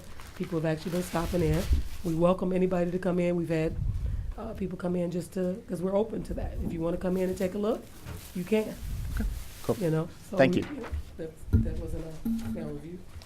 Okay, any further questions of? So we do want to be more careful The with the applicant, flyers. I do want to screen off flyers, which is what was suggested. Do we have a motion? No, we don't. It seems if we're going to make sure the applicant understands exactly what she would be voluntarily agreeing to, we probably should have. Yes, we should have a motion before we Yes. ask if she understands the motion. Yes. Mr. Kano Spina. Move to approve the license for the alcohol license from 6 a.m. to 11 p.m. Every day. Okay, do we have a second? Second. Okay, we have a motion and a second. Discussion on the motion. Can I ask for clarification? So, I second it, but I want to ask for clarification. Would that mean that, again, as we look at the current license, that condition number 1 would be changed? Currently it says from 11 a.m. to 7 p.m., and it would say from 7 a.m. to 11 p.m.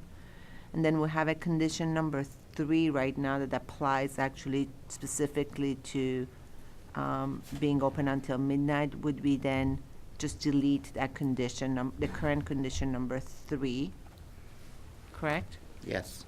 And then there is also, and if this is friendly or not to the maker, we had a capacity conversation. So it says will not exceed 75, but we discovered that the capacity is really 49 anyway, so should we say do not exceed 49? That's friendly.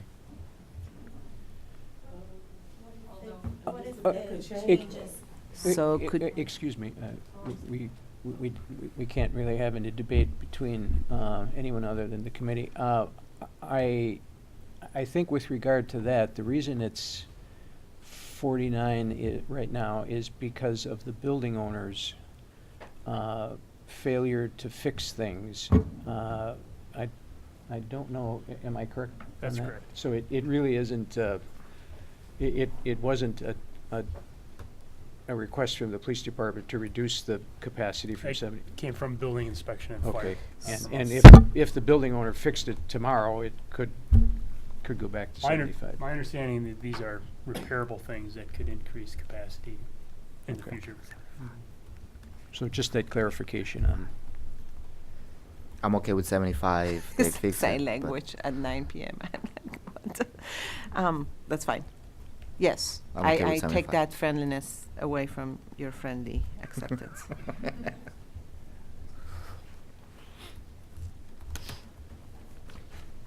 okay, Laverne, so you understand the motion Yes. and the hours Yes. and the capacity? Yes. Okay. Can I just ask one question? Yeah, sure. Just so that I don't make mistakes moving Okay. forward as well. Now, is 11 p.m.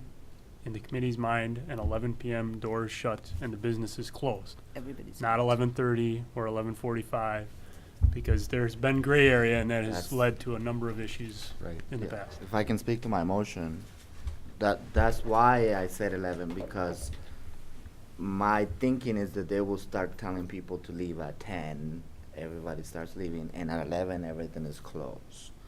That way nobody gets in trouble. And if it's 11:05, then you are in trouble. That's my thinking. That's what I'm. Thank you. Mr. Grady? Yeah, I just had one question, and that was, condition number 5, security will be provided. All events on Llewellyn Lane on the ground floor. But it's my understanding that in order to have a licensed security person, that person has to belong to a company. You can only be licensed through a company, is that right? Am I right on that?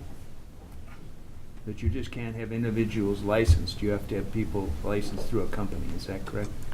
I have no knowledge of the security industry, I don't know. That's a state license. I guess I would like to add that they have a security company who provides this, because I don't think you can have licensed people that don't belong to a company. Would Alder Skidmore be able to? He's an expert. Am I wrong on that? In another life, I own and operate a licensed private detective agency, which is actually a security company. It's my understanding from DSPS that an individual cannot independently operate as a independent security agent. They have to have a agency to work under. There are contractors that have, they're sole proprietors, but they have an agency with one. That's my understanding of the code. That's how it's applied to me and my employees. So. Thank you. Mr. Grady, yeah, I would just like to add that they be licensed, that they have a security license. As a friendly Yes. amendment? Yes. Alderman? Would that be acceptable to you? But isn't that more for the entertainment part? Yes, that's And what I we're was tabling thinking. the entertainment part, or we're like just We're not, approving the entertainment plan and then we're gonna, I got a little confused with the thing about the entertainment. I'm making a motion for they're able to have alcohol license to be able to operate. You're not talking about the entertainment I'm license. not talking That will about be the another entertainment. motion That's a after this. different motion. Okay. Yes, Okay. for right now, it's just, you're a restaurant that is able to sell alcohol from 7, I don't know what time you can start selling alcohol. I don't think you can sell at 7 a.m. But that you can sell alcohol and then you stop at 11 p.m. That's my motion with a capacity of 75. And the entertainment is a separate item, so okay. does that I'm- make yeah, I'm sense? fine with that. I'm good with that. Does that make sense to you? Yes, Leah? that's correct. I was only acting on the alcohol license. Okay. Not to complicate this, but the clerk just mentioned that the alcohol license has the condition on it with the security. Yes, So it does. what we, Maybe carry over all conditions from the previous license except and strike the specific Right. ones you're striking. Carry over all conditions except,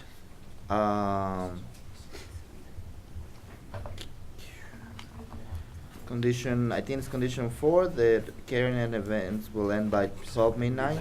Are you talking about the entertainment or the alcohol It's license? 3 on the alcohol license. The alcohol license. Alcohol, do you want me to read the Yes, conditions for the please. alcohol license? Thank you. The current conditions for the alcohol license are, number 1, Divine Catering Deli, 2122 Luann Lane, ground floor, will operate from 11 a.m. to 7 p.m. Monday through Friday. Condition number 2, Divine Orders Catering and Deli may hold up to 6 events per month where alcohol is served, and up to 4 of these same 6 events may have entertainment.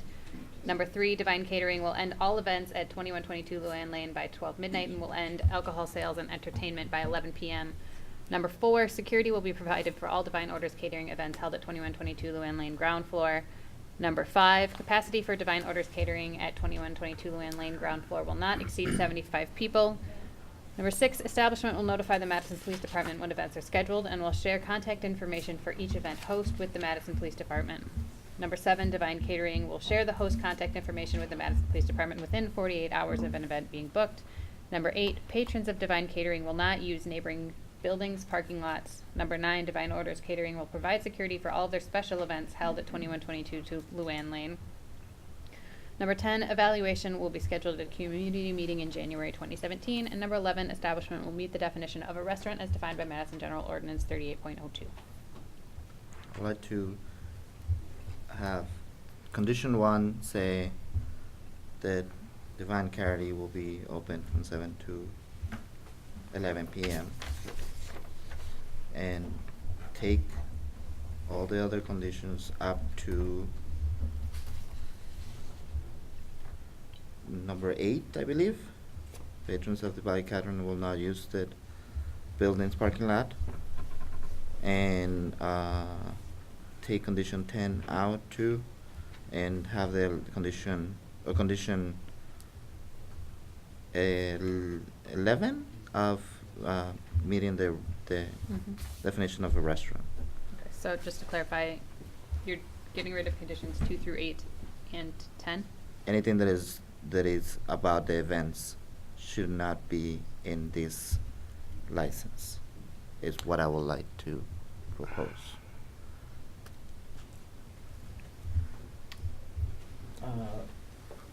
Mr.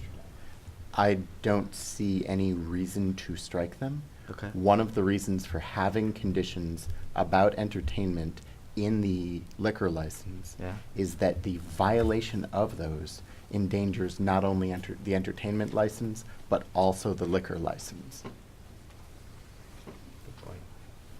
It gives us the ability, if there's an extreme problem, which hopefully will not happen, but if there is, We don't want to be in a position where we say, you violated these conditions, oh, whoops, we can only take away the entertainment license. It does no harm to leave them in. But that means that if they do, is karaoke an event? No, it's not entertainment. So if they do karaoke, if they do single little things, then they don't have to have security. I want to understand what I'm putting in there so I know. I would want to understand what we're taking out. We have existing conditions that we worked on and discussed and decided. Yeah. So the default should be leaving them there. Okay. We should remove them specifically and intentionally if Got we it. want to. So conditions that talk about hours of operation, where you're proposing different hours of operation, Yeah. it makes perfect sense to strike those. Yeah. But you'd have to make a case for any other ones you want to take away.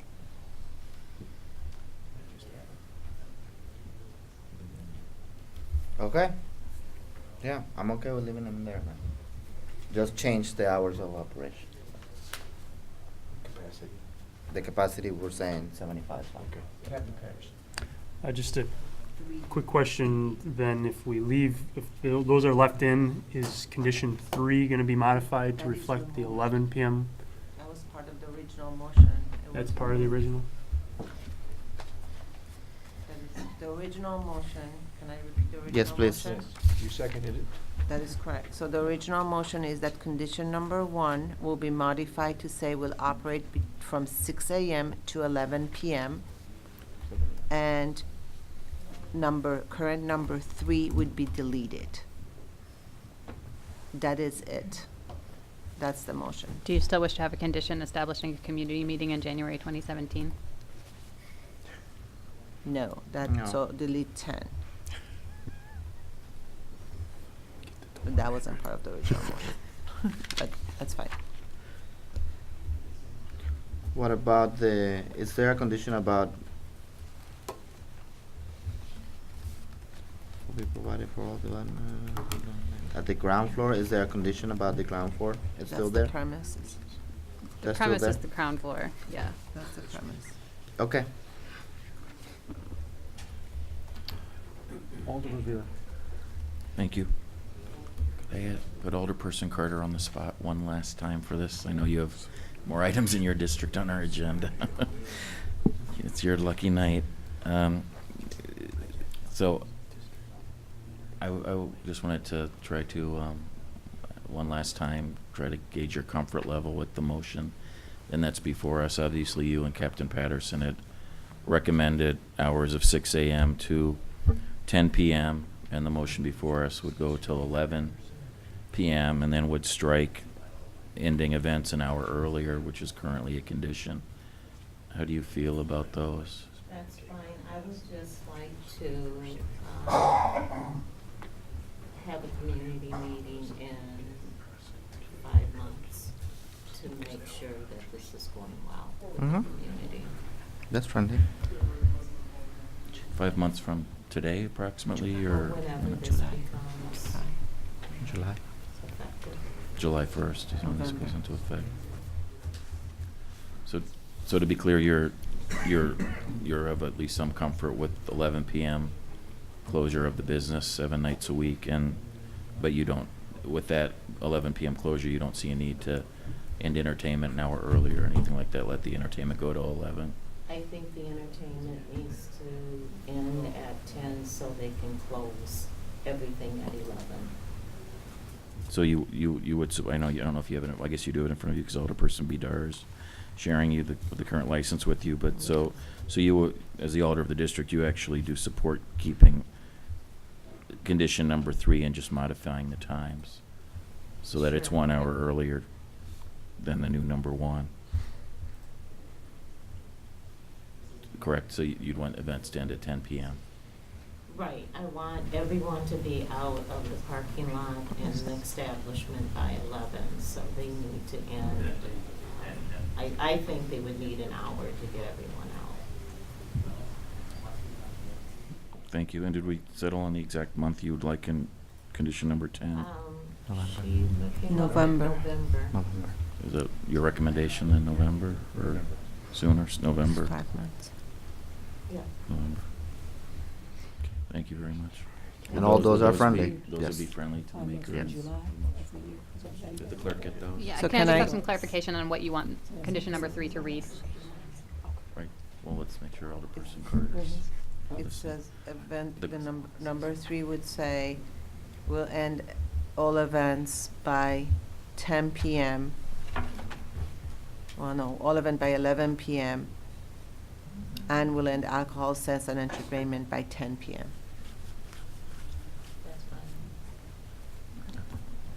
And then the community meeting would be at November. And then, number 10 would change January 27 to November 2017. Thank you. I had a point of clarification. Alder, you were talking 7 days a week ending Mhm. it? Because currently condition 1 says Monday through Friday.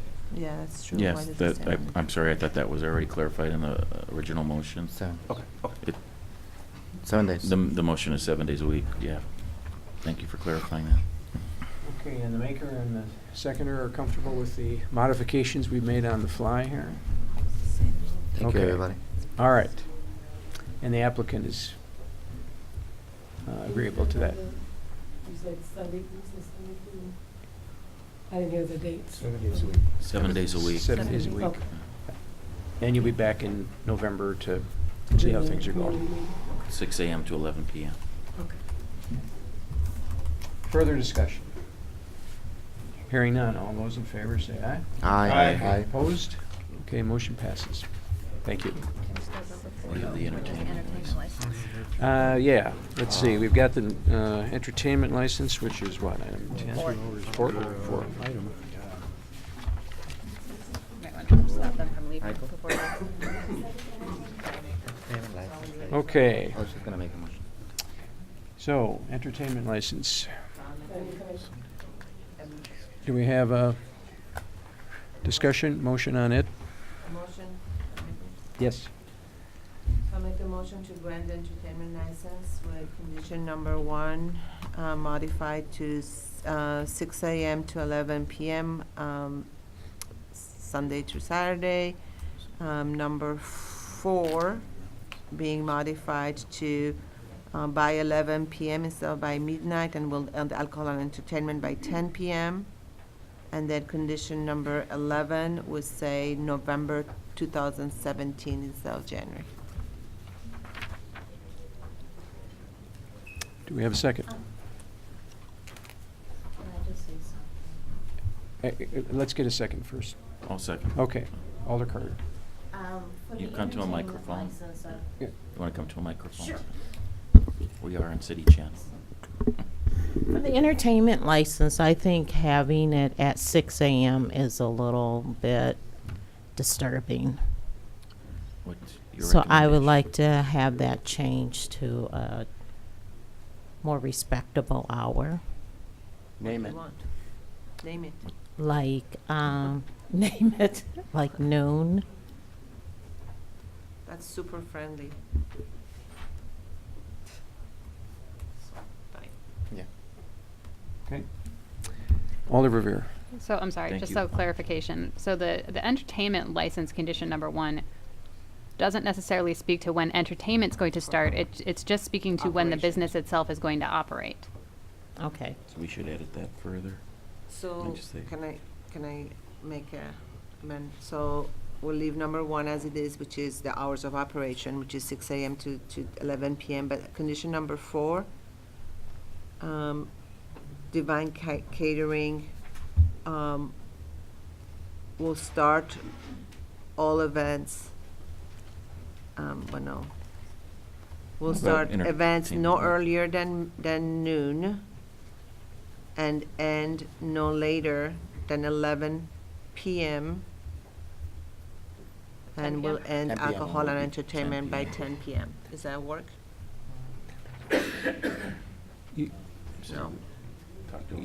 You said end the, So I'm on condition number 4 of the current entertainment license. right, end at 11, but, or close at 11, but entertainment ends at 10? Correct.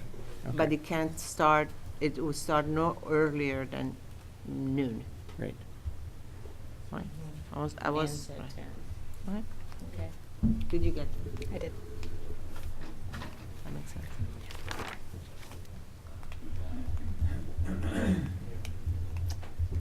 Okay, would you just restate what we've got here to Can I make ask a sure? question? So this, because that could lead to further Sure. clarification. Just a reminder, if Mr. Grady and/or Alderperson Skidmore wish to yes.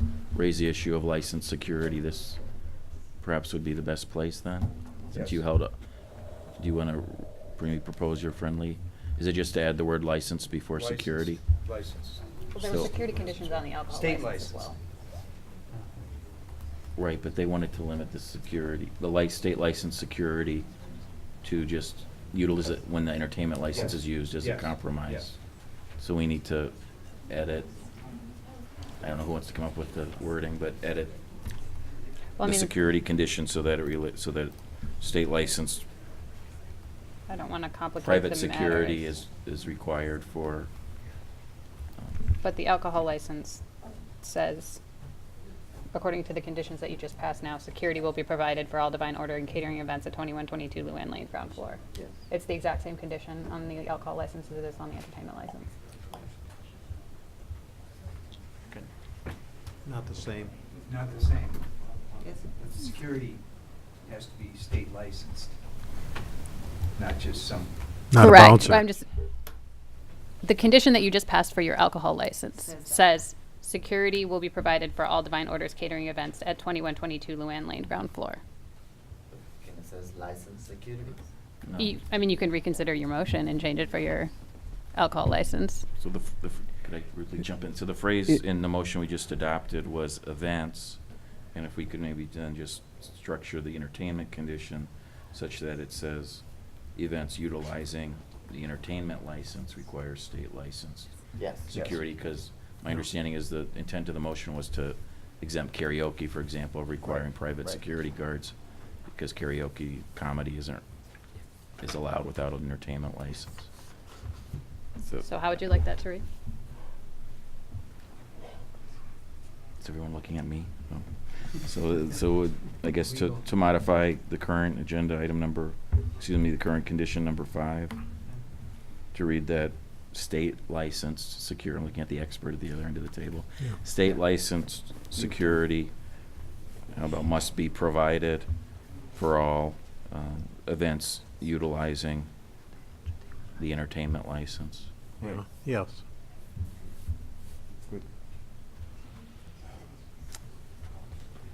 And that's Is that friendly? Friendly? To the other person be done.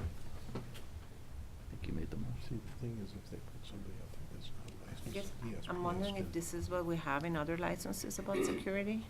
Do we say ever state license? I'm just trying to figure out, like, whether we're using a different standard. I don't remember us ever saying state license, but maybe it's me. Doesn't ring a bell to me. So, We've said, I'm sorry, I'm really interrupting without having the chair recognize me. I know in the past we've talked about private security versus bouncers on your own payroll, having third-party companies, but I agree, I don't know if we've used the phrase state license before, but again, I was looking at the expert at the end of the table that recommended that language. Yeah, I understand the distinction is that you can have staff security, which is not necessarily licensed like a bouncer, or you can have licensed security, which is regulated by DSPS, and that has a whole set of rules and regulations. They're different. You can have bars can have bouncers and internal security people checking. They're held to the same standards, but they're not licensed by the state. No, and it's my understanding that they're not required to be licensed by the state to be a bouncer.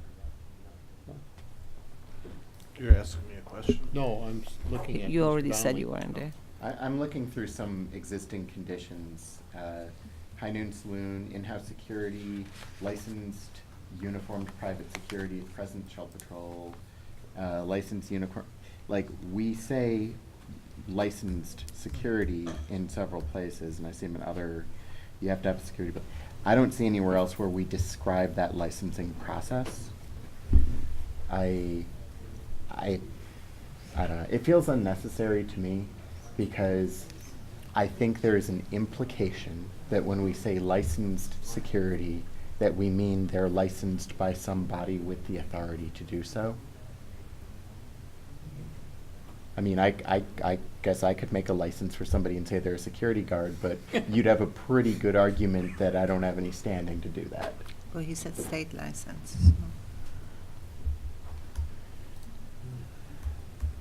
So licensed is something we've used before. State licensed is the modification we're talking about here. And is there a specific problem we're solving? No. Why don't we just leave that out? Let's, I mean, it's gone long if enough. I made the motion, I'll delete the word state and just say licensed, which we've used for years on other licenses. Okay. So licensed, that's state licensed. I propose, well, I'm That's sorry, I fine. proposed that and asked if it was friendly to. Okay, so can we have the clerk tell us what the motion is? Maybe. Please. All right. Not that license. So as I have it, the motion would be to change condition number 1 to read that Divine Catering Deli, 2122 Luann Lane ground floor will operate from 7 a.m. to 11 p.m. daily. Condition number 2 is staying the same. And number 3.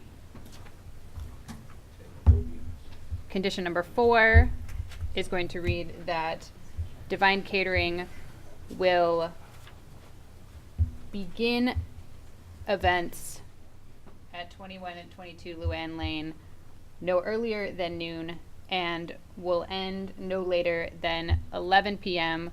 with alcohol sales and entertainment ending by 10 p.m. Condition number 5 is now going to read licensed security must be provided for all events utilizing the entertainment license. Condition number 6 stays the same. Condition number 7 stays the same. 8 stays the same. 9 stays the same. 10 stays the same. I don't recall, but I'm going to assume that 11 now is going to be changed to November of 2017.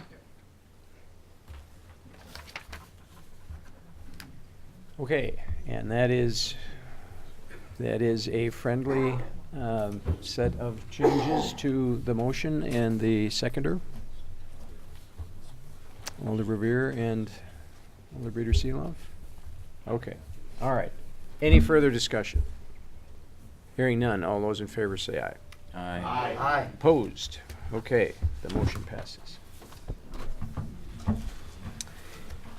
All right. So that takes us back to item 2. Unless Alder Carter, no, Alderperson 16. Carter. Oh, that's right, Alderperson Madison. Number Carter. 16. Which one is that? What number? 16? 16. 16.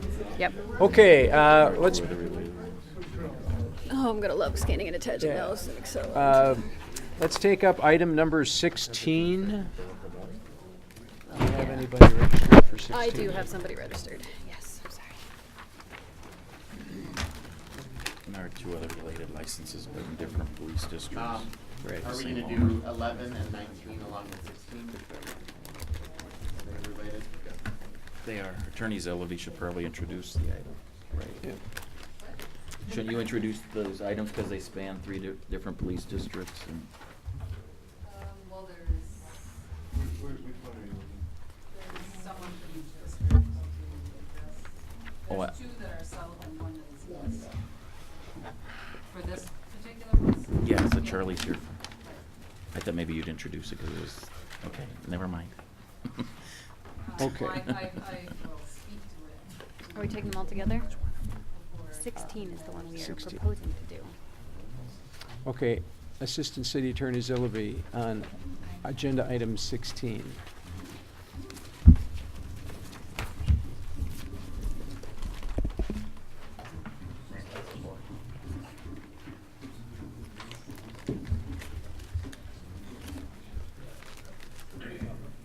This may or may not have been separated out,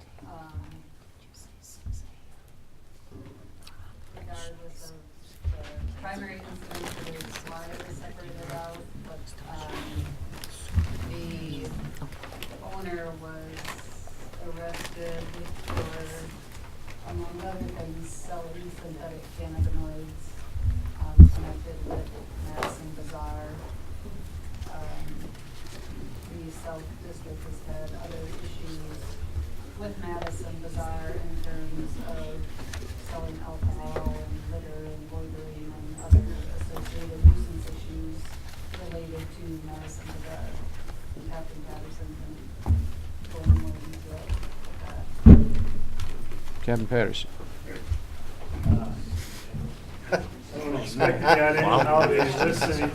More handouts. We appreciate your preparation. Thank you very much. You really set the bar high for the other districts. I included 714 West Badger as well. Can you get one copy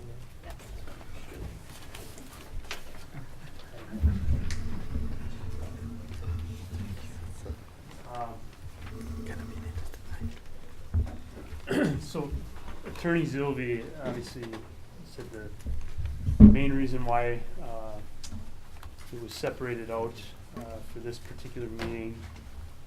I just wanted to briefly, I promise, speak to some of the concerns that have led to some of the existing conditions for the license at 1901 South Park Street. These mainly are issues that are occurring around the Madison Bazaar in the Bell Park Street area. 2016, we had roughly 30 incidents, and so far in 2017, there's been 15. Large part of the complaints that we're receiving from the neighborhood are for complaints of trash that we believe is coming from things that are purchased at the Madison Bazaar. Now, they do have conditions in place for no single-serve small bottles of alcohol or single cans of beer. What we're seeing now are the 4-packs that are being purchased by individuals, or a couple or a few individuals. They then consume them either on the property or near the property, and the trash ends up on Bell Street, typically directly behind the business. Now, the business has hired someone or is using an employee to do routine cleaning of the immediate area. That's a condition of their license. I give them credit, they do routinely do this, but there continues to be a persistence of trash being present in and around the neighborhood. And when I say trash, again, it's beer cans or small alcohol bottles, typically beer cans or beer bottles that we believe are being sold in 4-packs. So as far as calls go, I gave you just a quick chart on what we've responded to in 2016 and what we've seen so far in 2017. I will say the check properties are more than likely proactive type calls that our officers are generating on their own because of the neighborhood complaints. We've been spending a fair amount of time in and around that neighborhood trying to address some of the quality of life issues. The notable incidents you can see early in 2016, we had a couple of armed robberies that were actually reported days after, and in one instance a couple of weeks, I believe, after it actually occurred, where a suspect came and robbed the business of packages and some other items from the store. That individual was ultimately found and faced criminal charges.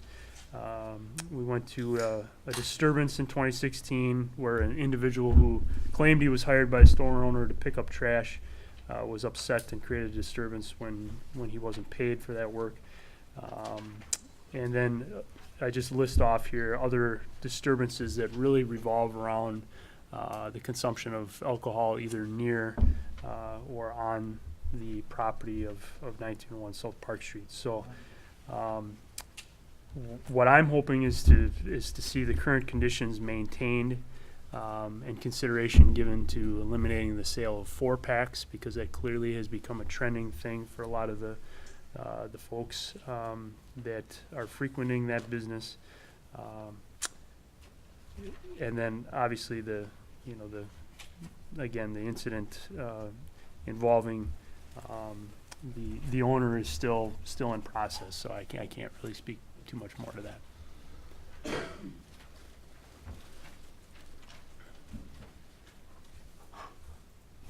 Alder Verveer. Thank you. Captain, could you recite for us the current conditions on the various licenses? Because because I don't think we have the current license. Well, it says it's the current license in our packets, but when Madison Bazaar was with us a year ago, when you requested separation of their license a year ago at this time, we had added all those conditions about the parking lot.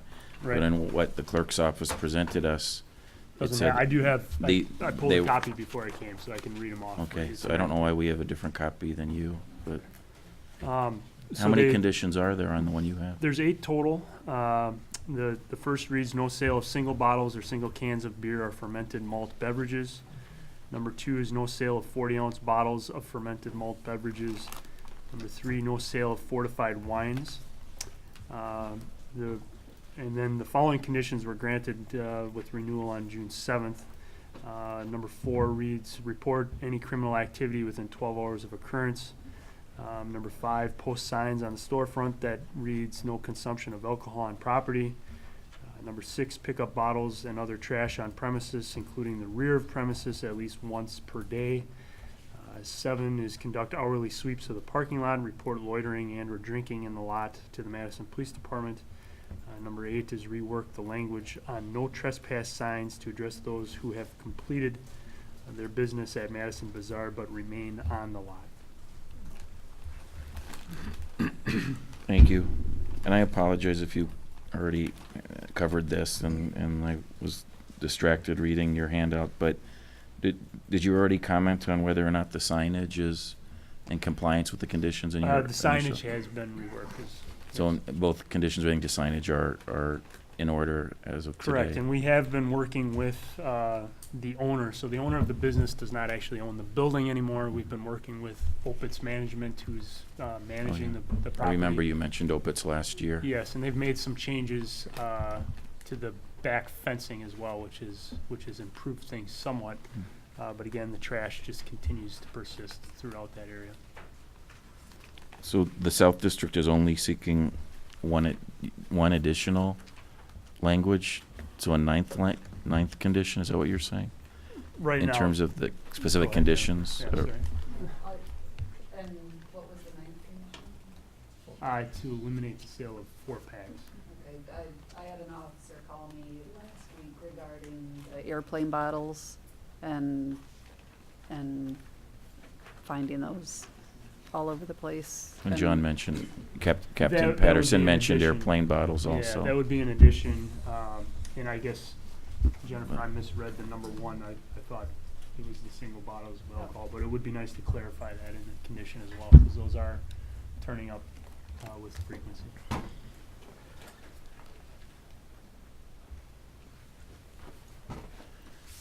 And then in terms of the, can I just Yes. continue from, I guess I'm looking at Attorney Zillavy, in terms of the pending criminal charges,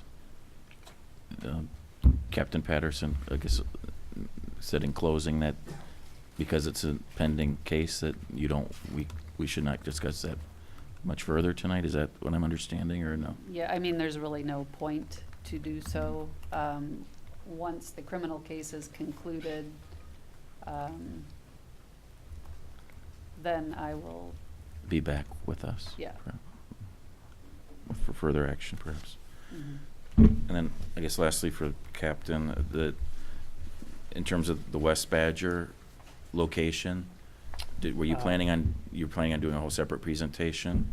No, I on included it that, in with terms what I of those handed out. But in terms of those conditions, I'm just wondering if these conditions are accurate, what we have in our packet, or there's perhaps I didn't modification. include conditions for West Badger. Could I the don't know if clerk, could the clerk's office recite for us the existing conditions at 714 West Badger Road, please? To confirm that what's in our packet is accurate.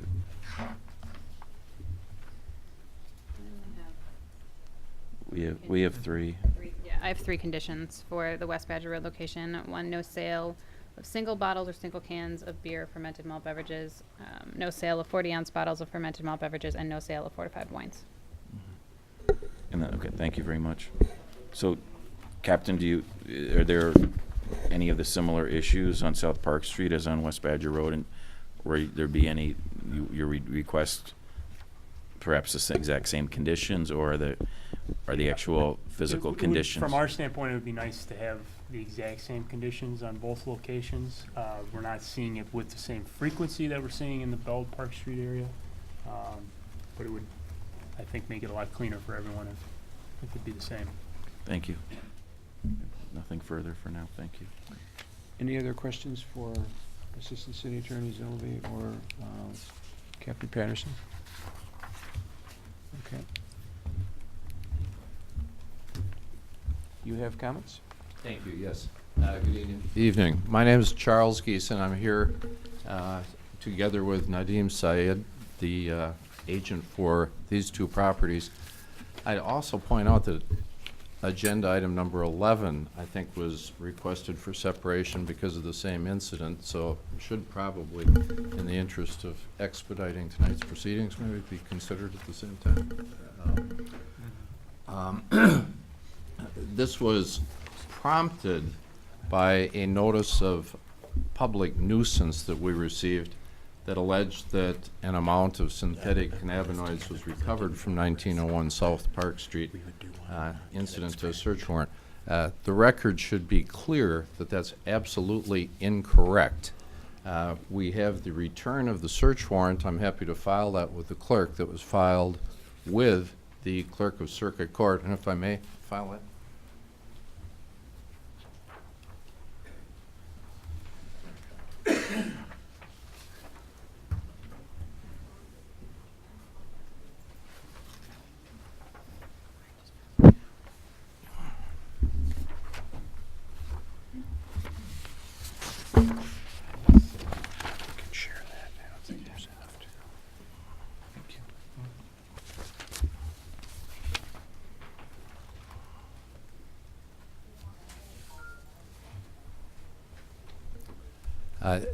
That confirms that no contraband whatsoever was located on the premises during that search.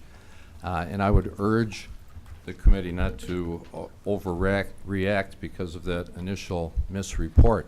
Now, I'm not certain where the captain got his information, but we did a calls for service search request for 1901 South Park Street, and there were 12 calls there during the year 2016.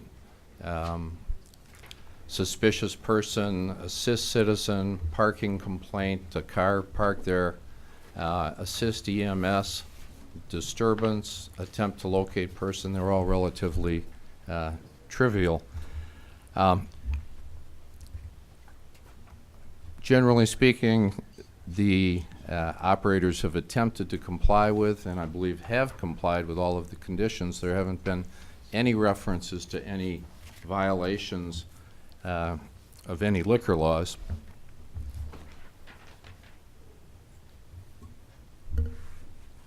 Essentially, as I read the report, there are some beer cans, but again, that's not necessarily tied to sale of 4-packs, so we think that's an unnecessary additional condition.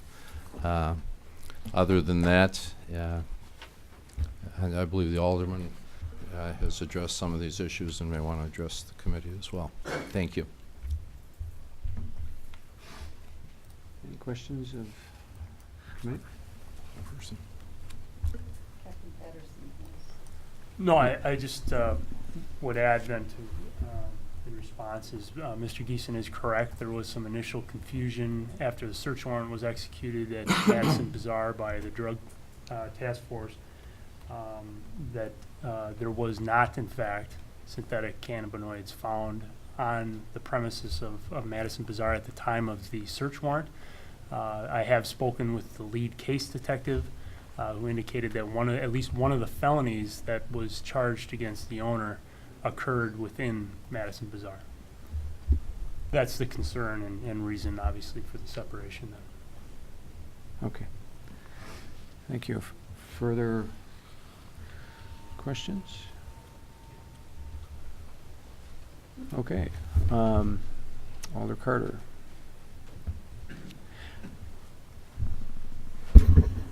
Thank you.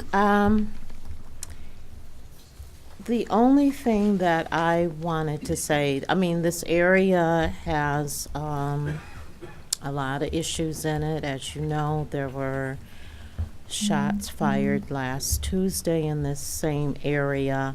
But I do feel that the license can be renewed until the criminal investigation is completed and charges are applied, and then we will come back for a revocation of the license. We are working, I would say, diligently to try to normalize these 2 blocks of Bell Street, or excuse me, 3 blocks of Bell Street.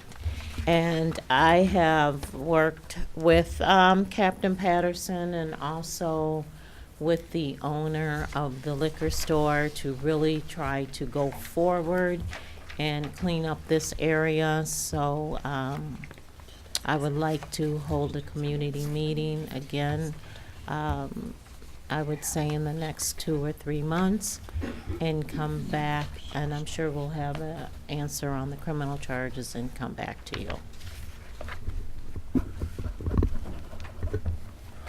Thank you, Alder Carter.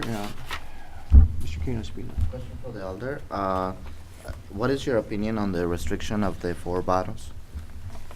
The 4 Well- packs, 4 packs? 4 packs, well, what we're actually seeing is people getting together to buy a 4-pack and then individually drinking it. So essentially it becomes a single can.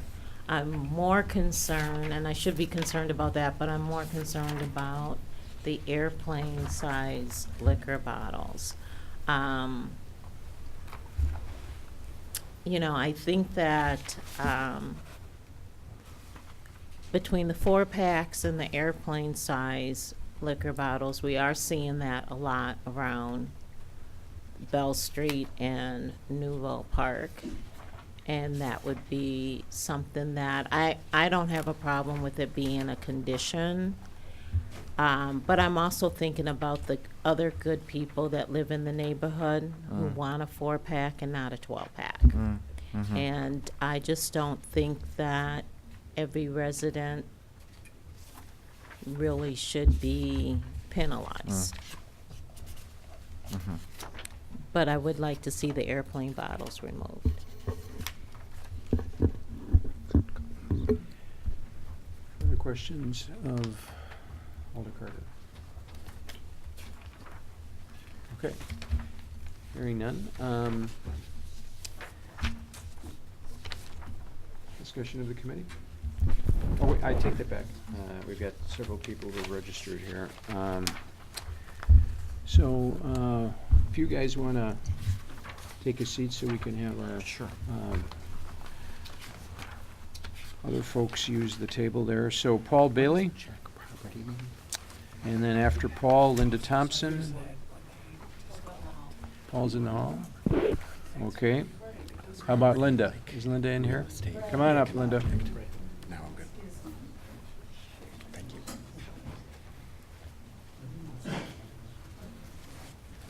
Okay, so Linda Thomas, and then if Paul comes back in, and then Conrad Opitz. This one might be. Hello. My name is Linda Thomas. I've been living in the neighborhood for over 30-something years, plus years. Far as Bell Street, we call that the hole. That's where everybody hang out at and get high, whatever. That was way before the liquor store even came. So I don't know how y'all go blame that on the liquor store. I'm a little nervous right now. Far as homeless people, that problem was always there. And the owner just helped him out, give him a little job, clean up and everything like that. He also gave my grandson a job picking up papers and stuff. Far as shot fire, I don't think y'all could blame the liquor store for that. The problem was there before the liquor store came. Each and every one of y'all know that. There was a problem on the south side before the liquor store came. I've been there for 30-plus years, so we're aware of all the problems. I'm nervous. So that's all I have to say. I'm here on behalf of the liquor store. He have helped my grandson get a job, and now he's gone to college. Thank you, Jesus. He helped my grandbaby with some Pampers, with my great-great-baby with some Pampers and everything. I'm just on the behalf of the liquor store. I'm not gonna sugarcoat it or nothing. Y'all know the problem was there before the liquor store came there. That's all I got to say. Thank you. How you doing, neighbor? Thank you. Thank you. Thank you. Okay, is Paul back in the room? Paul?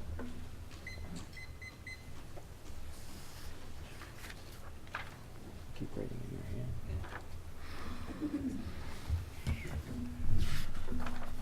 your hand. Could you move the mic there, Paul? So, there we go. Thank you. Yeah, I'm here on behalf of the liquor store. I've been living there since '77. And the liquor store didn't cause all the problems.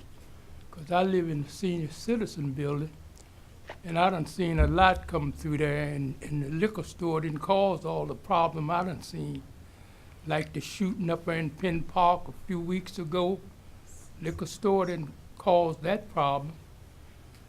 And like, I live next to the Boys and Girls Club, and it's a daycare there, and how people fly down through there like they're on the belt line and stuff. I'm looking for some of the children to get run over. Hey, I've sat out there through the day. Hey, I've seen all kinds of problems come through there, and the liquor store didn't cause a lot of that. And I've been living there on that side for 40 years. And a lot of the problems didn't come from the liquor store. It's been doing that for the liquor store even now open up. 'Cause Mr. Frank Raines had a liquor store there, and I used to do work for him. And none of that problem the liquor store didn't cause. It's just people come in from different places and cause a lot of problems, then they leave, then they want to put it on the liquor store on the south side.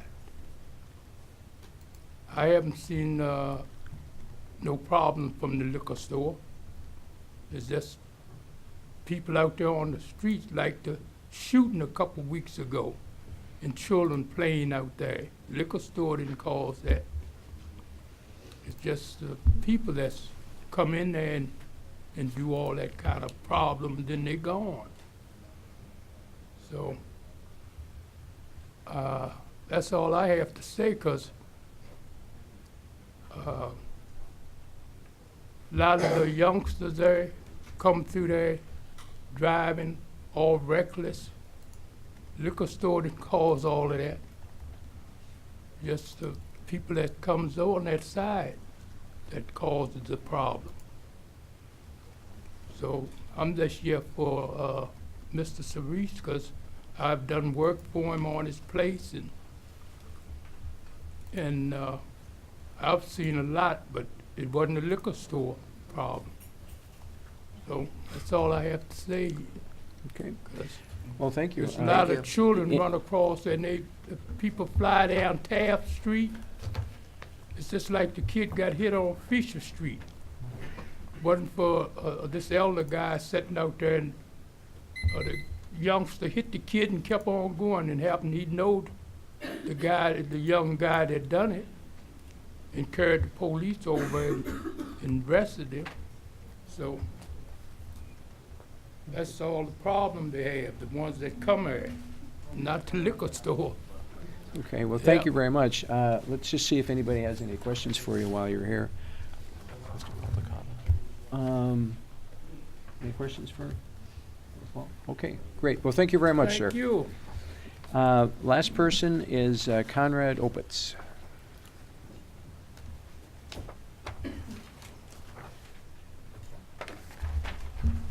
Good late evening. My name's Conrad Opitz.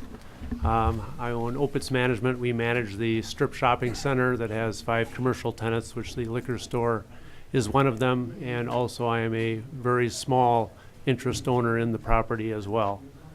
I basically just wanted to indicate that we take property management very seriously at our property. I was called into a meeting about a month ago with Alderperson Carter and Captain Patterson with some suggestions as to what we could do to address the rear side, the Bell Street side of the building.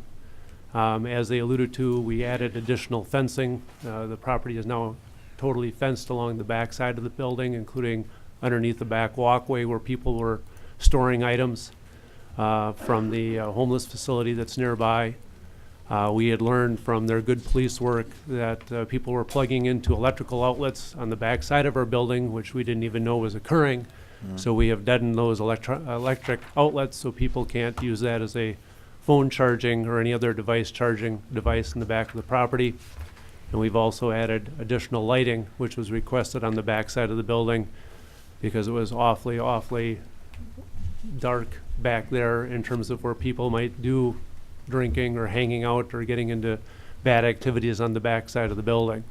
We've actually done the lighting twice now because the first time we did it was tampered with. So I think this time we have it lit. So we take wanting to keep up this property very, very seriously. I have personally seen the condition in terms of trash pickup that the liquor store does make an effort at trash pickup. We also send people from our management company as much as we can to try to pick up the trash, but it's an ongoing issue there. I can tell you besides liquor bottles, cans, we see wrappers, food containers, and if anybody needs tires, for the last month we seem to be a very, very popular place. I think we've acquired probably somewhere about 10 automobile tires, which once again, I know you've heard the statement before. I don't think we can attribute that to the liquor store or any of our other 4 tenants at the building. So that being said, I just want to say that we try to stay on top of the trash pickup as best we can, but it's a daily fight at the property, and that's all I wanted to say. Okay. Thank you. Any questions for Mr. Opitz? Okay. Hearing none. No further questions.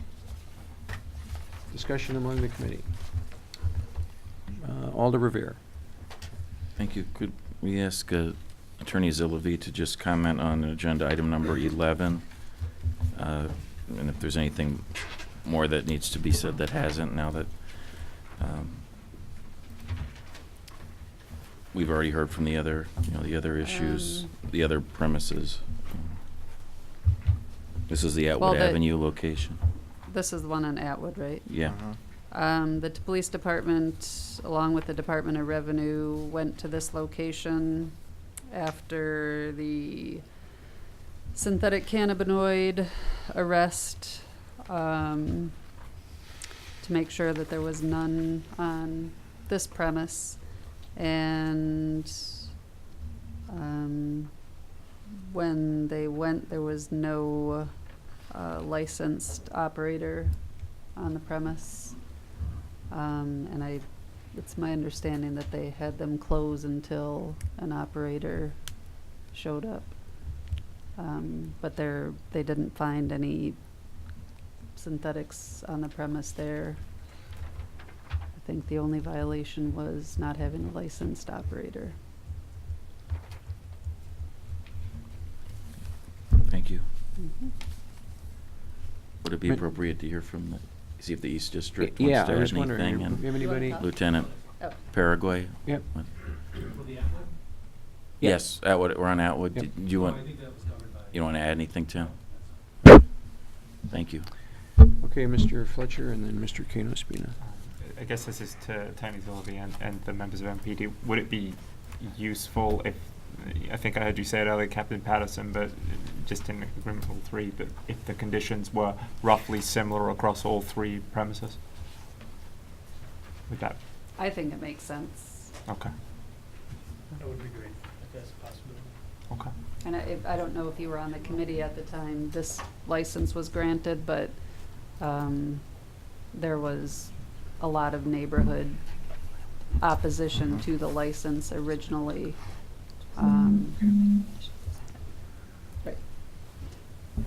So I think the neighborhood would likely appreciate the same conditions as well. Just as a note though, so the gas station only has a Class A Yeah, I beer, was just so gonna there would say be, that there would be there's no conditions airplane that would bottles. not be applicable to the Atwood location because they are only selling beer. Thanks. Mr. Kano-Spina. Same question. Okay, Alder Rivera. Could I ask either the license holder or if Lieutenant Paraguay knows, could we just have confirmation that indeed what size containers are sold of beer on Atwood Avenue? We have not had any problems with Does Sharif, I don't, or I guess Attorney Geeson, do you wish to comment on Atwood Avenue in any way, shape, or form, including what size containers are served there? Or why don't you come to the microphone if you Sure. could, Charlie? Sure. It is a beer-only license, and we're unaware of there having been any problems or any liquor license violations at the Atwood. It's a gasoline station, not a liquor store.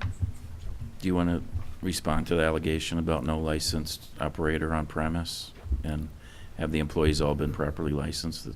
They have, if I could speak with Nabil Said, who's the agent and was there, that's the first I heard of it.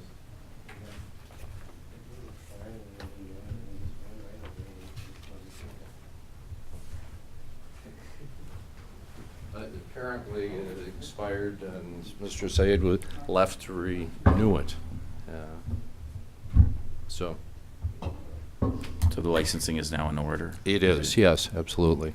And just to note, it says that Sharif is the agent on Atwood Avenue. Has there been a change of agent? Yes, there application? has. Mr. Nabil Said is the new agent. For all premises? No, for the Or- Atwood Avenue property. And that application was already been to the, I don't remember it, it's been already approved by the ALRC? It's been filed. The application for the license? Yeah, for the change of agent. No, that's on file. There's not been any. No action on it yet? Correct. I see. So that would be at our next meeting then? Right. Okay. Thank you. Thank you. Thank you, Charlie. Mr. Fletcher. Would I think, given what's been said about 11 and 19 being more similar, could we deal with 16 quickly? Could I make a motion? Yes. Okay. Could I move that renewal with the conditions as read by the clerk? So the 8 conditions, I believe, Rachel, and then maybe adding a 9th condition to deal with airplane bottles, which I think is the 200 milliliter language that's on another license, if I'm 50. Do we have standard Those are half language? pints. Yeah. Do we have standard language on it that we typically, I think, use, right? I'm looking at Mr. Donnelly or the clerk. Oh, yeah. Sorry. It's in here for Rockies. Where If you is want to it? use that language.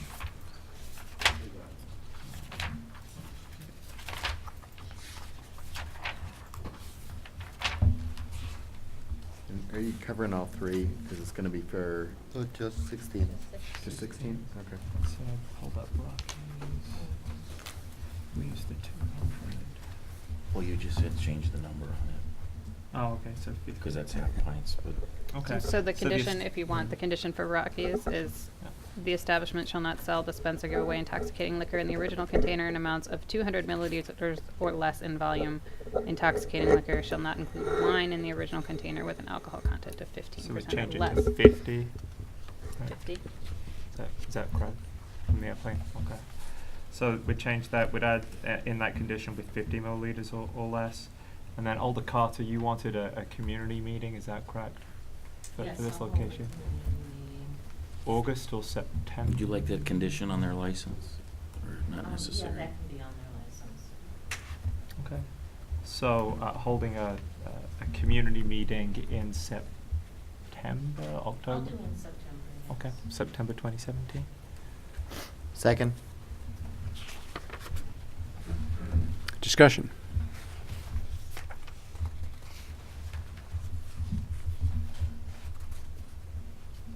No discussion? All right. Then we shall vote. All those in favor say aye. Aye. Opposed? Okay, so that's item 16. And then you want to take 11 and 19 as, They should probably be taken together.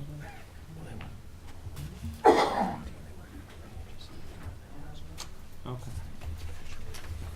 So if you take item 19, which is 714 West Badger Road, I think we would take the conditions just approved by the committee and basically insert them into the item 19.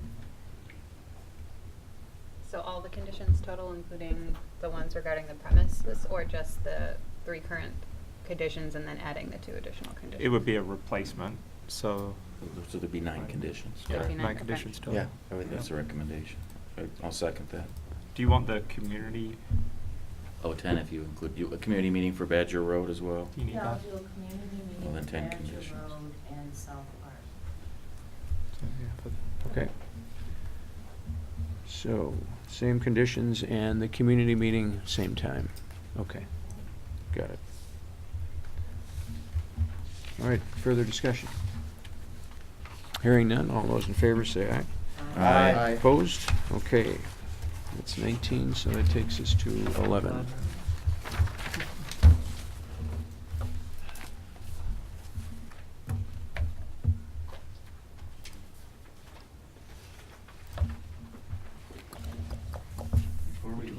Before want me to read could I the conditions? interject, Mr. Chair? Before we proceed to a motion, could we ask Rachel to please recite the conditions for that license, just to confirm that we have the correct ones? Yes. Since we had the issue with Park Street license. So the conditions for the Atwood location are no sale of single cans or single bottles of beer or fermented malt beverages. No more than 3 coolers will be used for alcohol sales.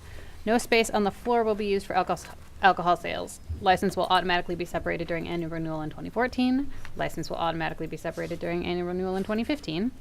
The applicant, city, local business association, neighbors, neighborhood association, and other interested parties will work together to address negative alcohol behaviors in Worth Court if problems continue.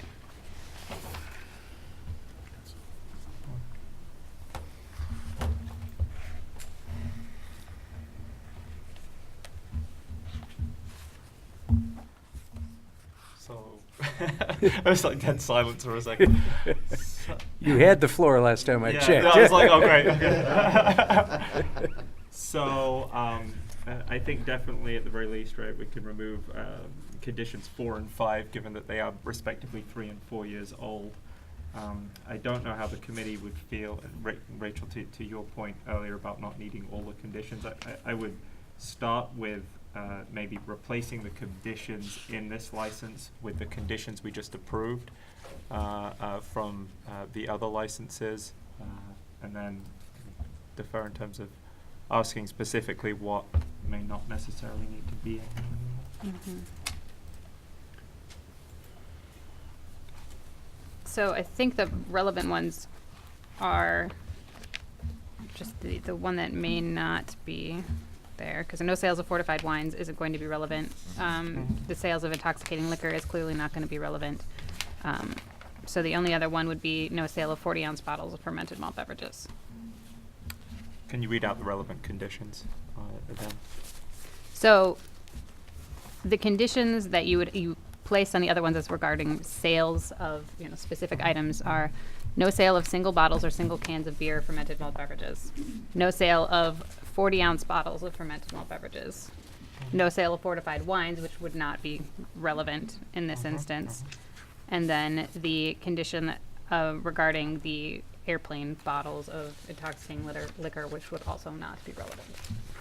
So the only one that's on those licenses that's not on the Atwood Avenue license that is relevant is relating to the 40-ounce bottles. Thank you. And I know this is in Alder Rummel's district. Any And about the community card? any thought about the community meeting, which you had in the other ones? No? Okay. Just a quick question. If I heard correctly, there was a condition about amount of coolers. The condition on Atwood there are conditions in Atwood regarding the space that can be used for sales, saying one says no more than 3 coolers will be used for alcohol sales, and another says no space on the floor will be used for alcohol sales. Can we please Retain keep those? those? Yeah. Yeah, that would be The neighbors were really big. Yes. Yes.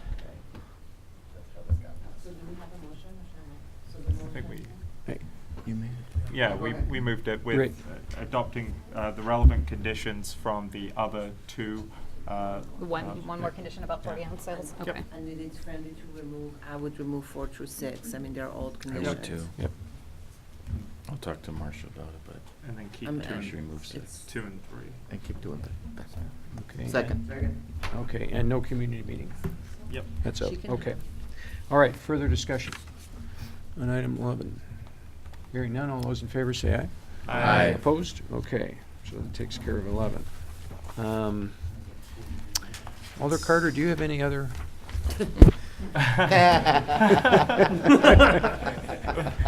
Because I know if I blow over one of them, I'll be reminded you do, so. I think that's it. Is that it? Okay. just Teddy. Okay. All right, but we are still in. On the South District. In the South John District, Maybe and Maybe we should ask I'm Captain- so sorry. believe it or not, we're gonna get to item number 1 on our agenda. I'm just a really quiet part of the subject, Yes. am I not? You absolutely are. Okay, We're on so, item 1. that takes us to item 1, Scone Bar. Scotty. Scotty Bar. Scotty.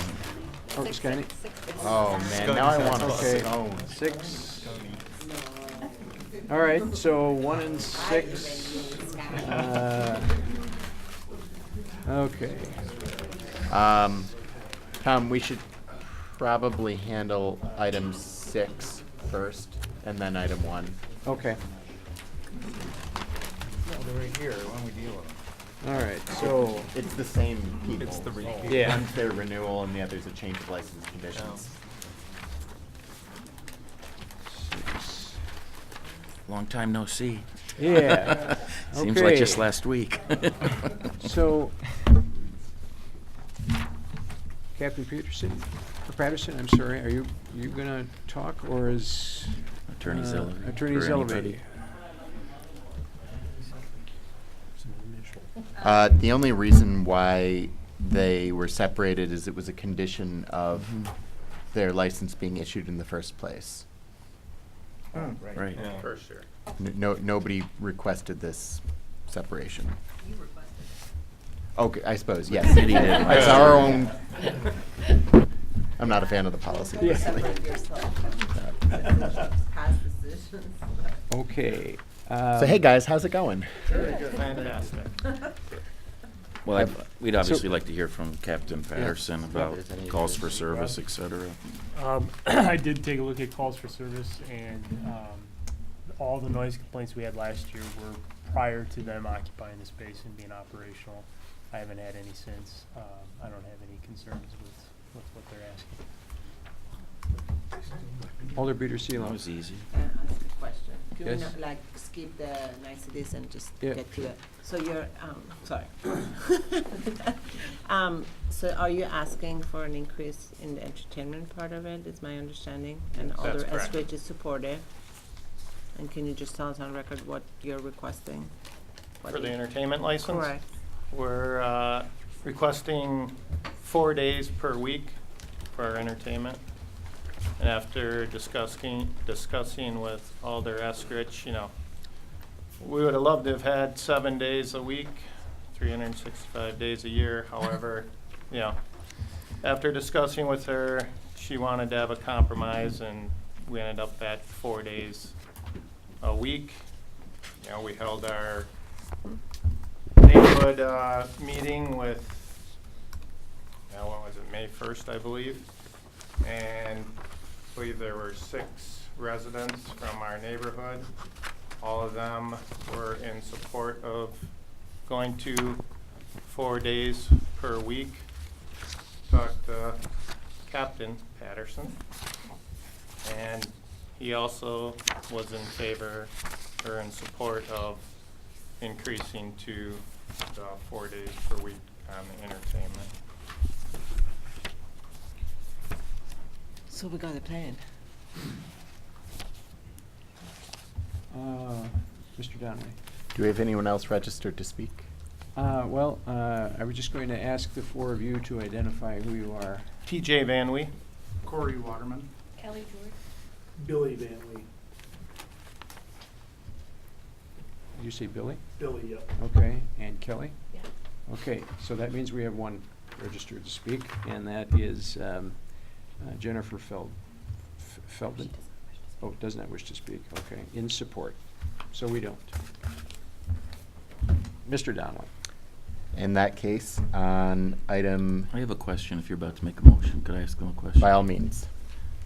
Thank you, thank you. Remind us, when did you open your doors? September 1st, 2016. 2016. So you probably saw perhaps in the packet either for last week's meeting or tonight's meeting, there is a communication from one of your neighbors in opposition to the request, not to renew your license, of course, but the expanded entertainment. Correct. And she makes the point that, I'll just read it, the sentence perhaps that I'm zeroing in on. But anyway, that you have a largely unproven track record with no experience during the football season. But indeed, weren't you open during the Yes, we were. football season? And I guess maybe to that point, obviously Kelly's had almost 20 years of experience at the Big Ten Pub in the Regent Street area. Billy and I own this property from 2004 through 2010, so we've had 5 years of experience with this property, with football, with our neighbors, so. And in terms of the specific 3 conditions on your entertainment license, it says, quote, "The doors shall not be kept open at all times of operation except for football Saturdays." And you've been complying with that, and you have no problem with that remaining a condition? That can remain, yes. I remember that obviously was a big issue for the previous occupant. Absolutely. There that we'll be visiting with momentarily. Okay, thank you very much, sir. Yeah. Thank you. I'll yield to Mr. Donnelly. Alrighty, I will make a motion on 2 of our items at once. Item 6 to renew with all existing conditions, except also item 1 to approve the change of license conditions. Second. Question, you have existing conditions, doesn't it have an existing condition to come back? It was to come be back separated? this year, so Just they that. will not be capable of coming back this year again. Right, So I guess no. strike that for lack of confusion. Thank you. Unless you have a time machine and maybe some of the extra people in the room are you from the future. It's pretty warm in here. Okay, we have a motion, and we have a second? Who's So no- second? No. Oh, okay. All right, motion and a second. Further discussion? Hearing none, all those in favor say aye. Aye. Opposed? Okay. So that Thank was you. number Thank six. you. Thank you. So, and number 2, so that, Well, that was great for our staff. yeah. So that takes us to, oh wait, we just did one. Takes us to item 2.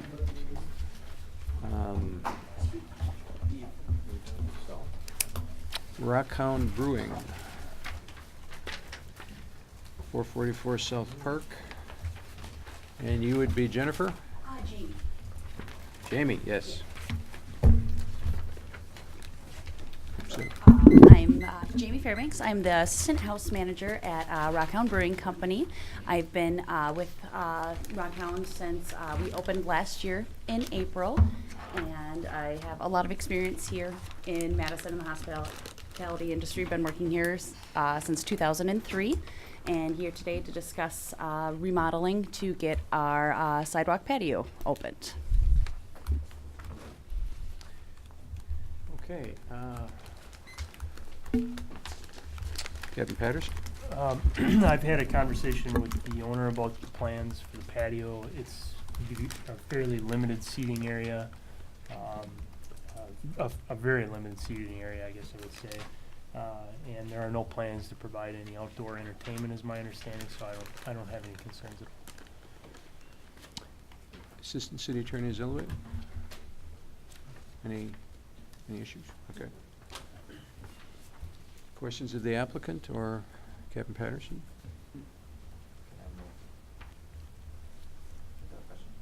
Yeah, I just have one question. In your original email, it says you're applying for a sidewalk cafe and an entertainment license. Who are you just doing? We were originally supposed to be on the meeting last week for the entertainment Yeah. license and the sidewalk cafe. It was missed, so we got the entertainment license last week, and thankfully you guys added us for this week, so. Thank you for reminding me.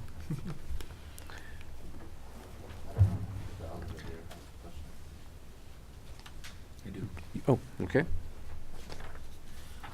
We didn't get to this much with your colleague last week. I know he's out of town tonight, Right. which is why you're here. But just to confirm, this is indeed on public property. This is a true sidewalk cafe. It's not on private property. All of this would be the sidewalk Exactly. and the terrace area Yep, the between the terrace. sidewalk and the curb.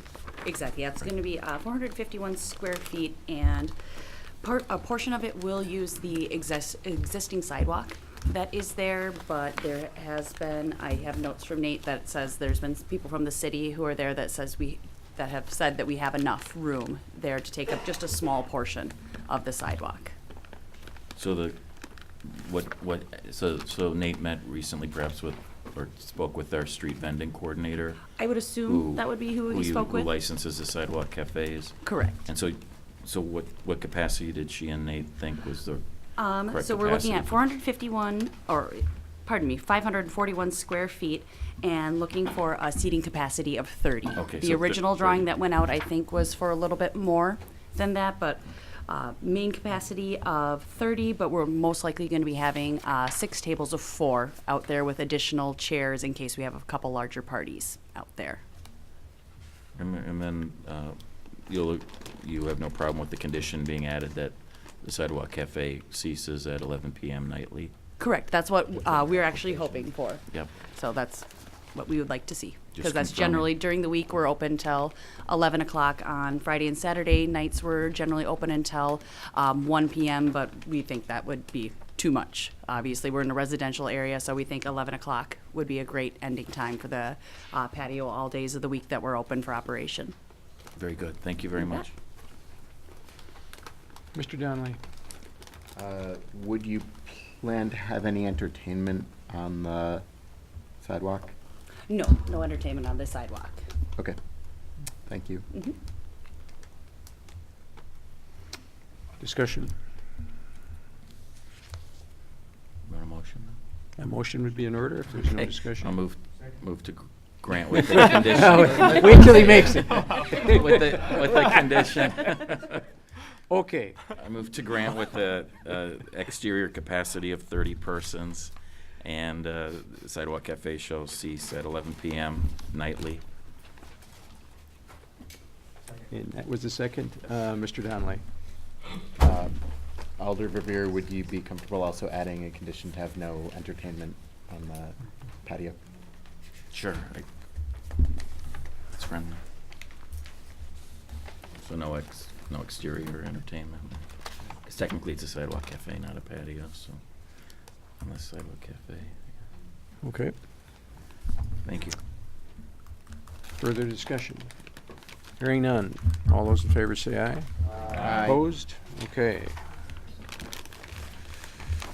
So then we are to, let's see, still in the South District. Five. We're down to 5. 5 and Thank you for letting me go. We're going to need a special meeting just for you. 5 and 12. Let's do, let's see. 5 and 12, so.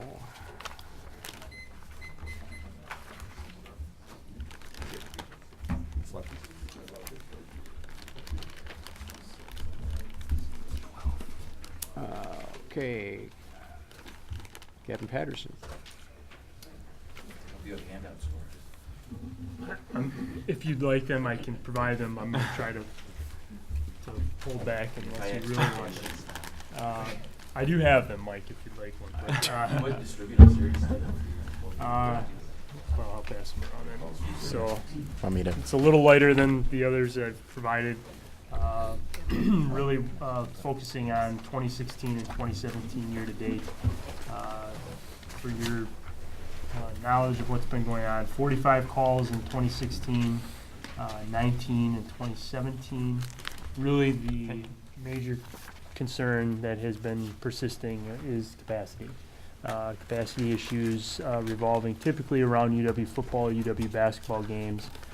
We did have a meeting late 2016 prior to Captain Glady's retirement, myself, him, and the city attorney to discuss specifically a number of instances where either fire department or police department found the establishment to be over capacity around a UW sporting event, typically football. The most recent times that I'm aware that there's been a capacity concern was when the Badgers were in the NCAA basketball tournament. So obviously with the request to increase capacity between us and fire, there's some concerns there because there's been some history with capacity concerns in the past. So. Questions of Captain Patterson? Attorney Zilloway? That's what I'm aware of, capacity issues. Okay. Mr. Kano-Spina?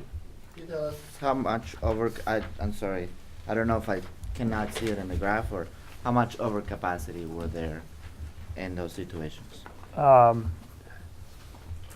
I'd be grasping at an actual number, but most of the time it's significant number. Significant overcapacity. Yeah. It wasn't like 10, 20 people. It was No, it's like much higher than that. Okay. And it says here numerous instances, but it doesn't tell me the number of instances over capacity. I don't know if Jennifer, if you may know the exact number.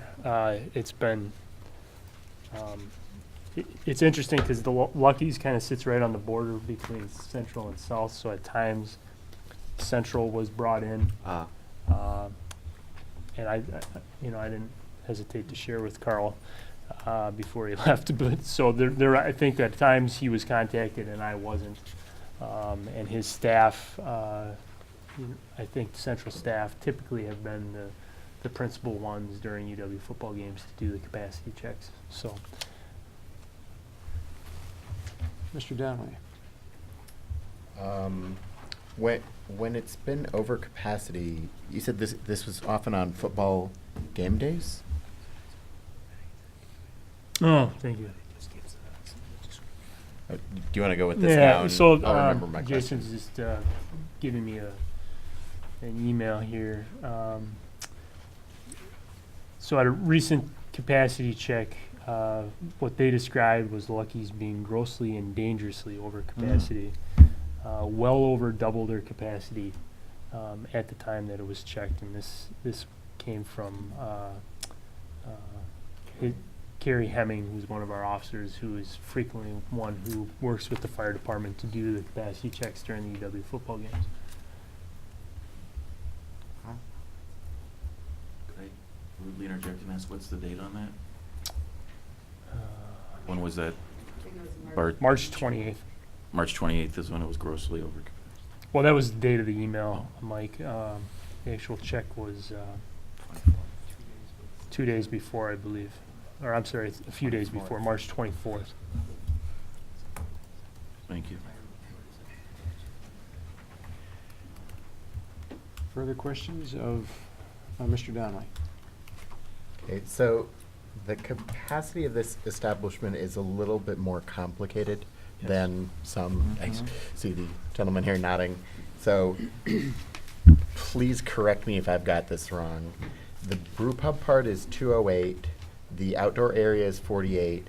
The reception hall is 155, except on football game days, at which point the reception hall is allowed to have the full capacity of the whole place, which is a total of 491. Is that close?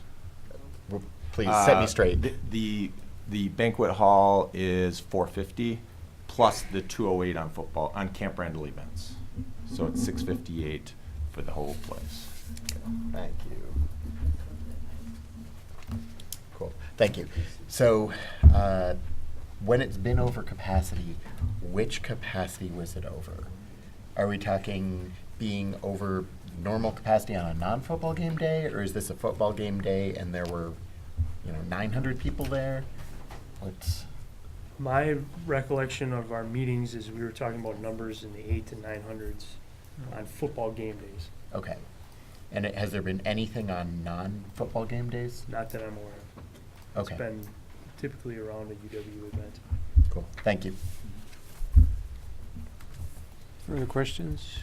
Okay, why don't you two fellows introduce yourself? Oh, I'm sorry, Alder Revere. Thank you. If I could just confirm with Captain Patterson and Attorney Zilovey, since she receives the tavern file police reports in her office. There are 14 specific conditions on the license. Are there, I don't know if you've reviewed those 14 conditions in preparation for tonight's meeting, but are there any issues with any of the specific conditions on the existing license that either of you wish to articulate, or any proposed modifications of any of the myriad of conditions at all? Or is the main the singular only issue at hand has is been overcapacity? Right. Thank you. Is there anything on your part, Jennifer? No, thank you. Mr. Donnelly. I have a question either for police or assistant city attorney. Have there been citations for capacity? The most recent, we talked about possibly, I thought you mentioned possibly prosecution on the March one. I don't know if you can, yeah. And it was my understanding that fire had issued one. Right? For the March. Yeah, ticket was issued for the March 24th. Right. Correct. Is that something that will be coming to us for point assessment? Yes. Excellent.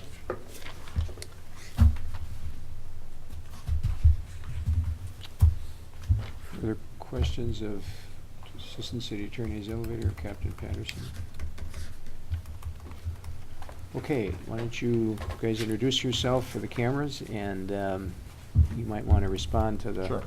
issues of capacity. My name is Rod Ripley. I'm the managing member. This is Tommy Haben. He's our general manager. I guess I'd like to address some of the football points. We were only notified once on a football Saturday that our inside capacity was high.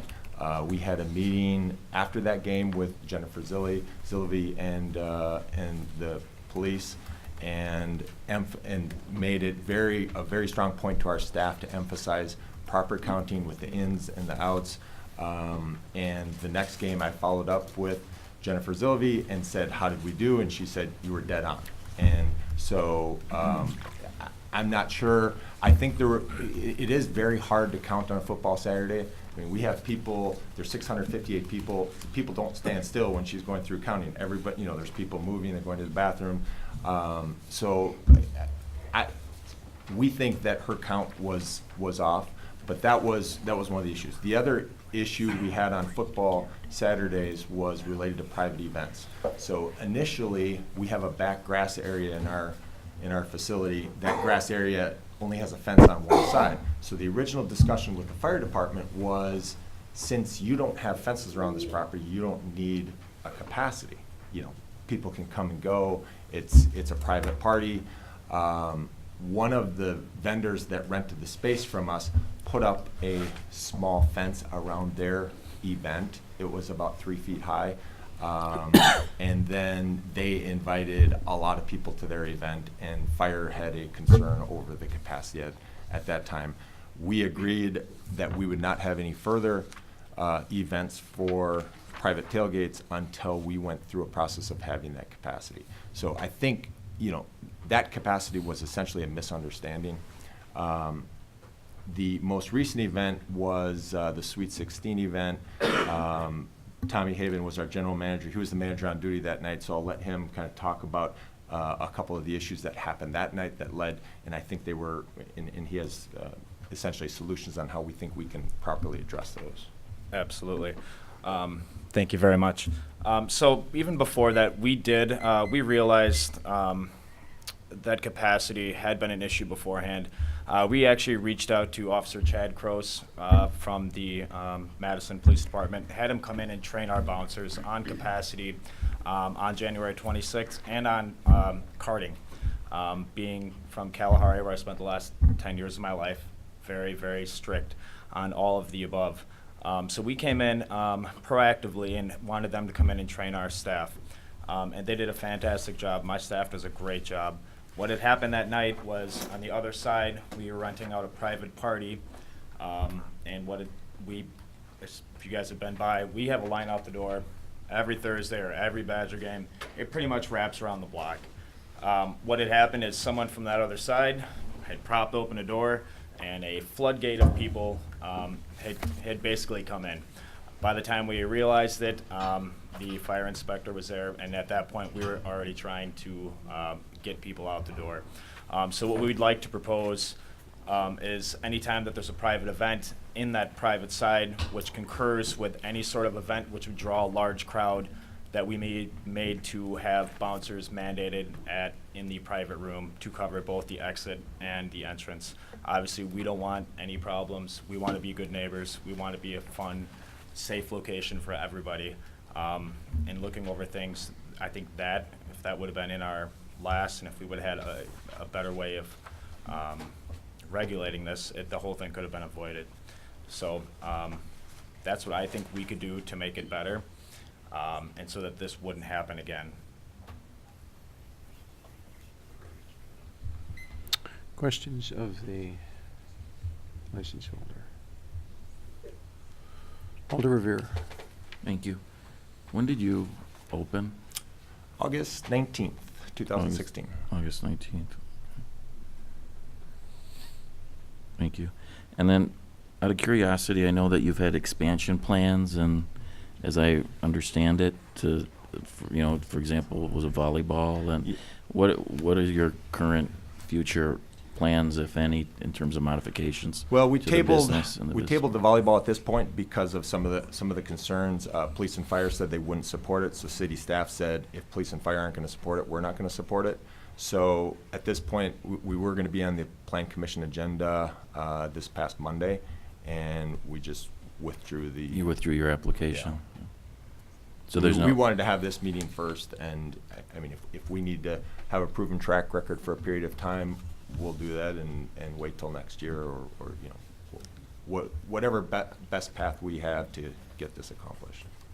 Was volleyball the only major modification to your business or business plan that you had? Yeah, well, envisioned? volleyball. We also requested a small outside service bar, which was really facilitated for volleyball, and then we did request that, for example, volleyball games, we get very large crowds for volleyball. We get to the point where we're at our 208 capacity.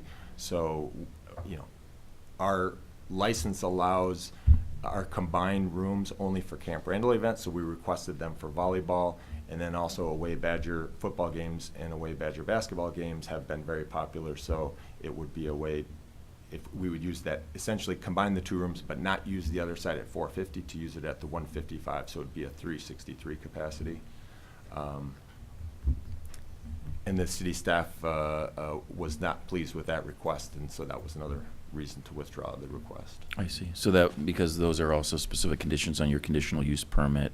Correct. You had started at the Plan Commission, and Yep. then you were going to come to us as a secondary step in terms of Right. changing your license premise. Mhm. But all this is off the table for this year, is what you're saying? It's off the table as of right now, yeah.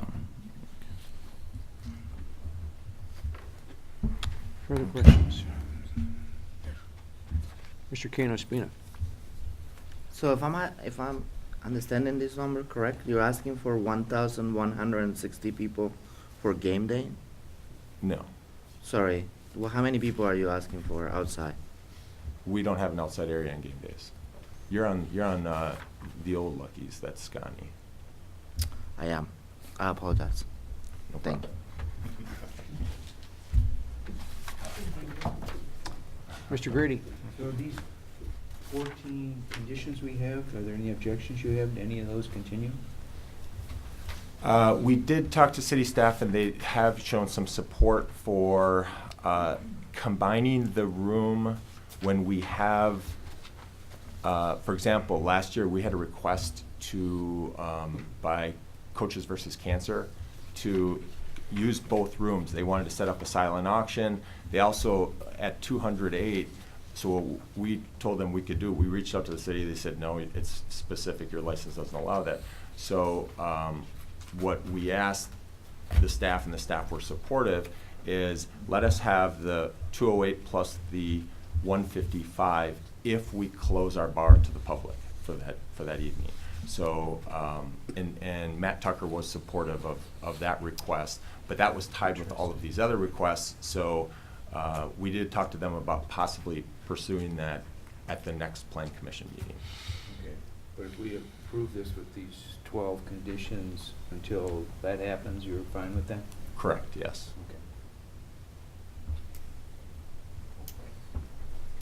Okay.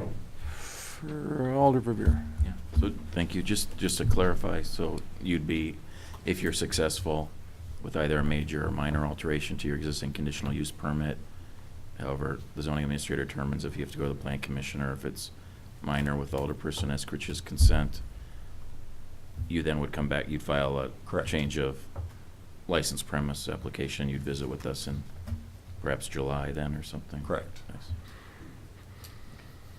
Thank you. And then on the, just lastly, if I could, on the, generally on why you're here tonight, the overcapacity issue, you both collectively feel strongly that it's only the one issue of very limited special events that have, you don't believe that you've ever been found Absolutely. overcapacity by fire inspectors or police officers for any other time So Thursday, of day or night? So Thursdays, everybody on Reason Street's pretty busy, everybody downtown. We've got a line wrapped around our door every Thursday. All the home Badger games, away Badger games, we literally only can use half of our huge establishment the whole entire time. So, I think that's a very small sample size of the larger picture of how often we actually have a line wrapped around our building.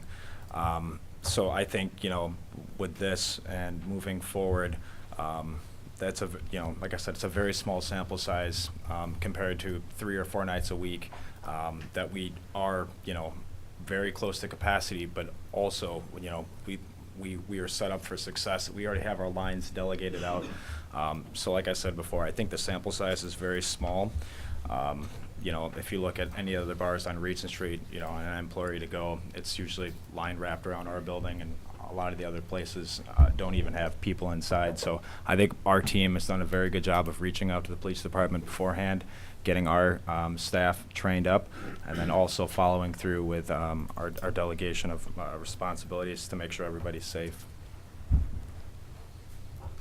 And so you tonight are requesting that we actually add a 15th No. condition relating to bounces? No. You're saying that you're voluntarily going to do that? Well, that's what or that's you've already done that. That's what we've already done after the last capacity issue that we had here. We started our own SOP here about our capacity process to improve it, to make sure that doesn't happen again. And that would be on the off chance that what happens is, some random person opens the door, lets all their friends in, so that doesn't happen. So we've taken it upon ourselves in hopes that the committee will recognize that. And I made it Tommy's #1 goal for the next year is 0 violations. So because you know the police will be back and They fire inspectors will be back. we and expect them. We know they on have football clickers. Saturdays, there's 3 counts every single football Saturday, and they know the capacity for Yeah. every little nook and cranny of your establishment. And I like my job, so I'd like to be here before you next year doing the same thing. Hopefully, Or by the ideally terms. not. Yes, exactly. yeah, Thank ideally you. it sails through. Yeah. We're, Mr. we don't Fletcher. want to be here. I would move approval of items. Oh, go ahead. Mine was a comment. I can speak to the fact that I feel they do a good job keeping a line, both as a student having lived in the neighborhood and as a patron on several occasions. I've definitely seen them keep a line out the door. Thank you. And you are 21, right? Yeah, yes. Currently. I would move approval of items 5 and 12. Second. With all the existing conditions. Second. Okay, further discussion. I might just have one question for you. When original application went in, there was some concern from the neighbors about noise. Have you had any? There was one complaint that I saw through Sarah Eskrich on a football Saturday, so it was one of the night games, and of the 14 conditions, surprisingly, you didn't have, the garage doors have to be shut when there is a DJ or music playing, which that always starts at 10, so we would always shut our doors at 10 on those nights, but it didn't say anything about on a night game on a football Saturday, so we had the doors open, and we had the jukebox playing, and it was still fairly loud. So I said to Sarah, I said, hey, we will close the doors at 10 no matter what. And she said, that's fair. I don't see a reason to add a condition. Just, make it something that happens. So we corresponded with each other, and she agreed that that was acceptable, and we haven't heard any issues since then. And we did have a listening session regarding the volleyball, and some of the neighbors that didn't really like us at the old location came down and said, well, we still don't really like you. They said to us, and we followed up with, well, have you heard us? Have we caused any problems regarding noise? No, you're too far away. We don't hear anything. So I think we've addressed the issues, and I think our sound is substantially more controlled at the new location. We've adjusted our speakers. It's also a new building, has insulation. It's built well. Alder Seeloff. Just a quick comment that there will be 2 night games this season. That's good news, I guess, but also just if you make that commitment, that would be great, because one of them is September 1st, just to start us off for Labor Day weekend, and the other one is I think unknown at this time, but there will be another one. Okay. Further discussion on the motion? Hearing none, all those in favor say aye. Aye. Opposed? Okay, takes care of items 5 and 12. Thank you. Thank you. And I believe that's all of the South District. Thank you for your time. Hey, thank you. Okay, so going to the next police. Going to the next district, we've got West, which is item number 9. Rocky's Liquor West.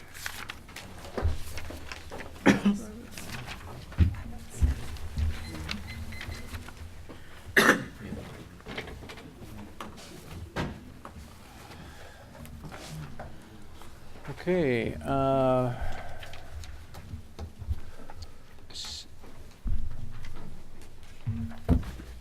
Assistant City Attorney Zilli.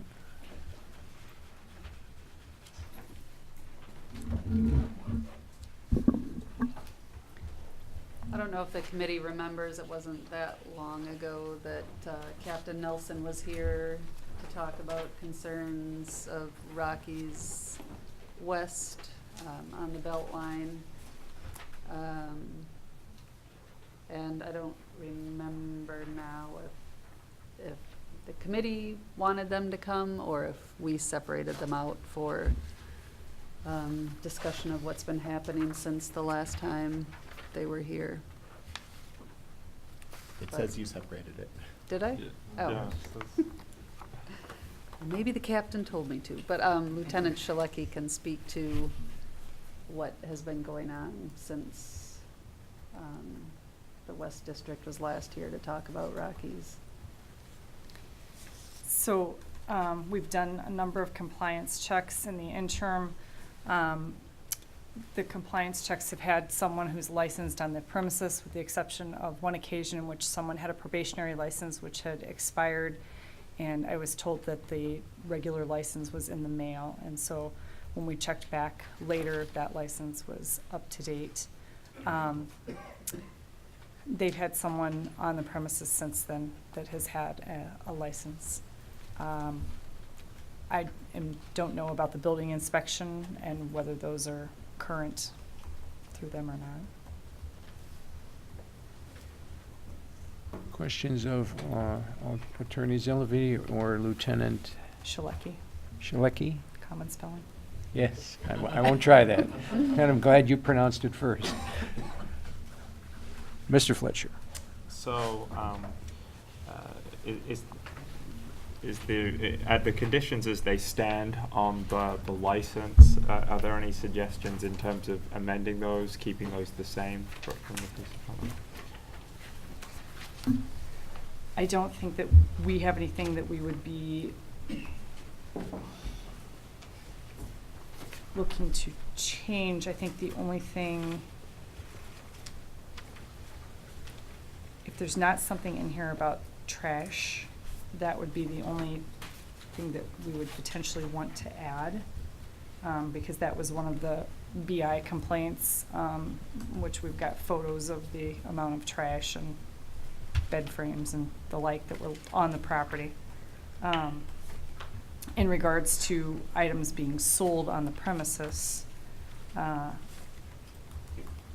think what is here is sufficient. Thank you. Mr. Greeny. Have there been any sale of airplane bottles at all that you're aware of? Not that we're aware of. They've gone, I've had officers stop in to do checks, and there's not locating any on the premises. Does that include the storage area too? Yes, sir. Mr. Donald. Going down the list of things from our previous visit, are they now keeping records of cash sales? That I do not know.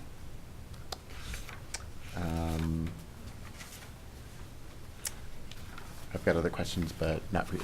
Okay.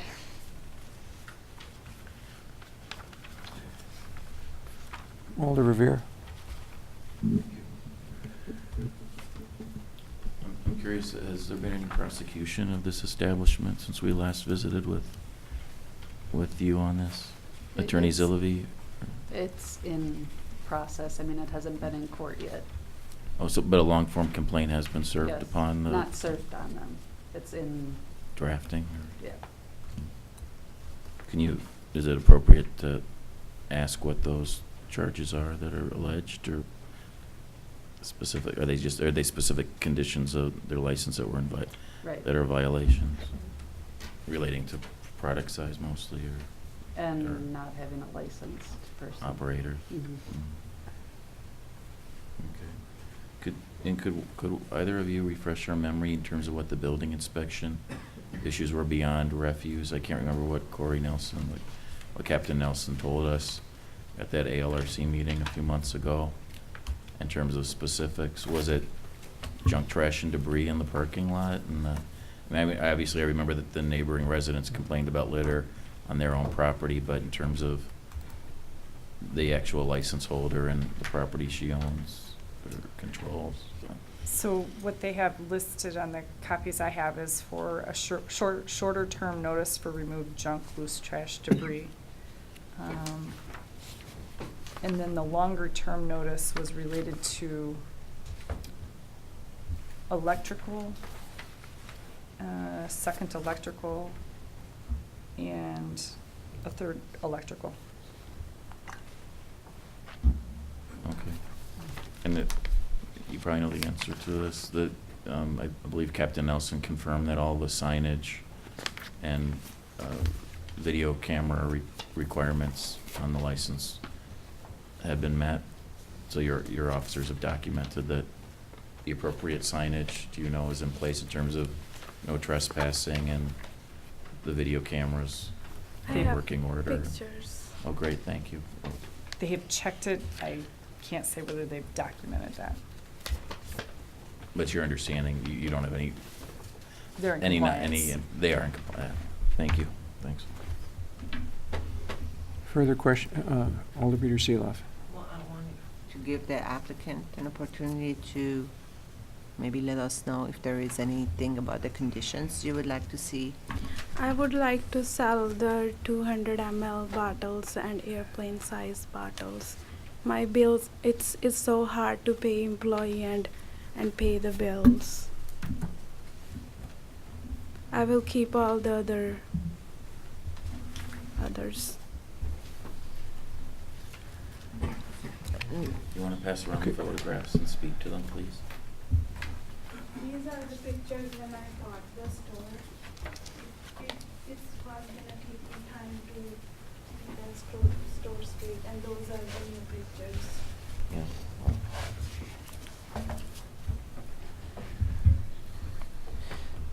Can I Alderman ask- Seeloff.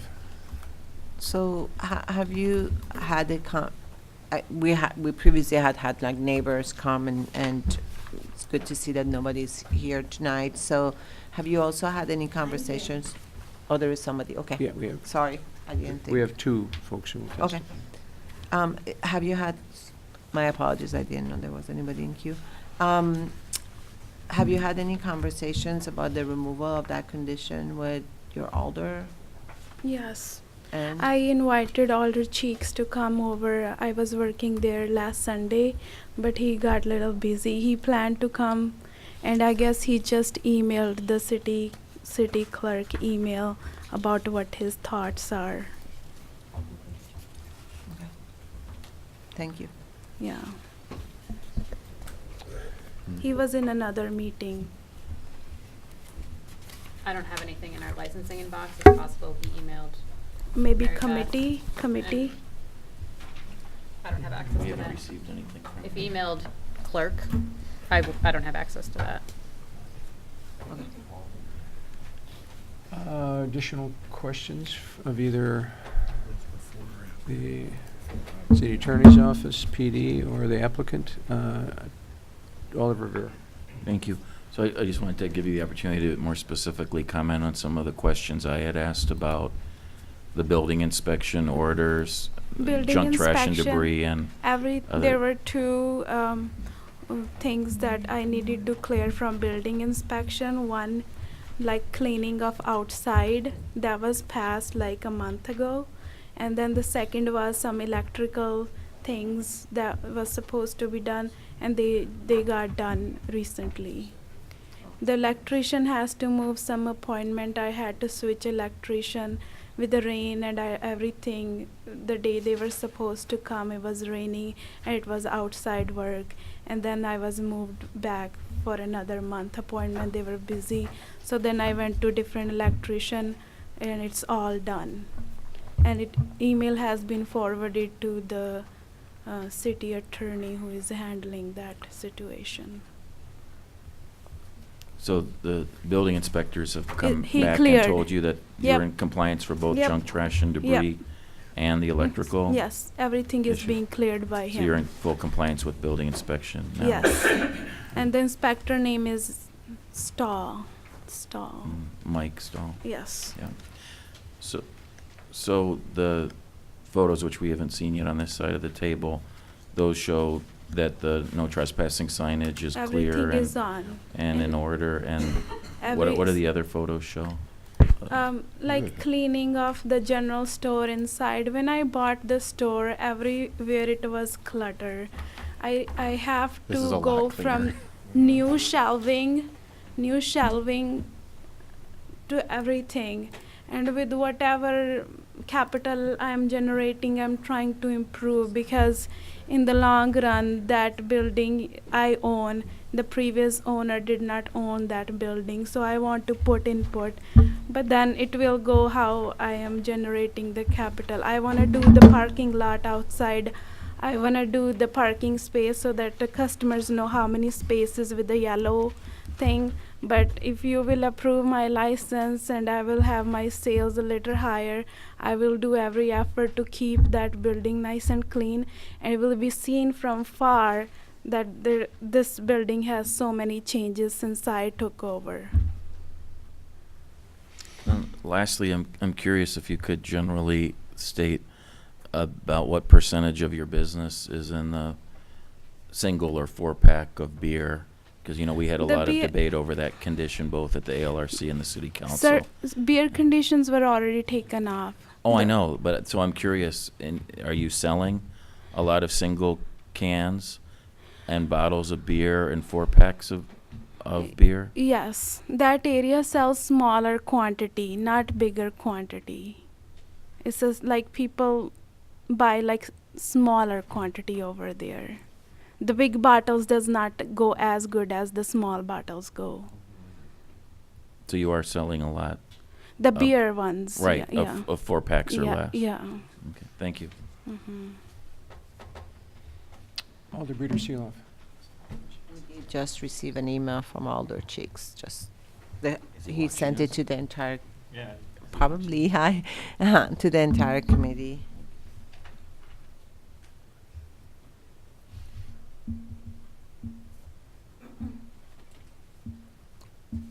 So, would somebody mind forwarding that to licensing so that it I can will go do to it the right now. legislative record?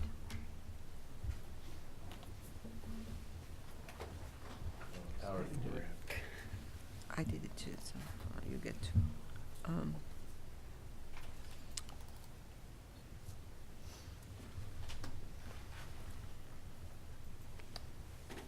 You've got it. Does the committee want to, Mr. Donnelly? What mechanism are you using now to keep track of cash sales? I've been printing every single receipt out of cash register and keeping it as a record. Beautiful. Thank you.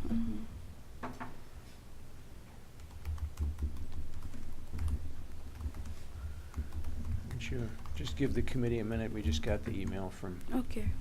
Alder Well, we can Chicks. have the members of the public, we have 2 speakers. Do Oh, we? that's true. Okay, we can do that. Why don't you just take a seat and we'll get the other speakers up here. So Faith Siobhan. Siobhan, okay. Yes.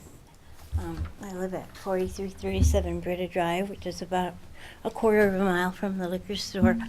And I'm the treasurer of the Dunsmarsh Neighborhood Association, although I'm not speaking in any official capacity.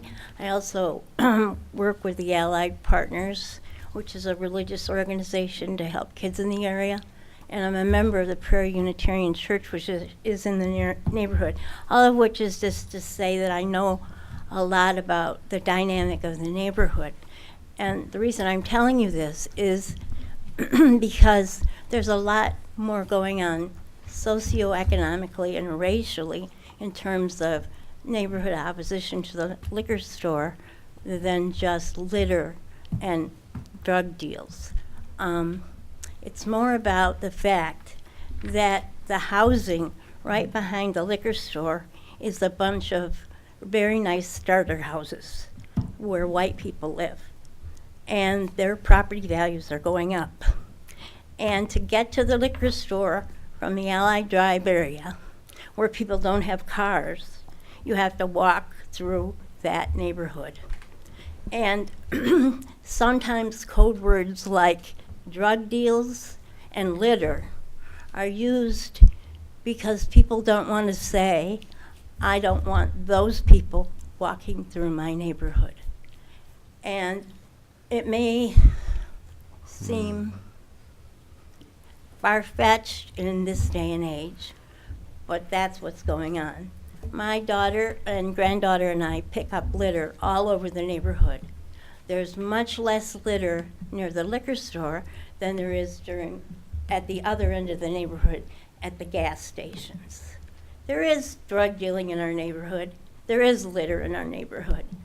but there's hysteria about drug dealing, and there's hysteria about litter, but it's not really about the litter. It's about the fact that we don't want those people walking through our neighborhoods, the kids walking through to buy, the rowdy kids walking through to buy the juice and the candy bars and to get to that bus stop. It's a much more subtle and insidious thing than just that liquor store. There's no less innocuous place for a liquor store than that frontage road area right on the Beltline. It's been there for 35 years. The neighbors down that frontage road are businesses. They're all businesses. It doesn't impact any residents. And that's one point that's never been brought up about this. And it's something that's really ugly. And that's something I really wanted to say. I've seen the improvements she's made to this store, and they're fabulous. We have a race to equity. We have a responsibility to support a minority woman business. Thank you. Oh, hang on a second. Thank you. Hang on a second. Oh, I'm sorry, Mr. Donnelly. Yeah, I have a question for the speaker. So obviously you're speaking in favor of the establishment. Very Are much. you in And favor of and its... I didn't know her before any of this started. Cool. Are you supporting renewal with existing conditions or something beyond that? No, she's not allowed to sell half pints. She's not allowed to sell this. I just want to know what it is you are advocating. So what would your desired outcome be? I'm advocating renewal with removal of the conditions about the smaller bottles, especially the half pints. Cool. Thank you for coming and speaking to us. Poor people can only buy small quantities of liquor. It's elitist to say everyone should be able to drive to Woodman's and buy a gallon of liquor for the month. That's all I want to say. Thank you. Jeffrey Young? Oh, he had to go to work. He did. Okay. He registered in support, wishing to speak. Thank you. That's all I had in the queue for speakers, so discussion. Alder I'll start with discussion. A couple of things. One, I mean, I think number 5 should be removed from the condition. I think there's been kind of enough conversations, and again, I don't see a lot of people coming in now in opposition of. And Alder Chicks didn't certainly request that condition to be kept. So that's one, which I hope people will agree. The other conditions that, it seems that they've been met, so I don't know whether we keep them or not. And on the airplane bottles, I, just like our first applicant many hours ago this evening, I really want us to be cognizant of the balance between kind of the investment that people have made and what makes their business successful, and then what we see as issues going on within establishment. So I think there was undoubtedly, I think, some rough patches there that had to, again, I have no reason not to believe the applicant about the issues with their travel, the person that was there that didn't really understand and know. So that operator, by the way, was before us, I think, 2 meetings ago, and we gave him a second chance by giving him his license. So I would like to put it out there to really consider how much of a hardship this is, especially for, as the applicant has described it, with having, again, I don't see a whole lot of people in the neighborhood showing up in opposition of the airplane size, and I don't see an alder that is very kind of adamantly saying, this is a concern I've heard, let's not have this available. So that's my take. Mr. Donnelly. Well, in response to Alder Beater-Seelap's comments, this wasn't noticed as a meeting for a change of licensed conditions. So it could be that neighbors thought, I don't have any concerns with the business continuing as is. It's going just fine, but they might have significant concerns about changing some of the roles that they really fought for in the first place. Mr. Fletcher? Mr. Grady was before me. Oh, I'm sorry. Yeah, I think when the neighbors came, that was a really big thing, those airplane bottles. And I think everyone that came, I think there were 6 or 7 people that spoke in support of not permitting sale of those. And I think that's a really big thing with them. And I would be in opposition to canceling that from the conditions. Mr. Fletcher? Just in terms of a timeline, Attorney Zilby, can you remind me, when did Captain Nelson come to the committee last? Was it a couple of months ago when the request was made to change the license conditions? So I think to say, and this committee denied at the time the change of license conditions based on the report. I'm in a similar position to Mr. Grady, that I think I'm in favor of renewing with the existing conditions. If there is a conversation with notice to the neighborhood later on about changing those licensed conditions, I would be in favor of that down the road. Again, I just think that there's 3 months ago we denied that. Is that enough time? I don't know. Certainly not at this meeting. I don't think so. Alder Skidmore. Yes, thank you. I agree with Mr. Donnelly. I note that this item is noticed as a license renewal, not a change of license conditions, which is a separate category, and that might lead the public to think that it would be a renewal or not a change, and that there might be a different outcome if this was noticed in that manner. So I will be supporting license renewal, and if the applicant wants to come back for a change and the public knows about it, then Captain Nelson could be here to address this specific issue. I would consider it, but I will only consider renewal of the license at this point. Alder Revere. Thank you. I move to grant the renewal of the license for agenda item number 9 with each of the existing conditions. Second. And if I could say a word or two. First, as it relates to Alderperson Bedars, I think well-placed point about condition number 5.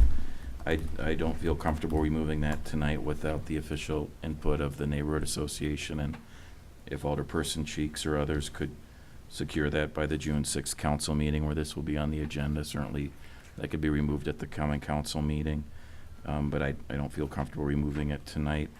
And similarly, I don't support modifying any of the conditions tonight because, as we heard Attorney Zillovy say, the license holder will in the near future be served a summons and complaint in municipal court for specific violations of our liquor laws and specific conditions of our license that are allegedly in violation in the minds of the city attorney's office and the police department. So I think it would be perhaps unprecedented, I think, but certainly send a negative signal if we are making concessions on the license tonight when there's a prosecution that will be underway very shortly. Further discussion. Alder I just Bercios. make a general, I'm totally fine, I made my point, but this whole like renewal versus, we've changed conditions tonight on yeah, you what could do that was legally. under renewal. So that's not, just again, say we're not changing any condition under renewal when we actively did change them tonight. So I just want to put that out there. And I'm totally fine. I think it's noticed as renewal means everything's open for discussion, but I'm just. Okay, further discussion. Mr. Keno Espina. Yeah, I wanted to second the comment that we have made some changes today to multiple ones. So I also feel that this applicant has made considerable changes and improvements to this business. and has a goal to make this business an actual good place for the community. I can see that maybe people didn't know that they needed to come and say, hey, we don't want that condition go away, so we can make another meeting for that. But I want us to think about, are we, kind of with the email that we got, are we applying the rules the way that are consistent? Are we applying the rules the way that are reflecting reasons for why we have those rules? So just for us to think about. Further discussion? Do we have a motion? We do? Existing That's wonderful. conditions. Okay. Motion and a second, and I presume it was to renew with the existing conditions. Okay, all right. Totally missed that. All right, all those in favor, say aye. Aye. Aye. Opposed? Okay. You know what, I just like to say one thing.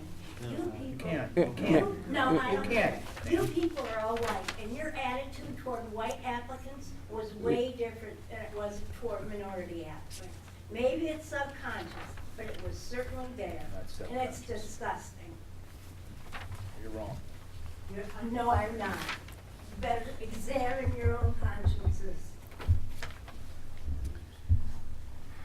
Okay, item number 8.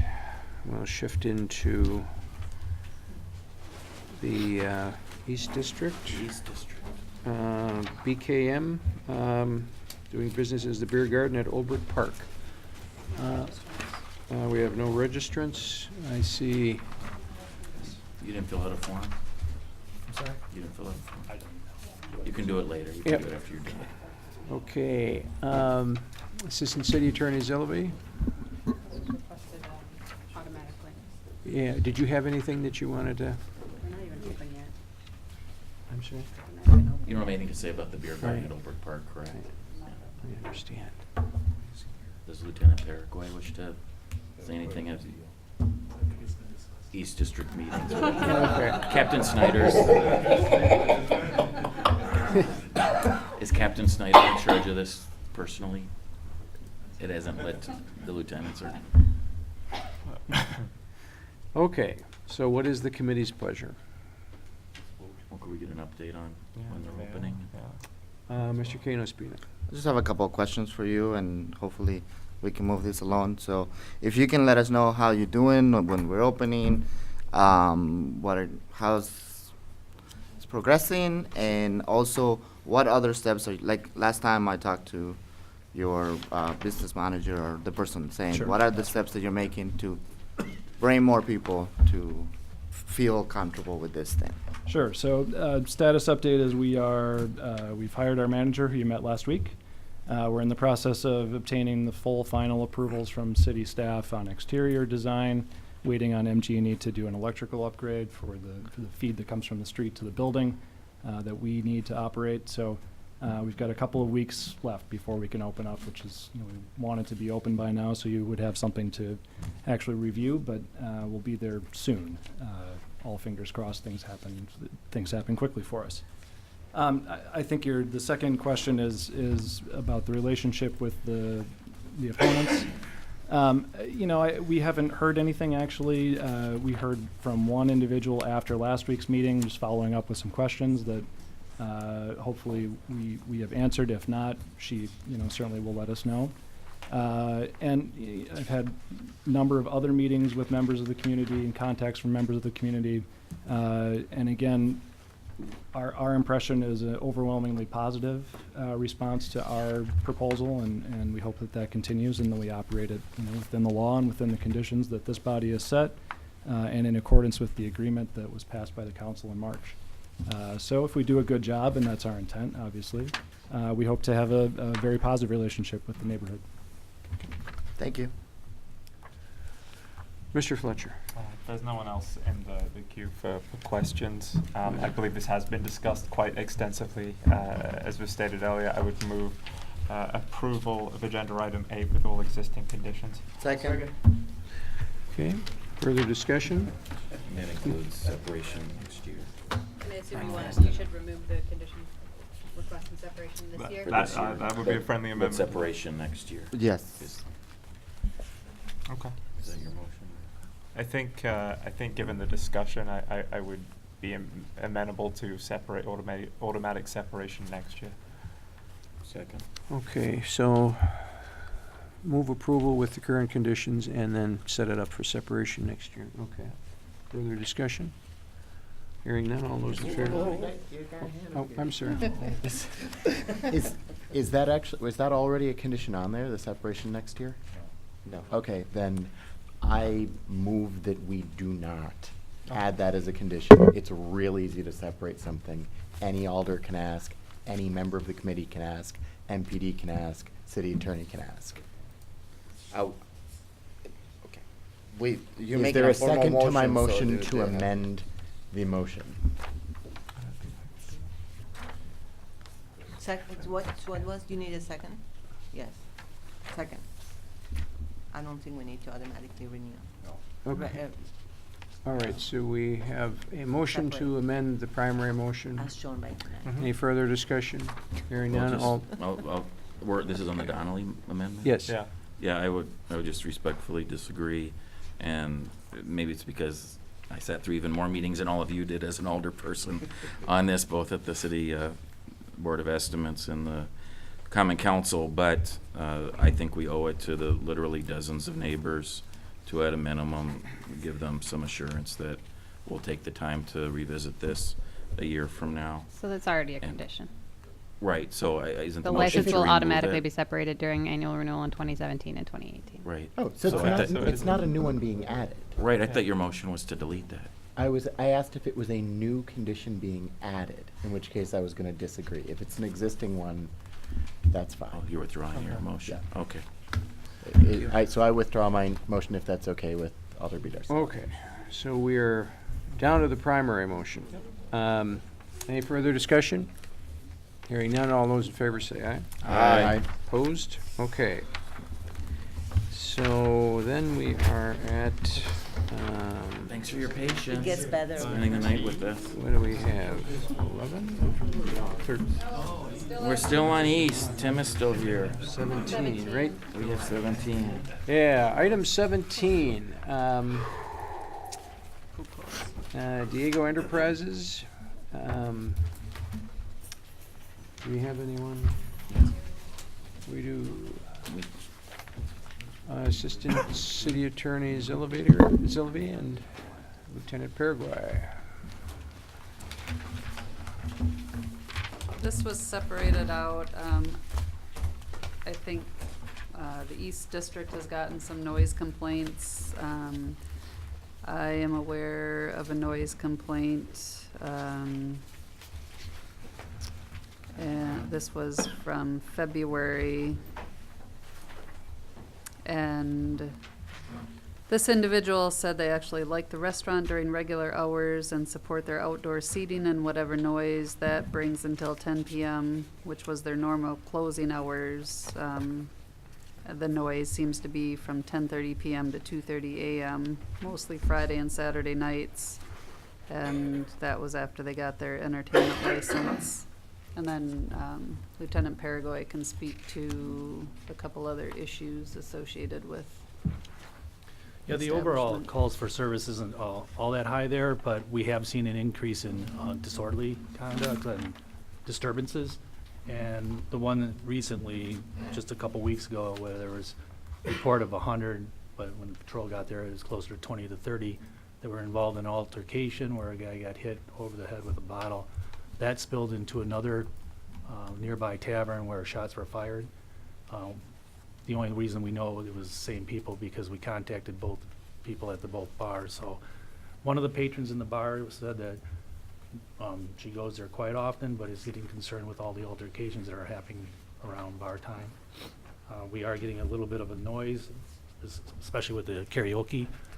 But I learned today that you don't have to have an entertainment license for karaoke, but it still has the noise problem that we're getting.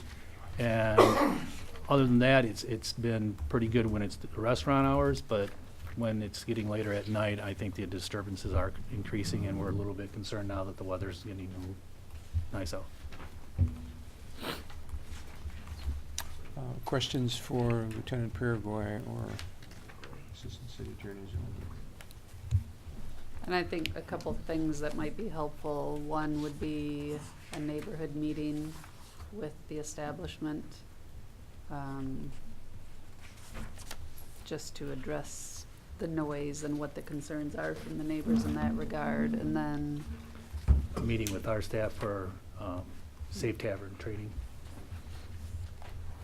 And just for clarification, they don't currently have an entertainment license. Right. Right. Going to carry out. Have you done a safe server training recently? No, we have not. We usually, because we don't have it like Central, we usually browse some of Central CPT people to do the training. And we do have Chad Cross with us now, but he's going back to Central CPT, so we do have people that are trained, but we use them for training. Further questions? Alder Rivera. Do I understand, and the Attorney Zilli needs to answer one or more of these questions, actually, sorry. In my understanding correct, there has not been an alert meeting at all with them yet? that's correct. Okay. This is pretty fresh. Recent? Yes. Mhm. Has Alderperson DeMar been in communication with the East District, or you, She's- Attorney Zilli, is she aware of the I know issue? she's aware of the noise complaint because she's been CC'd in some of the emails that have been passed.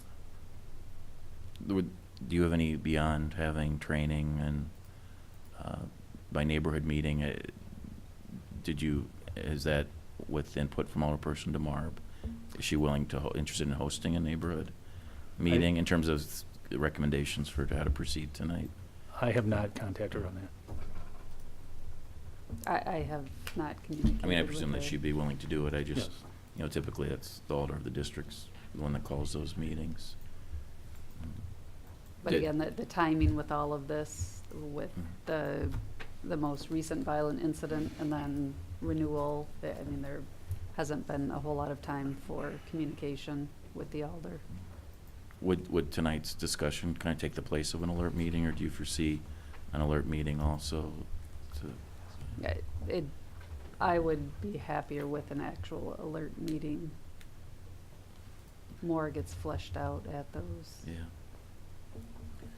So in terms of just before you trade places at the table with the license holders, the only specific conditions of license renewal that you might want to mandate are training and a neighborhood meeting? Is that it, or was there something else I missed in your testimonies?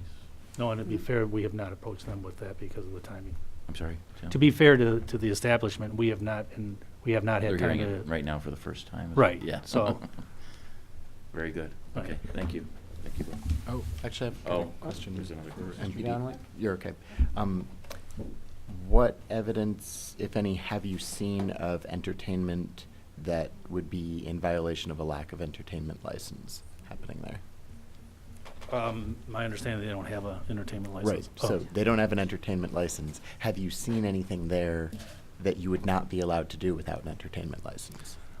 I have not. The reports is more of this disturbance. We did get the one person that's saying that there's a lot of altercations because there's a lot more partying going on after it becomes entertainment, if you will, after the restaurant's done. But we haven't seen any particular violations, no. Cool. Thank you. Further questions? Okay, thanks. And why don't we have the applicant step up? I prepared a printout of our remarks. Do you want? Great, Sure. thank you. Thank you. Yeah. You can just give the whole pile and we'll pass them down.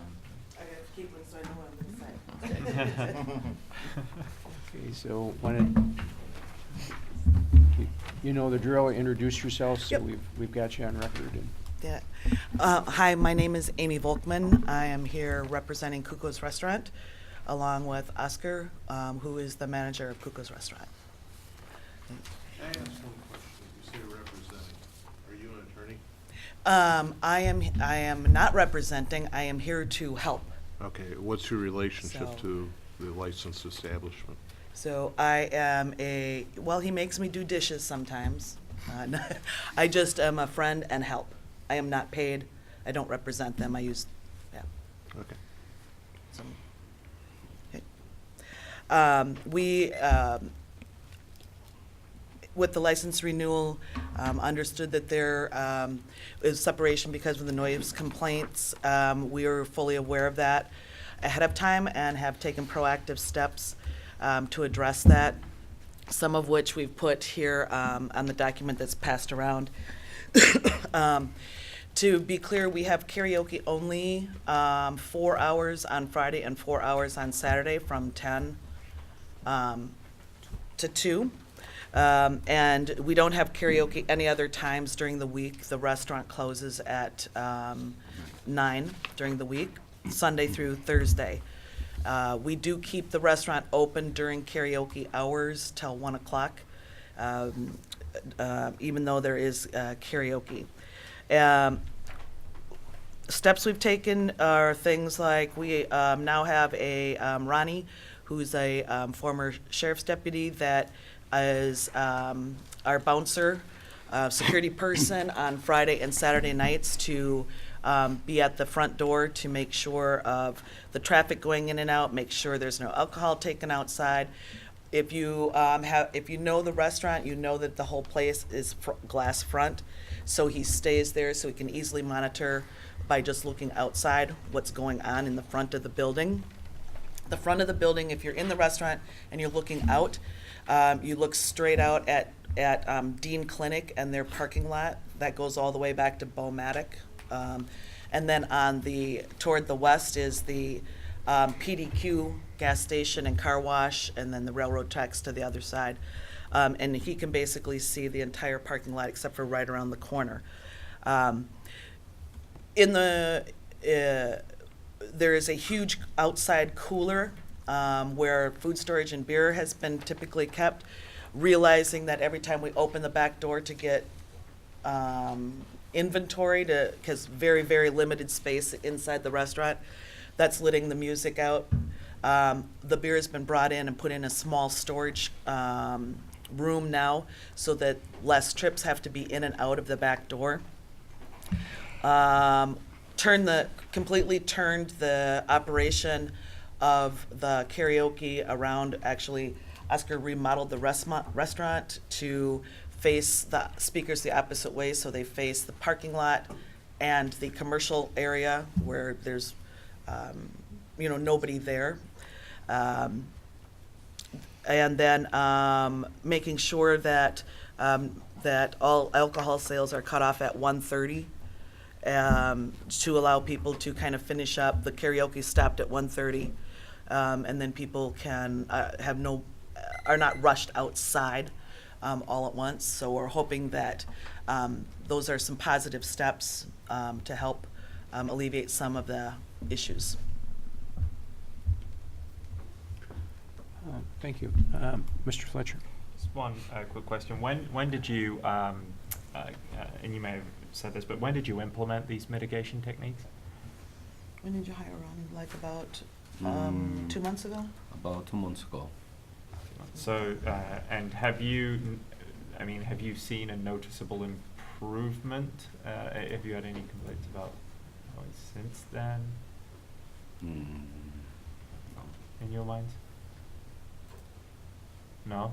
I'm sorry. Have you noticed a kind of an improvement in the overall situation since you implemented the steps that you've outlined here?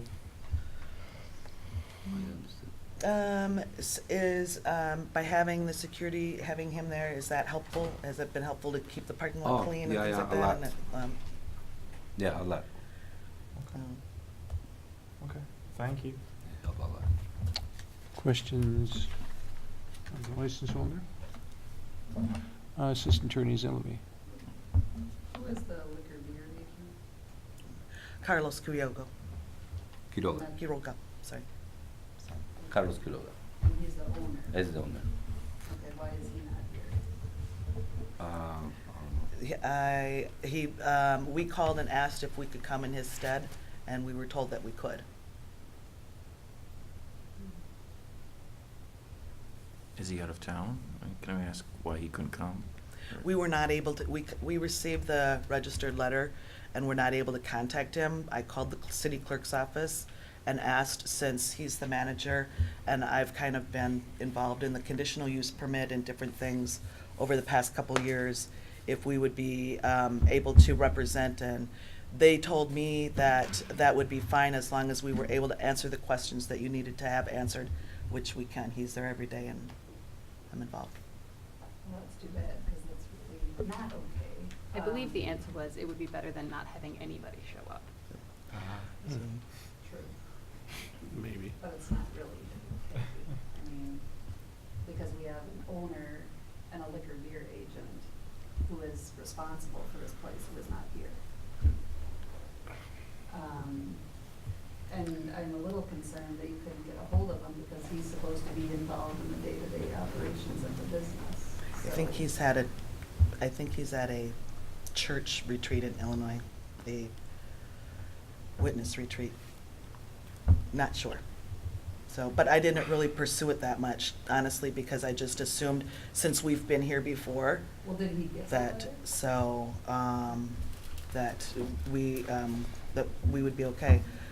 You signed for it, right? Mm-hmm. Yep. But is he aware of it? So, Even? yes, he spoke with them. Assistant City Attorney Allen. Going back to a point I made earlier in the evening, only the agent or an officer of a corporation or the owner of a business has the legal authority to speak on behalf of that entity. Employees don't. It'd be the same as if I were to commit the city to a multi-million-dollar contract. I don't have that authority.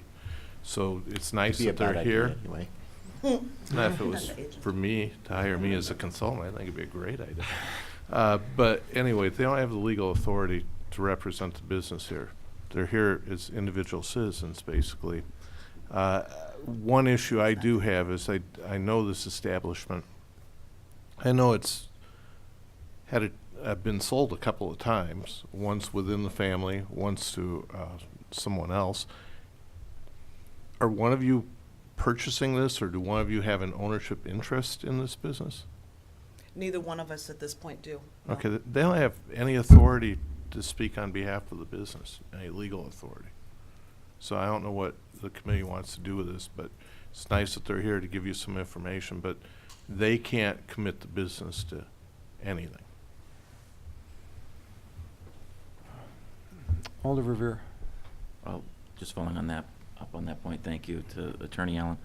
Remind us, is the state statute that requires municipalities to act on renewals by June 15th of each year, does that preclude us from referring this renewal to our next regular meeting, for example? Well, we Because the could, owner but agent they just isn't here. Wouldn't have a license for a little while. I'm curious what your recommendation is in terms of proceeding. I appreciate that the manager and consultant friend, whatever, I don't want to offend you, are here tonight to be sure and have been here all night for hours and hours, but it is awkward that the responsible party, the owner and liquor agent, might not, hasn't even, maybe you read the letter to him over the phone, but he hasn't even physically seen the letter apparently. He actually has not seen the letter because Oscar signed for it when we, and I just called and thought we were okay. So I should have probably known better, I guess. We do send two That's letters, fine. one to the establishment address and one to the agent's personal address. And Where when is were that, those out of sent out? curiosity? I'd have to go and check and see if we've got We a have 'em right certified here. receipt for Where the agent's does he personal one. reside? Does he reside in the city or county? Or- On Blossom Lane, right behind the right Oh, behind the so he restaurant. is local. Both of them were sent to Buckeye Road, so that's why we signed for them, I guess. Does Attorney Allen have any recommendation on how to proceed, or just proceed in absentia? Then you know, I'm kind of perplexed because, on the one hand, you could recommend non-renewal, and Attorney Zillavy and the chair could work on a letter, but it doesn't sound like anybody really is looking at being a proponent of non-renewal, but you have a failure to appear by the legal representatives of the business. It's just that if you fail to appear on a traffic ticket in court, you'd be found guilty. So on the one hand, you could say that, hey, you know, the penalty for not appearing at this hearing is we're going to pursue non-renewal. Now, that doesn't mean that the chair and Attorney Zillavy, if they reach the owner and come to some agreement, can't recommend something different to the Common Council.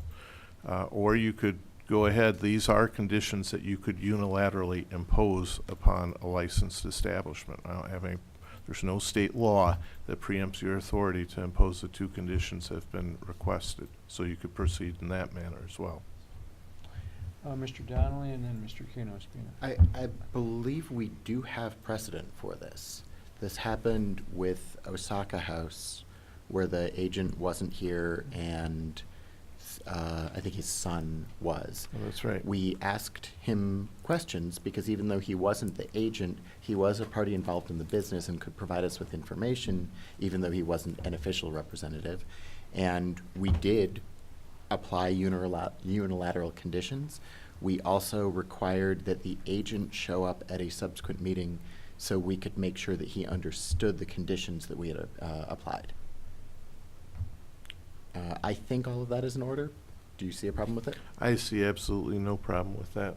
Excellent. So let's carry on, and we can ask the people who were kind enough to show up questions, hear from other people in the community who wanted to speak, and make our decision. I believe you indicated you were going to be scheduling an alert meeting as well. Right.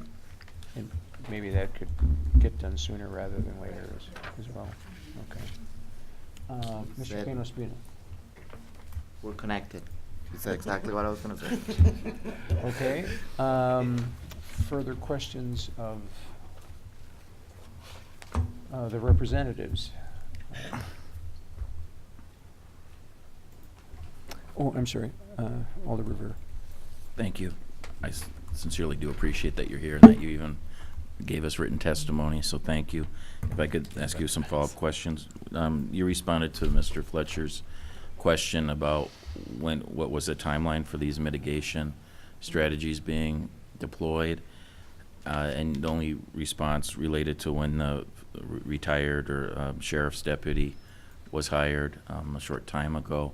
In terms of all the other items here, were those also in the last few weeks, or I don't know that you need to go through them one by one, but I was just curious, are these new strategies in total or only the hiring of the security person?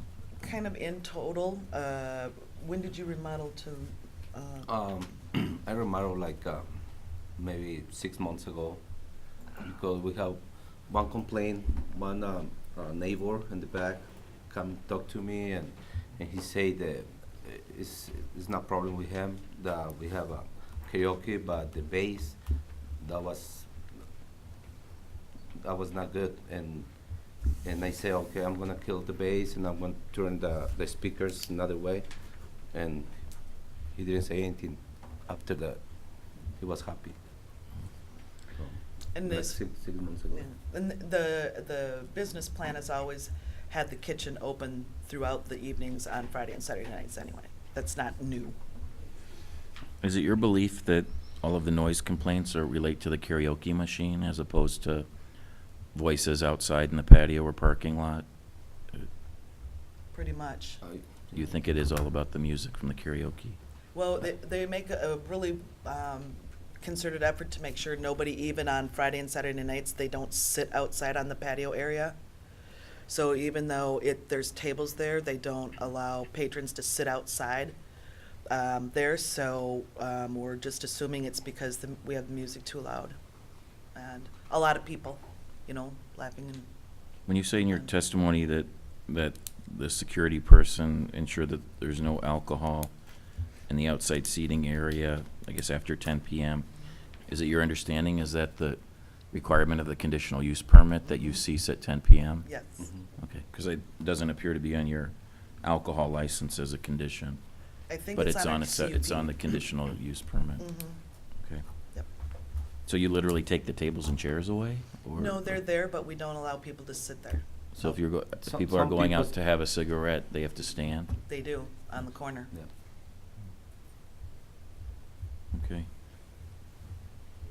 All right, so would you have any objection to, beside the conditions that were articulated by by Lieutenant Paraguay and Attorney Zillaby in terms of meetings and training? I presume you have no objection to that, right? None Yeah. whatsoever, right? Do you have any idea when the owner and agent is returning to the community? I think they're actually here. Oh, We they're- just that he's didn't. back? Yeah, we just didn't get a hold of them, and then I didn't continue to pursue it because, you know, the late clerk, when she said it's better than nobody when we Mhm. called. Oh, yeah, I That was understand. exactly what, you know, we were That's told. understood. Don't feel bad So I about just that. kind of like, yeah, okay, well, we're good, and so I didn't bother to, but she was right, that's what was told to me, that. Well, I do think it's important that we physically know that See the owner Carlos. agent knows the concerns of the city. Mhm. And so I don't know if that's just the assumption that an alert meeting will be scheduled in the near future and his attendance is mandatory at the alert meeting, or even if we want to go one further and request that he appear at future ALRC meeting in front of all of us, our next regular meeting, or in July, whenever. But that's another option. The other area I just wanted to ask you about is, you say that food is available until 1 AM. About what time does the restaurant morph into more of a tavern, entertainment, kind of, you know, with the karaoke time, 10 o'clock? Karaoke start at 10. 10 And o'clock. 10 to 1:30. Do you know what percentage you stated on your renewal application you would be your revenue of food versus alcohol percentage? 80/20. Is that what it is? And I don't know if you actually, Yeah. again, I don't know if you say you help with the books too and you know that, but. It's but- pretty so- close, because except for the 8 hour, 4 hours Friday and Saturday, it's basically restaurant. It closes, regular restaurant hours during the week, and it's just those 2 days where there's extended hours. So it's pretty close to that, I would imagine. you Although think on there- the Friday and Saturday nights, from 10 to 1:30, obviously more alcohol sales and food Do during you know those of any times, so. reason why the owner would have any objection to us adding as conditions on the license that indeed you be a bona fide restaurant under our ordinance and that you serve food? I could say 1 AM, but generally the condition says at all times, but we're reasonable about that. We don't expect you to have the kitchen open right before bar time.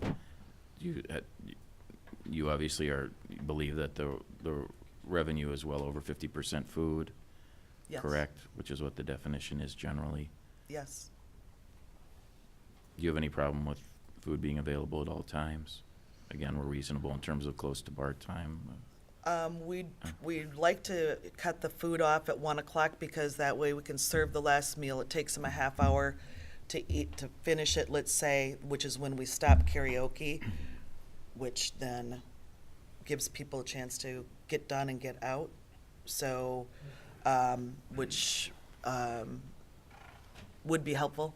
Then we don't have people eating at 1:30 when we're trying to get them out after karaoke's done. Does that make any kind of sense? I understand, yeah. Again, Otherwise, the kitchen's open all the time. I realize that the main issue is noise, but we also have the disturbances and the shooting Yeah. adjacent, and so it's not just noise too, but my concern is that I've been on the committee in a very long time, and we have an issue with establishments over the years, year in and year out, that represent themselves as bona fide restaurants, but maybe because they're victims of their own popularity, clearly morph into taverns and nightclubs in the evening hours, and anything as a reminder, especially since the owner's not present, Mhm. to get the attention that you have to be a bona fide restaurant, and the city could audit your books Mhm. to prove that, would provide me more comfort if we added those conditions. I, I don't know the books in detail, but I think Oscar can speak to the fact that it is more than 50% restaurant, Thank you. Thanks very much. right? No. Further questions? Alderman Sealy? Yep. I make the motion to renew it. Oh, I think we have one, yeah. Yes, wishes to speak, okay. So why don't you just have a seat, Christina?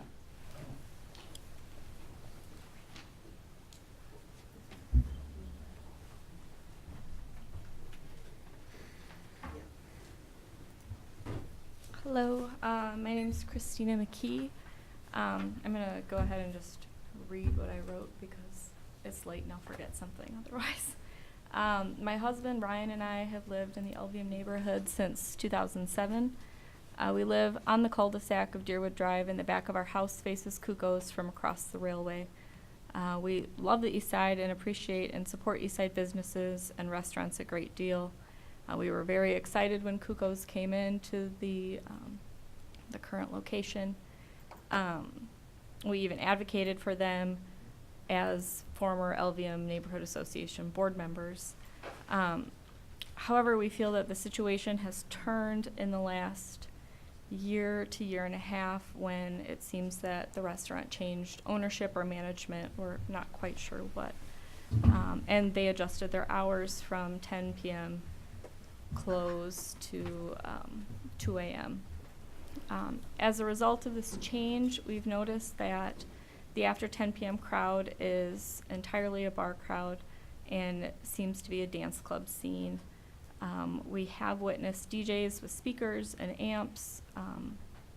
This is theoretically karaoke, but we've never seen karaoke actually happening.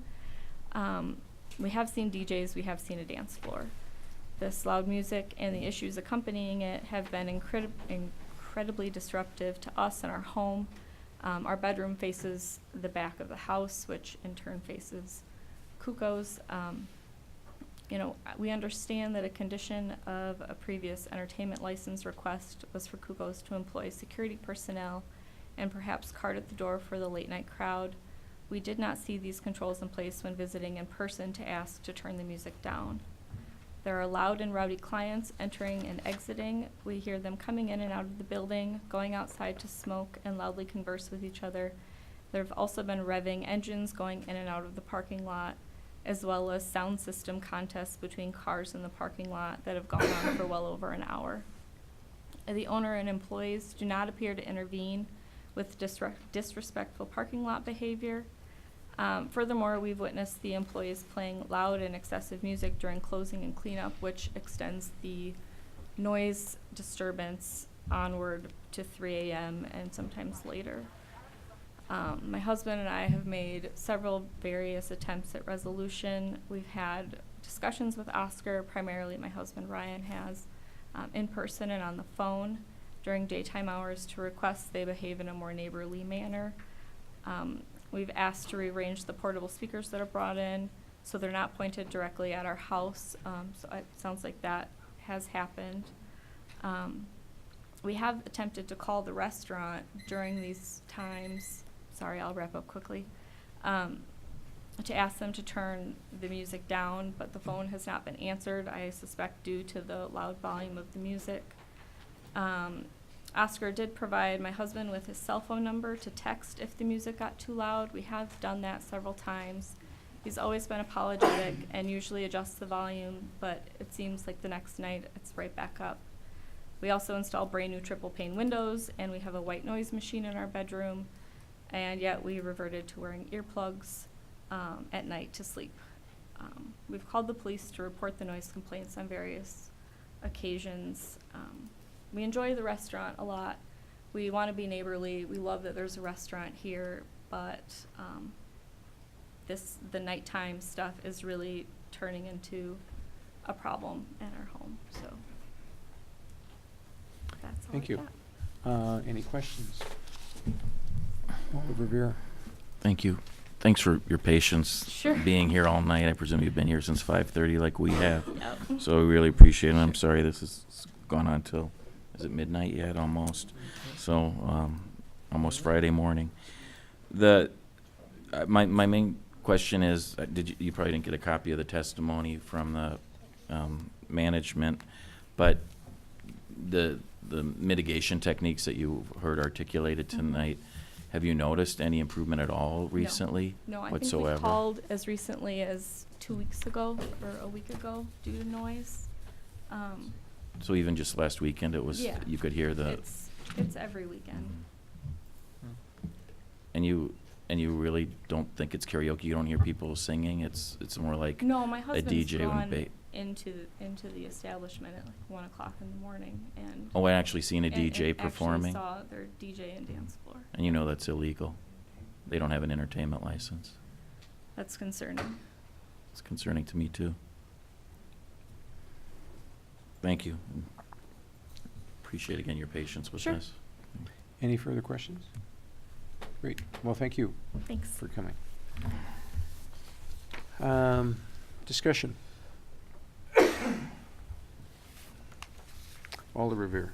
I'll say one thing, being very flippant at midnight, but I'm seriously considering sponsoring an ordinance amendment to no longer exempt karaoke from our entertainment license requirement, because we've heard enough about karaoke affecting the quality of life of our community tonight, more than one establishment. It seems that we need a better handle on that. That's just a statement I'd make off the top of my head, and maybe even ask Attorney Allen to draft that actually for me. Seriously. So I guess I can get us going by moving. Renewal, so I'd move to grant renewal of agenda item number 17. In terms of conditions, I'll start with the two that I mentioned earlier, and that is that they must meet the definition of a restaurant under Madison General Ordinance, Section 38.02. And I'm just going to say what we routinely have on other licenses, and that's that food must be available at all times, since they say they're 80% restaurant. In terms of additional conditions, I don't know if the attorney's office is looking for specific conditions in terms of an alert meeting being conditioned or what have you. In terms of that, I feel strongly that we need to have the owner's attention here, and almost want to add as a condition that they appear at the ALRC meeting, if not later this month, but in July. Could I ask, in the midst of my motion for guidance from Attorney Zilovey, Mr. Chair, she's signaling that she's willing to help with crafting Sure. language, if she could come forward to a microphone. I actually think it would be important to have the alert meeting before the council meeting. On June 6th? Yes. Because you know that obviously the renewals go to the council on June Right. 6th. So that's a great idea. So So obviously the condition wouldn't be in effect until July 1st, but in terms of what we have before us tonight, but. Right. So you're saying you'll try to organize an alert meeting Right. ASAP? and Right. Hopefully before June 6th? Yes. Thank you for doing that. While you're at the table, though, can you remind us how, in terms of proposed language, in terms of training and a neighborhood meeting, and did you and Lieutenant Paraguay have Well, specific that language? they contact the East Police District for a safer bars training. And Are you getting this, Rachel? I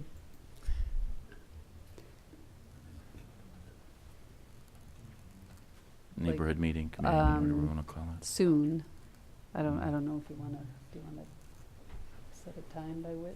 No, I think we should look at. Okay. Yeah, we're done. No, for the safer bars training. We can do that fairly soon. I don't know if you wanna make that a condition So a do com- a that before community- this license expires, but I think it's important to do that as soon as possible. Mhm. And that's the police training. Right. And then a neighborhood meeting perhaps by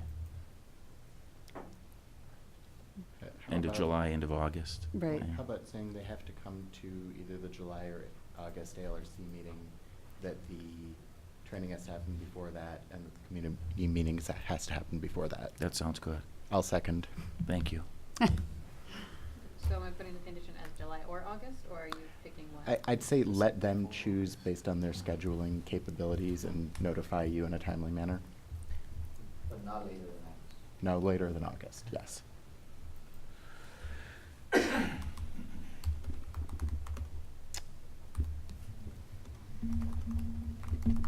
you want to read back Alder Revere's motion?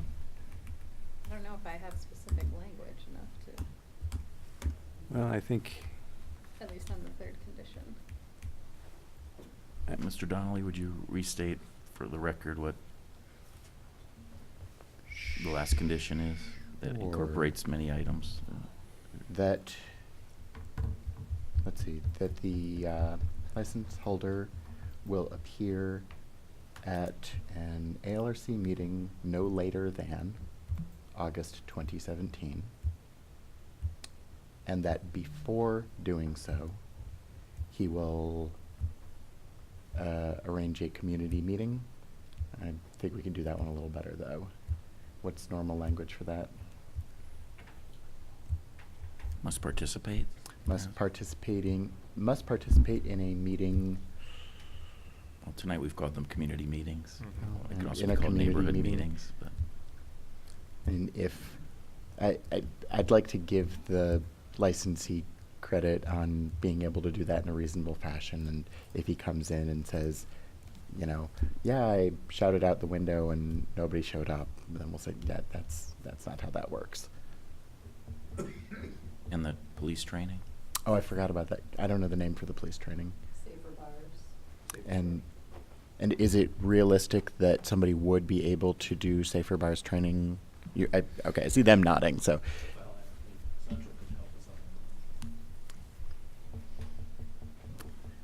So. I'm sorry, what was our time frame? Before the August ALRC meeting.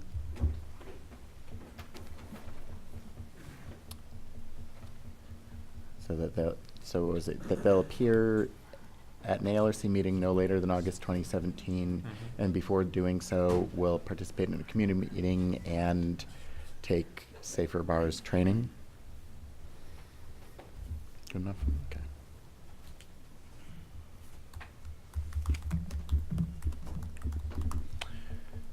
okay. So, that's your motion? Seconded by? Alder Revere moved and I seconded. Right, okay. Further discussion? Everybody comfortable with the motion? All right, all those in favor say aye. Aye. Opposed? Okay. That takes us to the last police district, which is Central, and item 13, Baldwin Street Grill. What's that?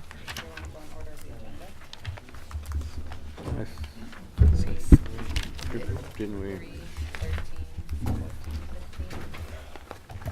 All right, so, okay. It was my recollection that when the committee, we had the revocation hearing and then they didn't get revoked, and I think that the committee wanted them back at renewal time to check in and make sure that everything was going as anticipated. And I have not been aware of any issues at the establishment, and Captain Friedman can give you more specifics. Captain Friedman? Yeah, so both in looking at the calls for service as well as talking to Sergeant Berkovitz before he left, we did not have any reason to bring this establishment forward today. We don't have any ongoing concerns or patterns of behavior that we're seeing that would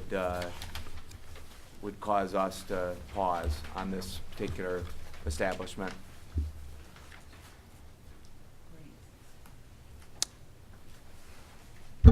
Questions of, Can we just move to approve?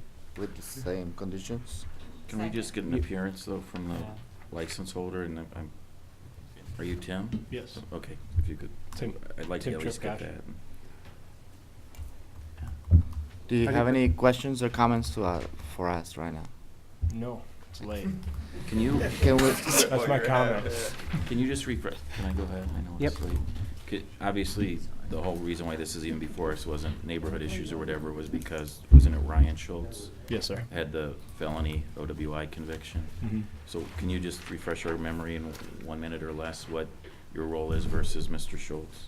Yeah, Schultz, the LRC wanted Ryan removed from alcohol operations. Between myself and the bar manager, we've taken on the ordering and the day-to-day operation or handling of the alcohol, so to speak. He's still present, but he's doing more of the books. He does the quick books. He does things to help facilitate more of the back office stuff, and the front of the office or front of the restaurant's being handled by myself and the bar manager. I'm there just more for the ordering through the distributors, and then but the manager's also taking that role on too, so I can be there less because I do a lot of stuff that I don't have the time to sit there 40 hours a week.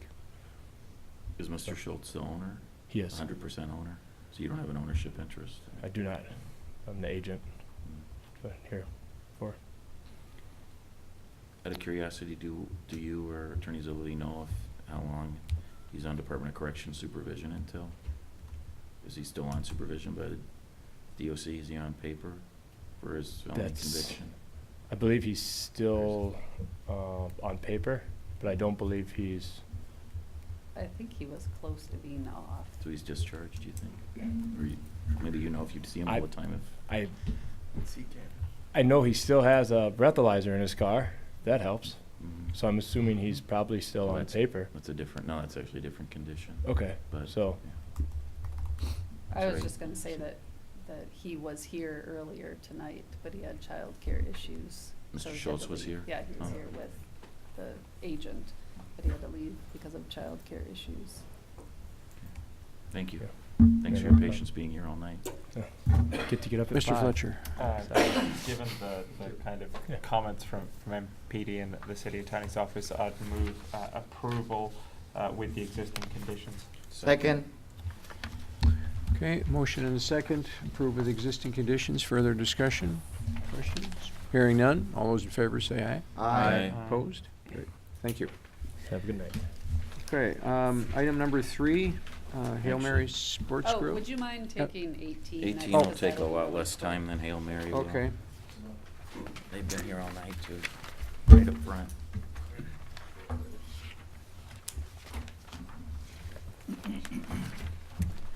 Okay. And So why don't you- after talking to, who did I talk to yesterday? Jack or Steve? Jack. Yeah, you talked to Jack. Jonathan. Jonathan? No, Jack. His name is Jonathan, but his name Oh, is Jack. Nickname is okay, Jack. okay. So I talked to him yesterday. He had called to find out why he was separated, and had he responded to the clerk's emails a couple of weeks ago, he wouldn't be here. Right, he's gonna hear about that too. So his punishment has been to sit here for Oh, Jack's not here. 5 Right. hours. No, he's Oh. paying other people. No, Oh, he's no, paying he's other not people here. to sit here and We're be here. punished. That's why he's gonna pay for it. So, and the We all reason are. for it was because one of their conditions is that they have to be a restaurant, and the renewal application indicates the percentages were 60 alcohol and 40 food. So the clerk alerted me to that, and I asked the clerk to contact them to find out, is that really what it is? Was it a transposing error? What's the deal? So the clerk sent out an email, didn't hear anything back, sent out another one, didn't hear anything back, and so I separated it because if it was 60-40, that's a problem, so. Mr. Fletcher. We've had no prior concerns with food to alcohol ratios. With these guys? Yeah. No, not to my knowledge, no. Mr. Chair, can I make a motion then? I'd If no like one else to is- object. okay, I'd like sorry. to have to No, get the, go I'd like ahead. to get the appearances, and I'd like Captain Friedman to Yep. speak, although I support a motion to renew to be sure.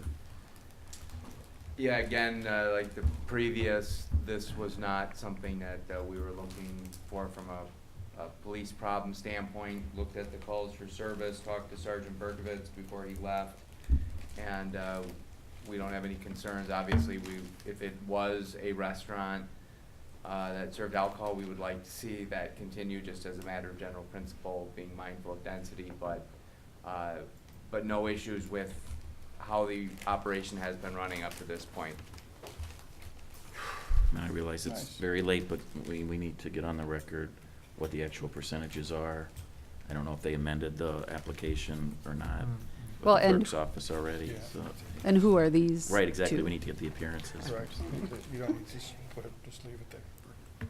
Yeah, would you mind saying your name and what's your Sure. relationship to the? My name is Steve Weber, and I'm Jack's business partner and director of operations for the company, which includes the Wisconsin Brewing Tap House, and so general manager. I'm Kevin Jaso, it's general manager of Wisconsin Brewing Tap House. Can I just rudely interject and cut to the chase? Sure.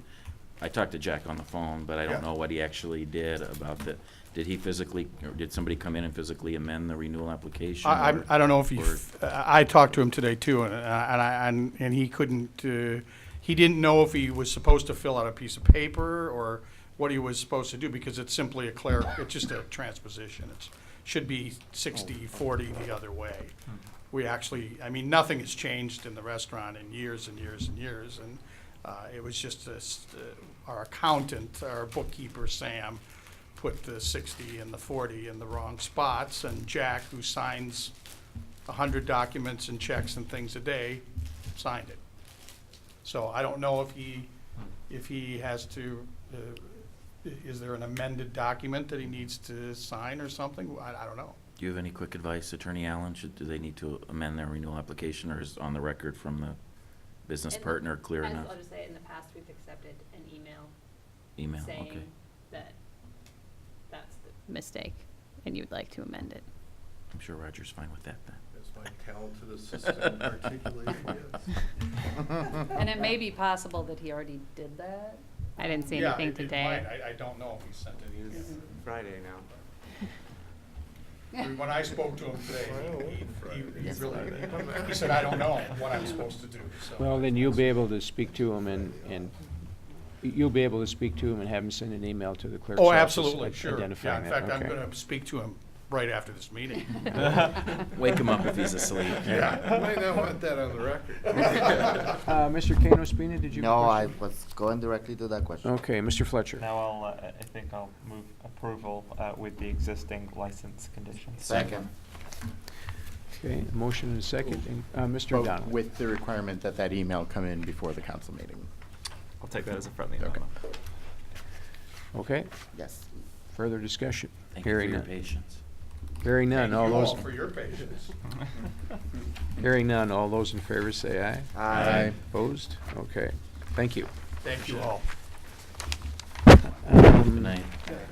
Let's see, so we have, Is anyone here for 14? Apparently not. No one here for 14? So what do you want us I to do? don't see any for 14. Guess we can do it last. I have we don't have any, just 3.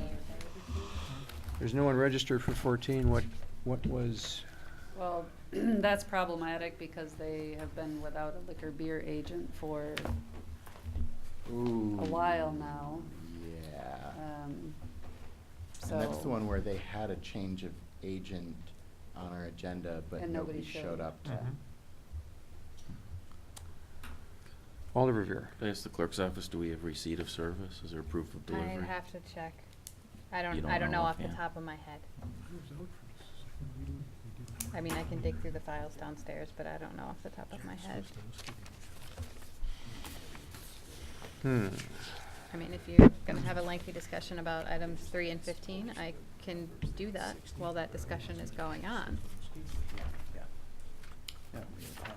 All right. Are you? Well, and actually, and Roger might maybe know off the top of his head, but,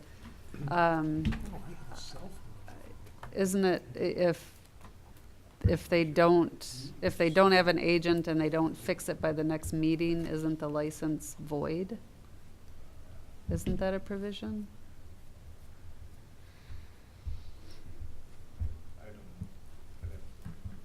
Well, can we just take the next item on the agenda and circle back to this one when we've had time to Sure. look it up? Sure.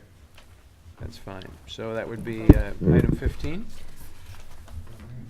Tiki Shack. No, Tiki Shack first.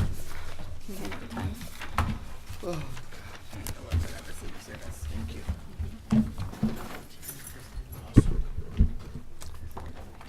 So why Tiki don't you- Shack, I'm guessing that everybody remembers what the concern is there, that they do not operate as a restaurant, that they operate as a bar.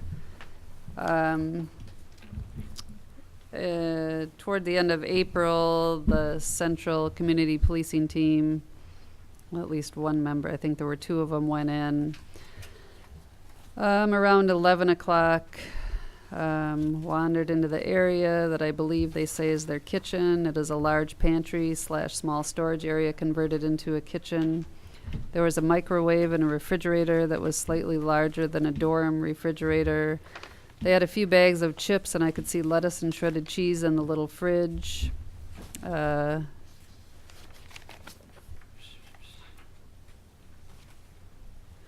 manager, Nick, said that the kitchen used to be used as a storage for their outdoor patio, but they decided to add the kitchen so they could offer nachos and stuff. That was in quotes. The officer's opinion was that they do not even have the ability to serve food unless it's microwavable or cold, and that is very limiting. Ironically, the only food at any of the tables were boxes of Ian's Pizza, which is located in the same block. And that's been the observation of law enforcement for as long as I've been talking to you about the Tiki Shack. In addition, they are delinquent with Frank Liquor. And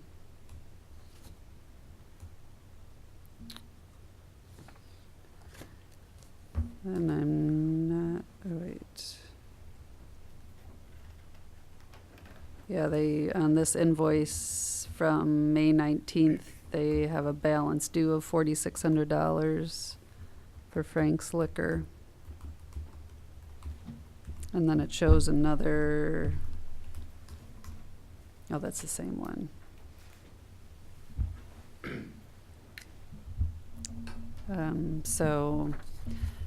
And if you might recall, if my opinion was that if you were considering giving them a license for the Hail Mary, that you would condition that upon them surrendering their license for the Tiki Shack. Kevin Friedman.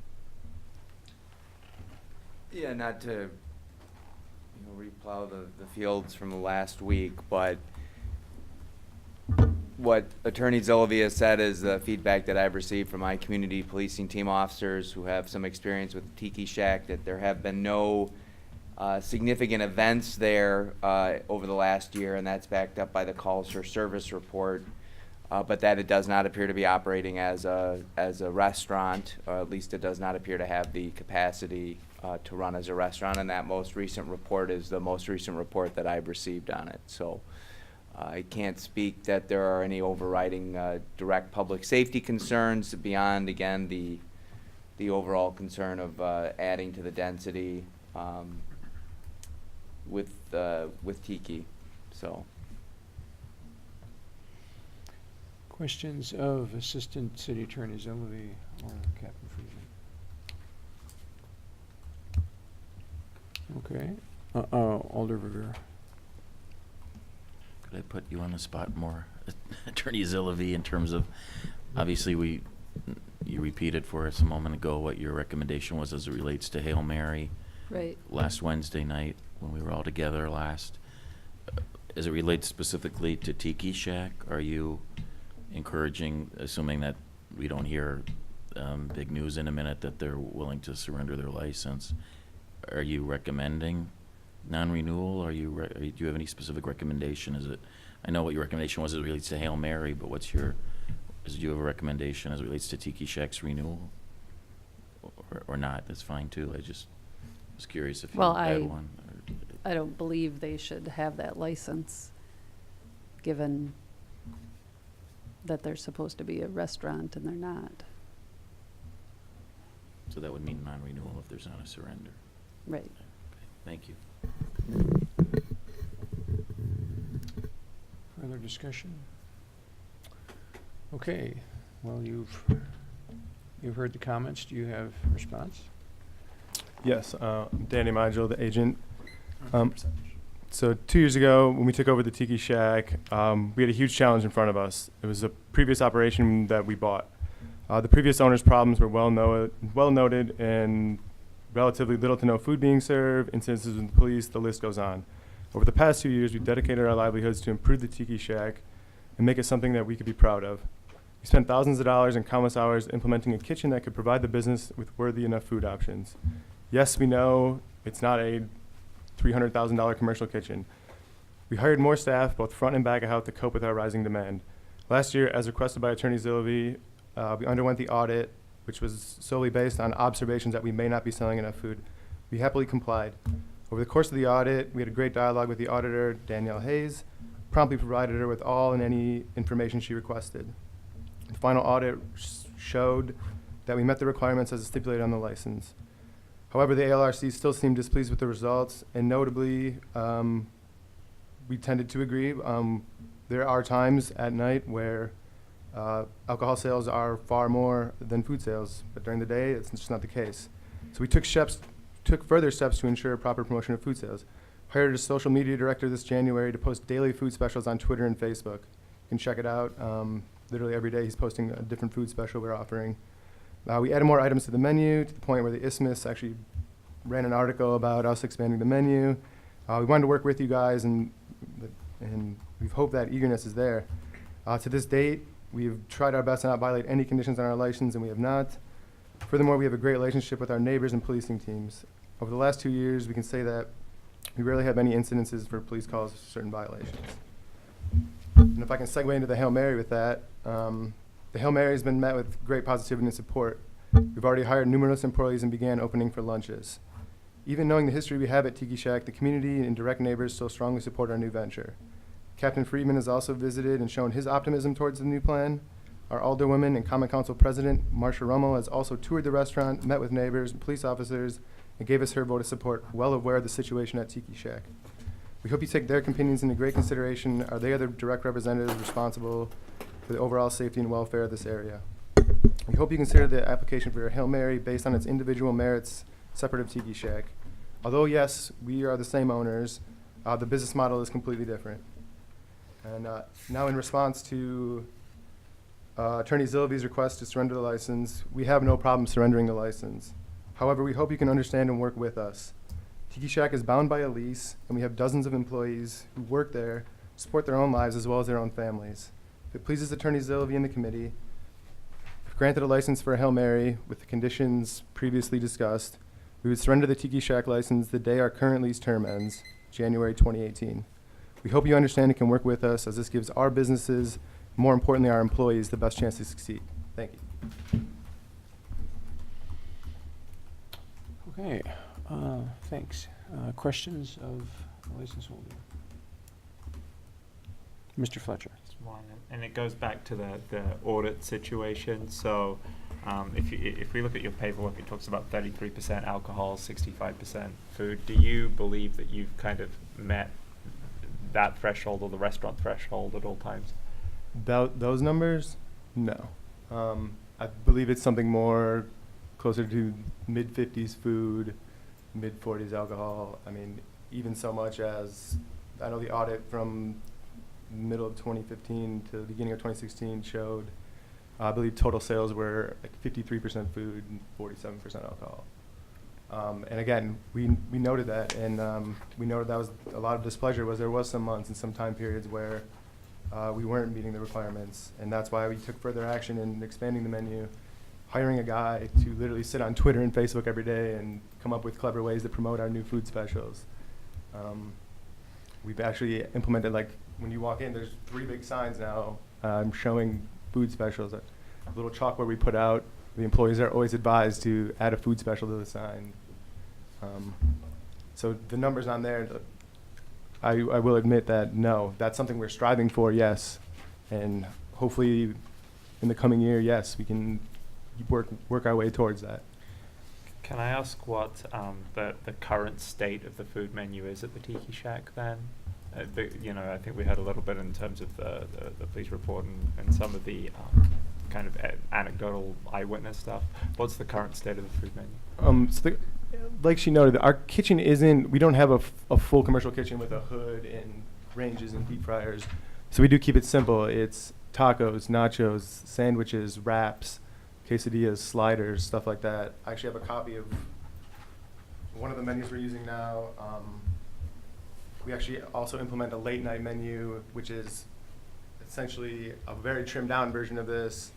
Yep. So the late night menu is simply a 5-6 item thing. And we've actually seen, not maybe during the night, but we've actually gotten quite a bit of orders recently of people getting stuff to go at bar time. On their way out the door, they grab a couple tacos in a to-go box for whatever. And just to confirm again that you would be, as you stated it, you would be willing to surrender the alcohol license for Tiki Shack beginning in January 2018? Correct. When the intention would be when the lease is up, we would essentially not renew the lease, not renew the license, surrender the license, or whatever the wording is. Okay. Thank you. Mr. Donnelly. So this doesn't really jibe with the description we got from Assistant City Attorney Zillavi describing the police inspection there. How are some of these things prepared? So a lot of ours, pretty much all the meat we use comes pre-cooked. We use hotel warmers, essentially commercial crock pots, to just warm the meat, and then it's thrown on tortillas with lettuce, cheese. Some things come with jalapenos and other assorted toppings. Okay. What about, I apologize for some gross ignorance here. Sliders are little hamburgers, right? Little burgers, correct. Okay. Those are pre-cooked as well. Okay. I didn't know you could do that. Yeah. Questions? So I've been in your establishment numerous times as the student rep because I spend my days on State Street. If I were to walk into Tiki on my way home from this meeting, would I be able to get food right now? Absolutely. I think I asked that question last year this time at the special Because I've been in there late night and I feel like I haven't had the option. Like, I don't know that I've ever seen a menu before. The only true food advertising I see is if you walk through the doors all the way posted in the back above the dice table is like the like 4 or 5 postings of like what you serve, but I think it says served until 10. There's a special where it's like actually $1 off from like 5 to 10. Otherwise, I mean, this food is offered all day. I mean, to be fair, the reason why people stop serving food later is because they've cleaned the grill. So if you don't have a grill, there's no real reason to stop serving food. And that's why it's actually really, even in late at night and serving until 2 is simple for us. We operate as a little beach cantina where you can, again, it's being pulled out of a warmer crock pot, if you will. So it's actually quite simple for, even at its busiest time, 2 people can kind of man most of the stuff. Alder Revere. Thank you. Well, I appreciate your offer to surrender your license in the new year, is it correct that your current lease is on file at the clerk's office for Tiki Shack? It's a requirement when you applied for a license. It should be. So that lease is the existing lease, it's the correct one? Correct. You haven't renegotiated it Correct. since you first were licensed? We have not. And so that lease specific, if we went and looked at it, it would say what, that your lease goes through December 31st, 2017, or is it January 31st? Or? So February 1, we will no longer be there.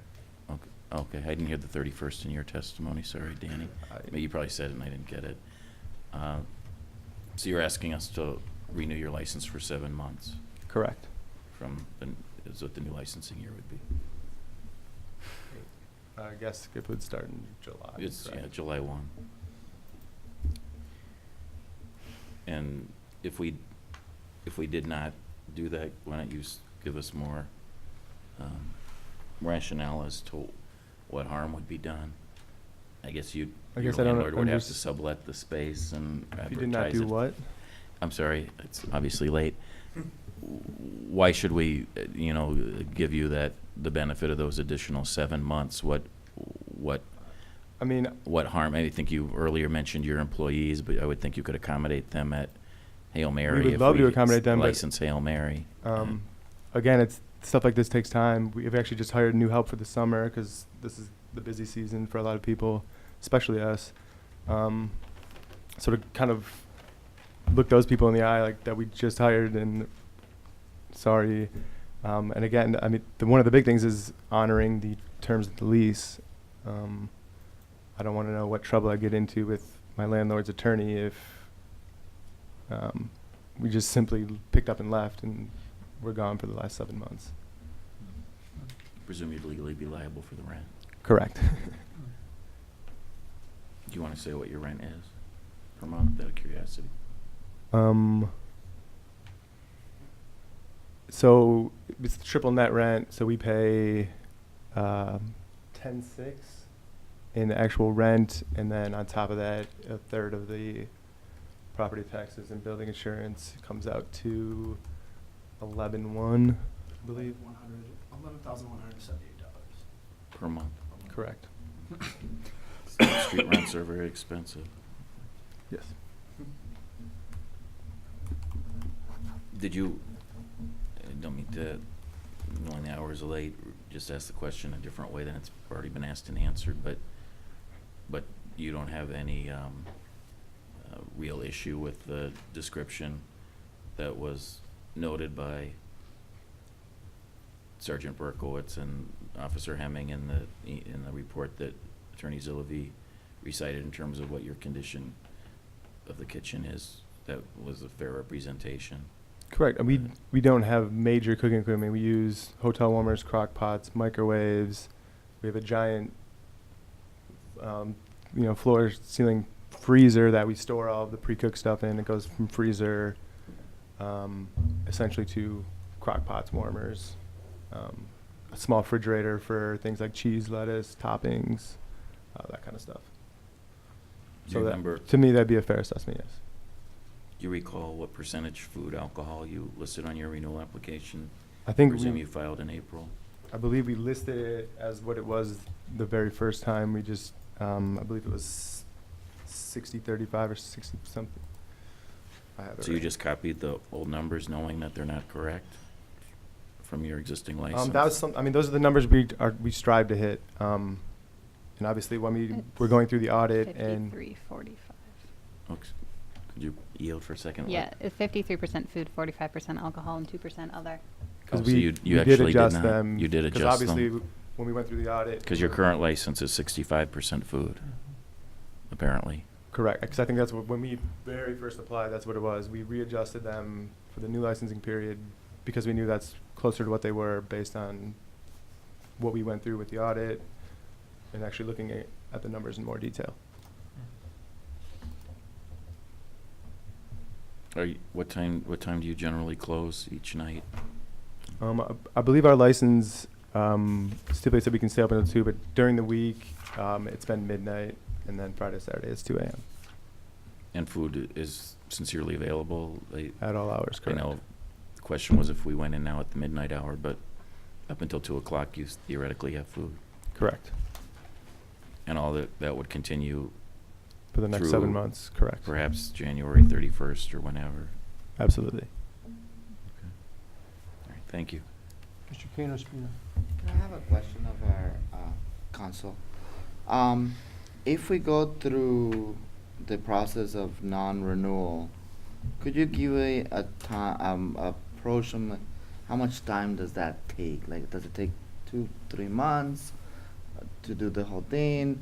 Because that kind of gives me an idea of like, oh, well, if we do this, it's going to be this. If we don't, then it will be helpful to kind of know, do I want to go through all this stuff? She's smiling. She knows my words are going to be, that depends. That depends. Couple of things here I want to touch. You give me the opportunity to speak, so I want to touch that the ordinances and probably state law say that all licenses shall expire on June 30th of each year.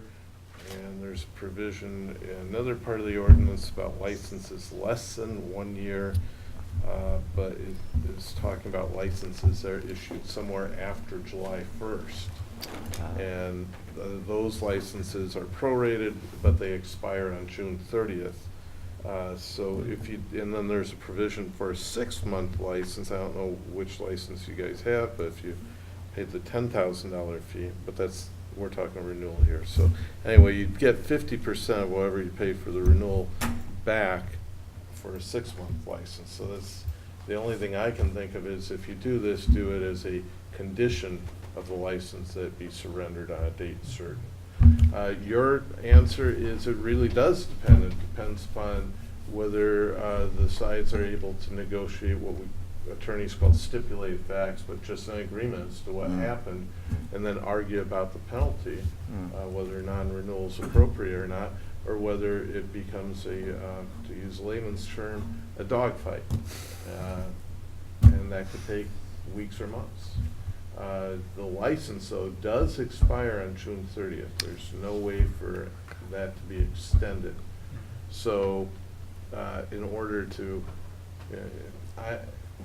that could result in other court action where somebody goes in and attempts to convince the court that the action's unfair and maybe enjoin us from bringing the action or letting the license expire. I don't want to get involved in one of those. I don't think Attorney Zillavy wants to hear me moaning and griping about the office about this damn lawsuit that I could have avoided if you'd done your job. That's the way I pose it. Unfairly, to her. Yeah. So, but I know her, and I know the ethic of our office. We're going to do everything we can to get this wrapped up by June 30th. Got it. So we don't have this issue, but I can't give you any certainty. 50% of the equation's out of the city's hands. Thank you. Mr. Fletcher. I didn't know if anyone had any more questions. Just a comment about the potential of adding a condition for them to surrender their license. Tiki Shack currently has what we refer to as a grandfathered license, meaning if they were to require that on January 30, required to surrender it on January 31st, and somebody wasn't ready to go already to pick up a new license in that new spot on January 31st, it would almost guarantee that the new operators would have to pay the $10,000 fee in order to operate at that location.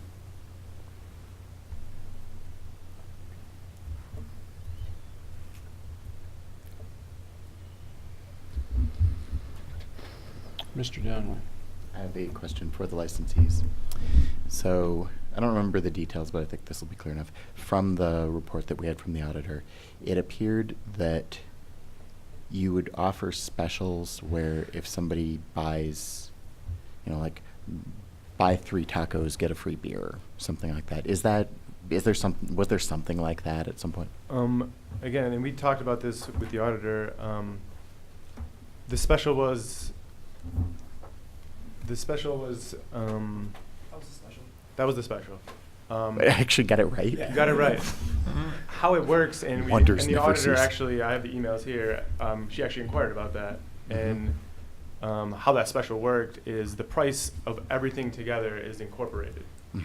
So when the bartender's going in and punching those things in, he or she still has to hit taco, taco, taco, and then whatever beer they get. So all that is still recorded. The price of the inventory and all that is still taken into effect. The customer thinks they're getting a deal. Oh, yeah, I don't. The customer thinks they're getting a deal. You could say it the other way around: buy a beer and 2 tacos, get 1 taco free. Sure.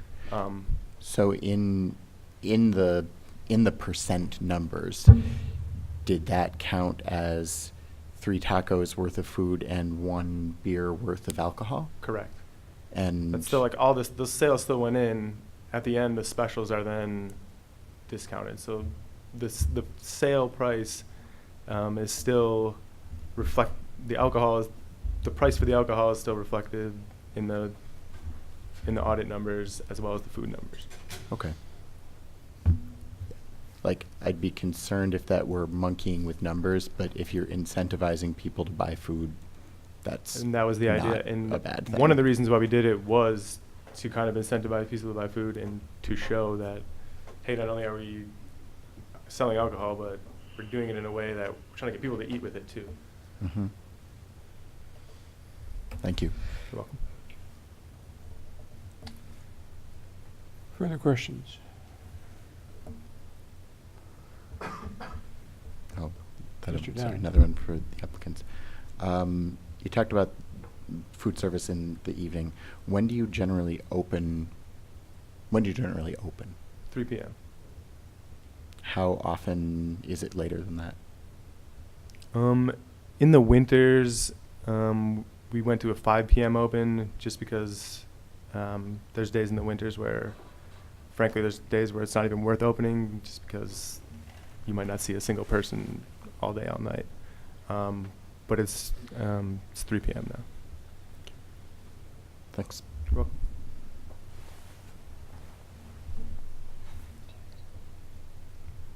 Assistant Attorney Zellwey. If the committee is inclined to go with the allowing them to surrender January 31st, I would like to be able to look at their lease to make sure that what they're representing is in fact true. And B, I think, I would like to see a condition that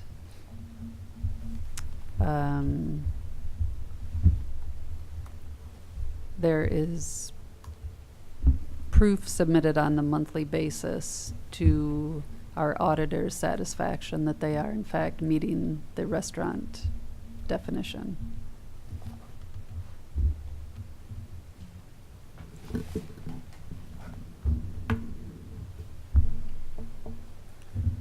Mr. Fletcher. I will take a stab at something. So I will move to renew the existing license with the license with the existing conditions with the following amendments. So amend item 1 to state as follows: the establishment will continue to meet the definition of a restaurant under MGO 38.02. The establishment shall submit monthly reports to the city auditor demonstrating that they meet this requirement. Items 2, 3, and 4 would stay the same, and then I would add condition 5 that the establishment shall surrender this alcohol license no later than January 31st, 2018.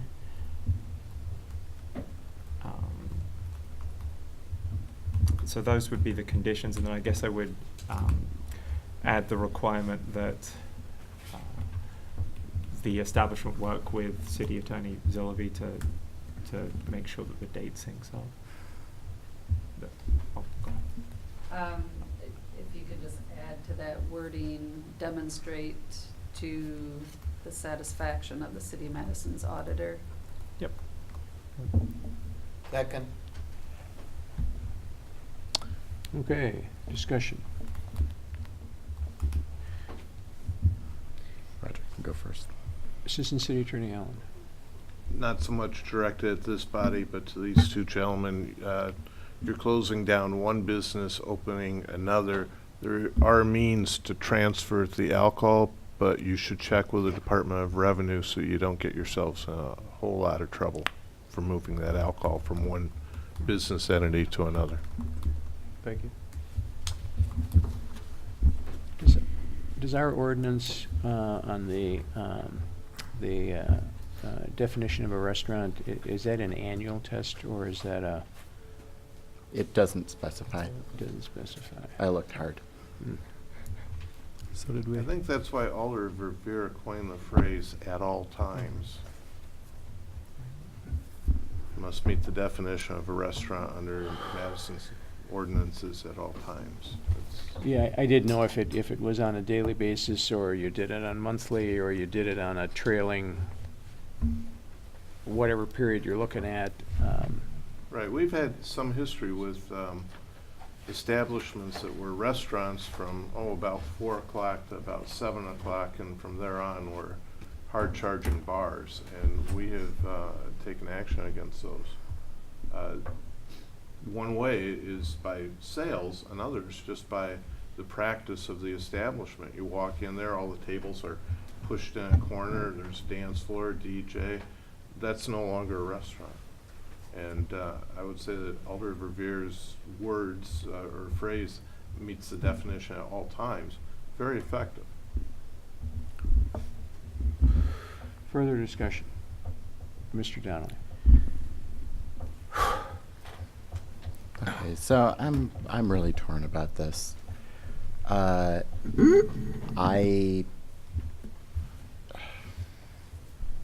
so on the one hand, there haven't really been problems here. This is not an establishment where people are fighting, where people are getting overserved and ending up in the hospital. Also, the licensees are likable, and it's hard to want to, make them unhappy. On the other hand, we have a lot of,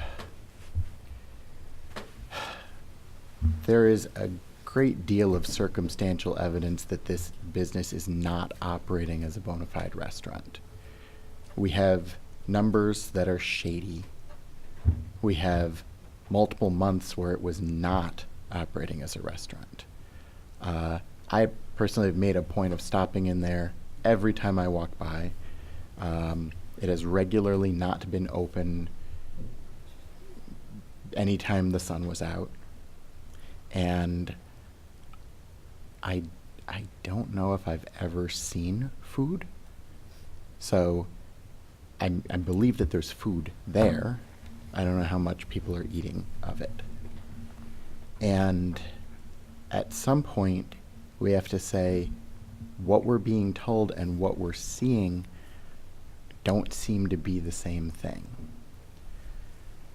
Now, for something that's shutting down anyway in 6 months, and I kind of see where Mr. Kino-Espina was going with this of, like, if it's shutting down anyway at the end of January, how much difference in time is there for pursuing non-renewal versus saying, all right, it closes at the end of January? I think, what is the harm of a business that is, I believe, breaking the law, but not doing so in a way that harms people? Our primary charge is to look out for the health, safety, and well-being of the community. But we also owe all of the licensees and applicants the fairness of following the same rules for everyone.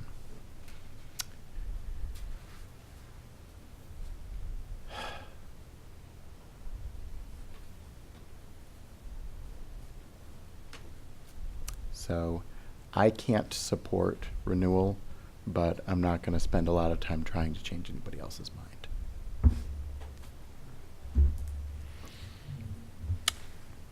Further discussion. Alder Rivera. Thank you. This isn't clear cut for me either. I wanted to ask you gentlemen another question or two that occurred to me.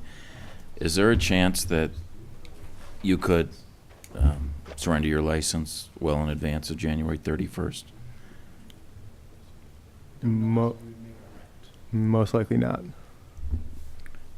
I recall that you had expressed interest in moving Tiki Shack down State Street to the 500 block within the last year or two, I think in the space that's now occupied by Latza Pizza.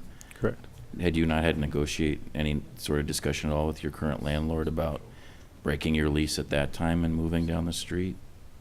I was in between a lease term period. We just signed Your a lease had lease. expired? Correct. We We're signed currently on one-year a lease on a at- 1-year at lease. renewal time. So your lease is only for a couple of years? Well, we signed a One. 1 year at last renewal. Just 1 year, that's it? Yes. And have you looked at your lease recently to find out if there is any opportunity to opt out by giving your landlord X days notice and We did look through it mitigation? rather thoroughly. We did not see an opt out in there. Well, I'd be more, I'll just speak my mind. I'd be more comfortable if you made a good faith effort to surrender the license well in advance of the new year. And I probably could support the date of December 31st, but I don't think I could support January 31st. I mean, for one thing, January, I'm sure, is your lowest revenue month anyway. So I don't think you're making a lot of money in January anyway, but I really, you know, who knows how things will go in the next several minutes here, and the city council has to concur at their next meeting in any event, but I would encourage you to let the landlord, well, it's probably gonna be in the media anyway, so your landlord might read about it in the newspaper anyway, but I'd ask your landlord, let your landlord know tomorrow, perhaps, that you wish to end the lease early and have him advertise as soon as possible and try to surrender your license in advance of January 31st. I just, I agree with everything Mr. Donnelly just articulated. It's like, you know, 1 minute I want to help you, and the next minute you frustrate me because I think there's been false representations, to be very frank, at countless meetings 1 year ago in this very room when your employee came in the chef's coat and made it sound like he's a chef and is cooking nonstop, and I see him outside bouncing, and you know, when I walk by, and anyway, that's just an example that I can't get out of my head right now. So I want to be helpful, but on the other hand, I feel like, yeah, we've penalized you by making you come to every ALRC meeting, you know, for the last several months on Hail Mary and referring you and, you know, making you the dead last item pretty much tonight. So you're being penalized in terms of endless meetings with our fun group here. But, you know, you've not been prosecuted to my knowledge. You haven't paid any financial penalties. I think the city could have prosecuted you a long time ago for a violation of the condition on your license, probably. And so I think you've gotten away with, frankly, in my estimation, not adhering probably ever to the condition on your license, even though you represent that you have, and that's frustrating to me. But on the other hand, aside from that, there's not a good reason to oppose Hail Mary that we'll get to momentarily.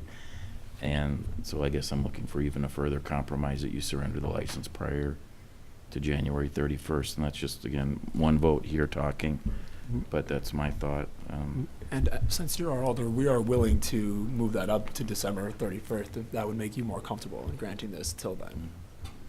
But also, who's your landlord, by the way? Michael Tanner. Yeah. Tanner Properties. Letting him know, like tomorrow or after the holiday immediately, that you wish to vacate, I hope, By the end of the year. as soon as possible. Well, no, I mean, it's literally as soon as he can get another tenant in, yet this fall would be my strong preference.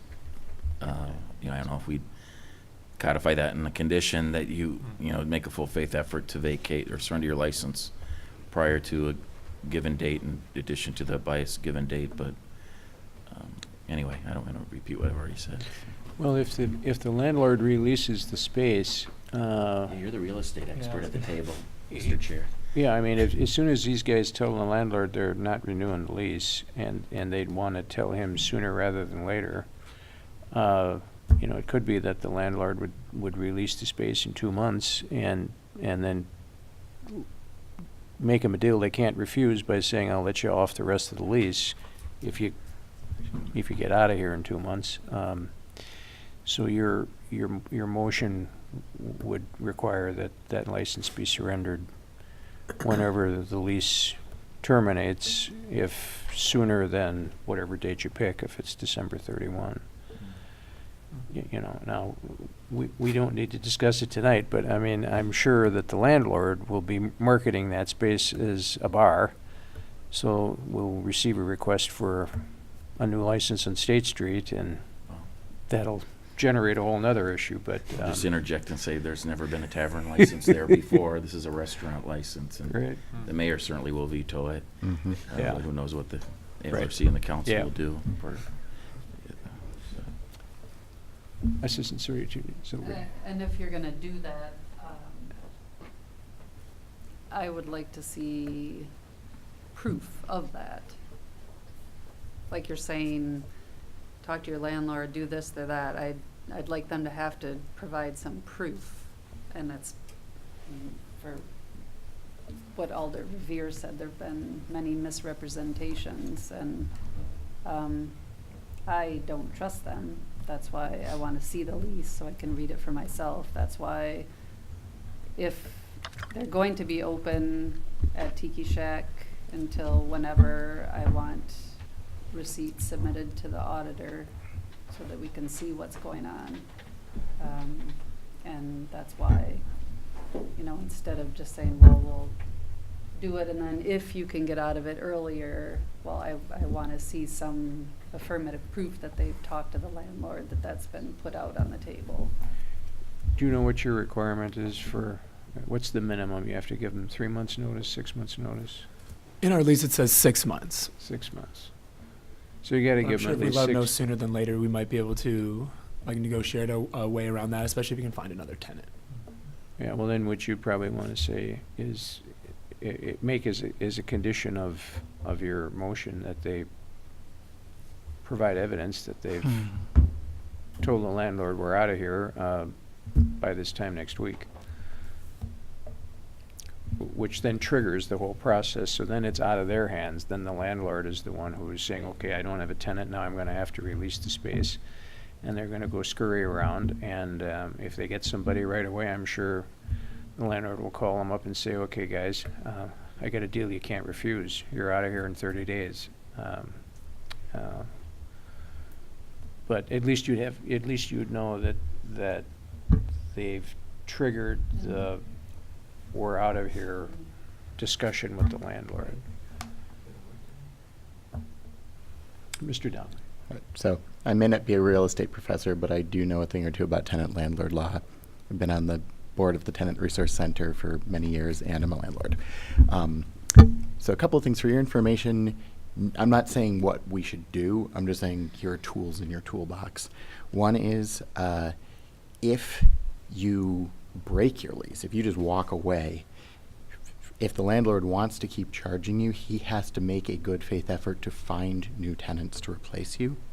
And if he isn't doing that, he'll have a difficult time getting the money out of you. Second, I know this is not easy with a business case, this is a lot easier with residential rentals, but if you say, oh, and by the way, here's somebody we know who's interested in the space, and that's somebody who's willing to pay the same rent that you are now and doesn't have any black mark against them, if the landlord, for whatever reason, tries to turn them down, he's got no case in trying to take your money after that. And please spread all that information around to your friends, because lots of landlords take advantage of that, and always talk to the Tenant Resource Center if you need help with stuff like that. Thank you, that's really good to know.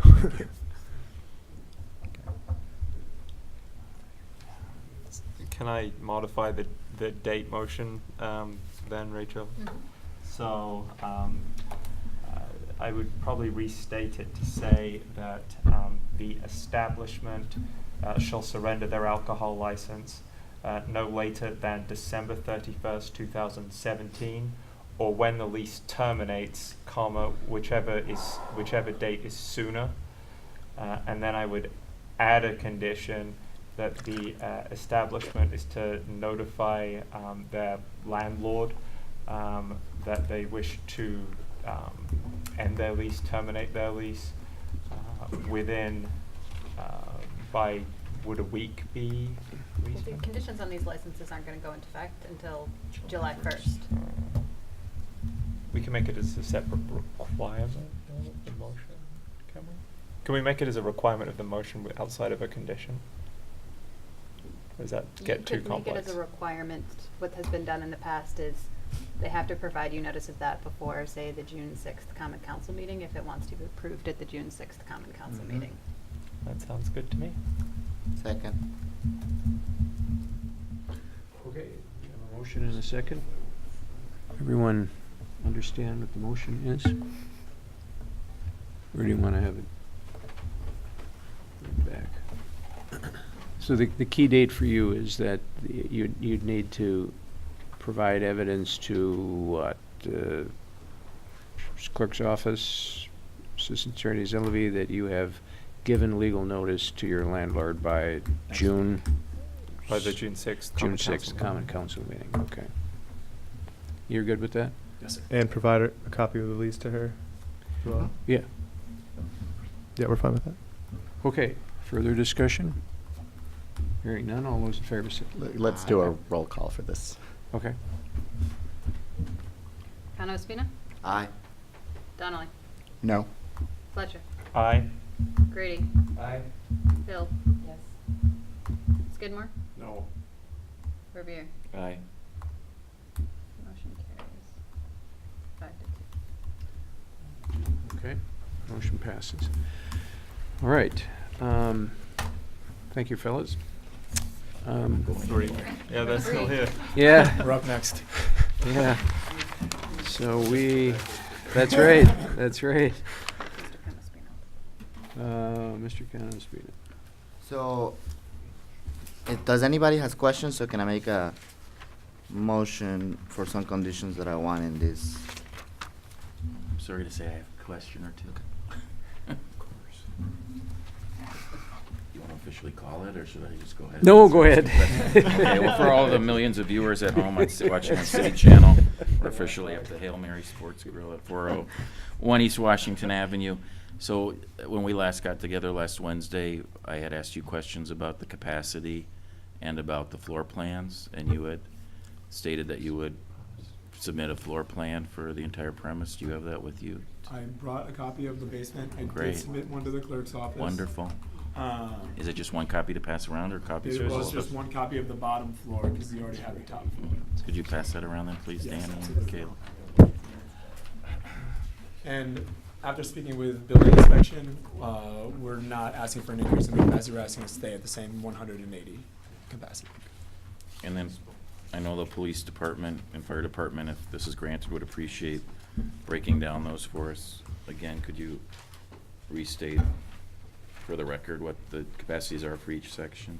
It was 100 persons upstairs and 80 downstairs. And then our And capacity for the exterior outside patio? seating was 25. 180 and 25? Yes, but the total capacity for the whole thing is only 180.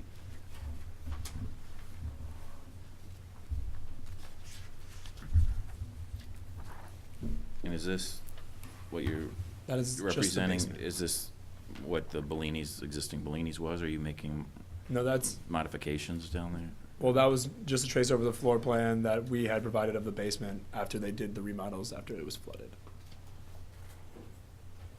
So they always had a bar down there, and you're keeping the Correct. existing bar? Okay. Thank you.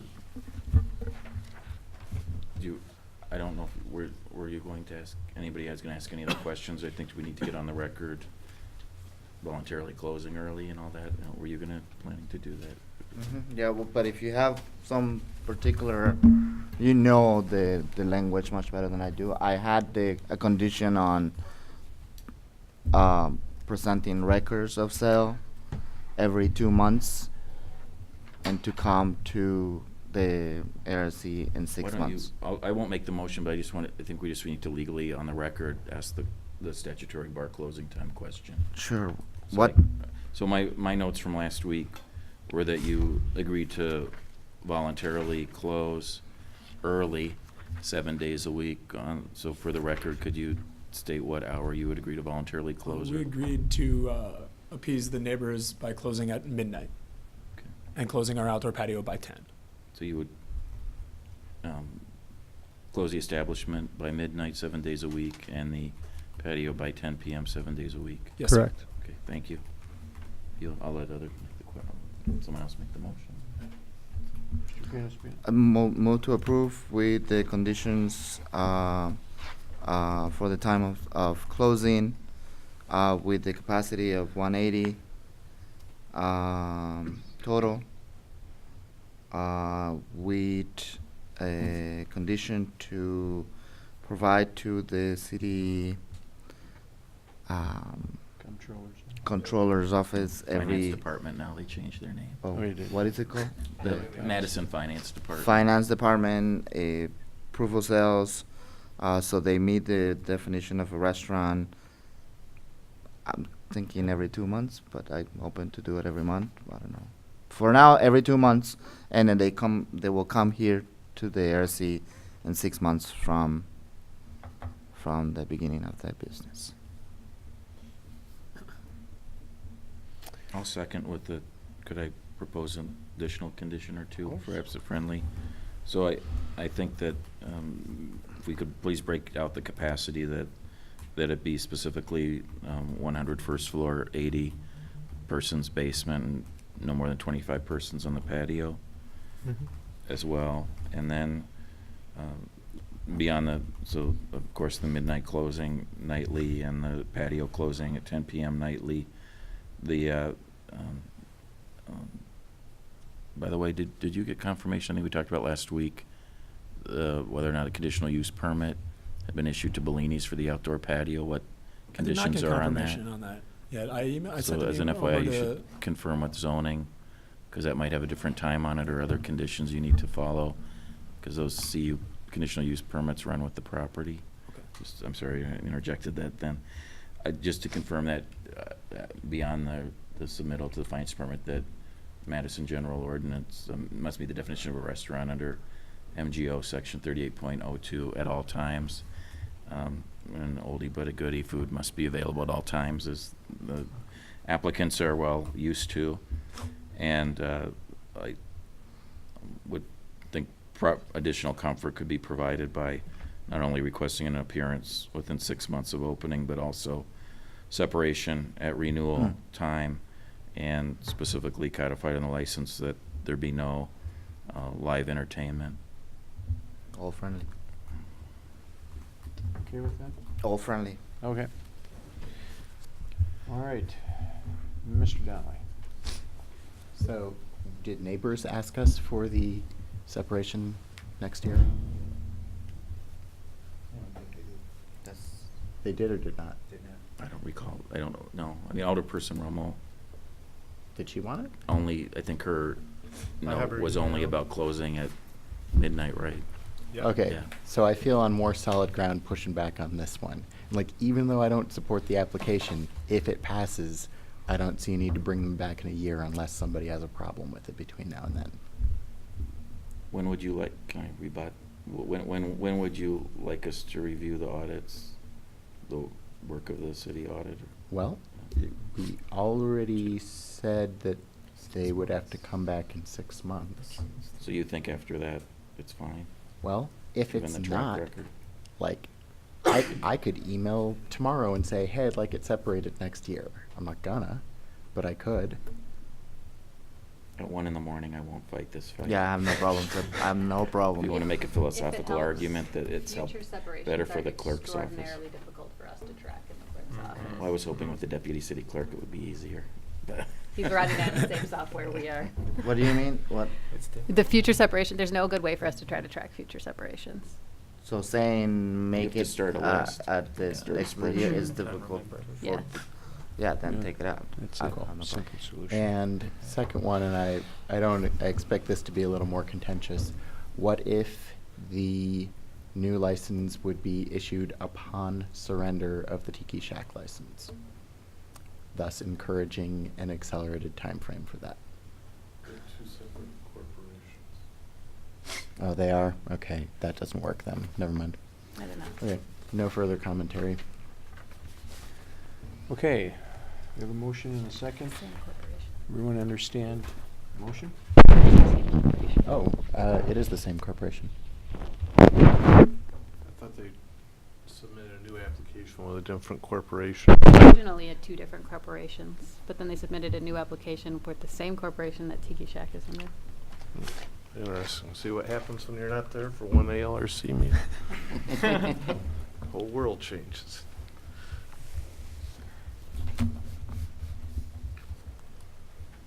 Was that an amendment that you were offering, or just a comment? You know what? Okay, so please don't second if you don't actually support it. I move to amend this motion to add a condition that this license will not be issued until the Tiki Shack license is surrendered. Second. When did you guys plan on opening? We were already open, and honestly, we would not survive without a liquor license. We've already been open for 2.5 weeks doing lunches now, and because we only opened from 11 to 3 p.m., we're not making any money right now. You just can't. You can't open for dinner. You can't open for brunch on the weekends. It is what it is. I mean, I understand where Mr. Donnelly's coming from, but the livelihood of both places would go bankrupt if that was the case, in my opinion. And we have every intention of expediting the process to appease our current holder and get it out as fast as possible, and the city attorney, to make everybody happy, so that we're willing to work with you guys and build trust at the same time.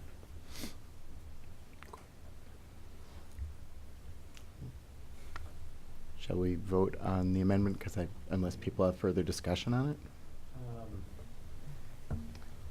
Well, we can. If I can just make a comment that, keep in mind that city ordinance requires that a liquor license must be issued to the applicant within 90 days of it being granted by the common council. Good to know.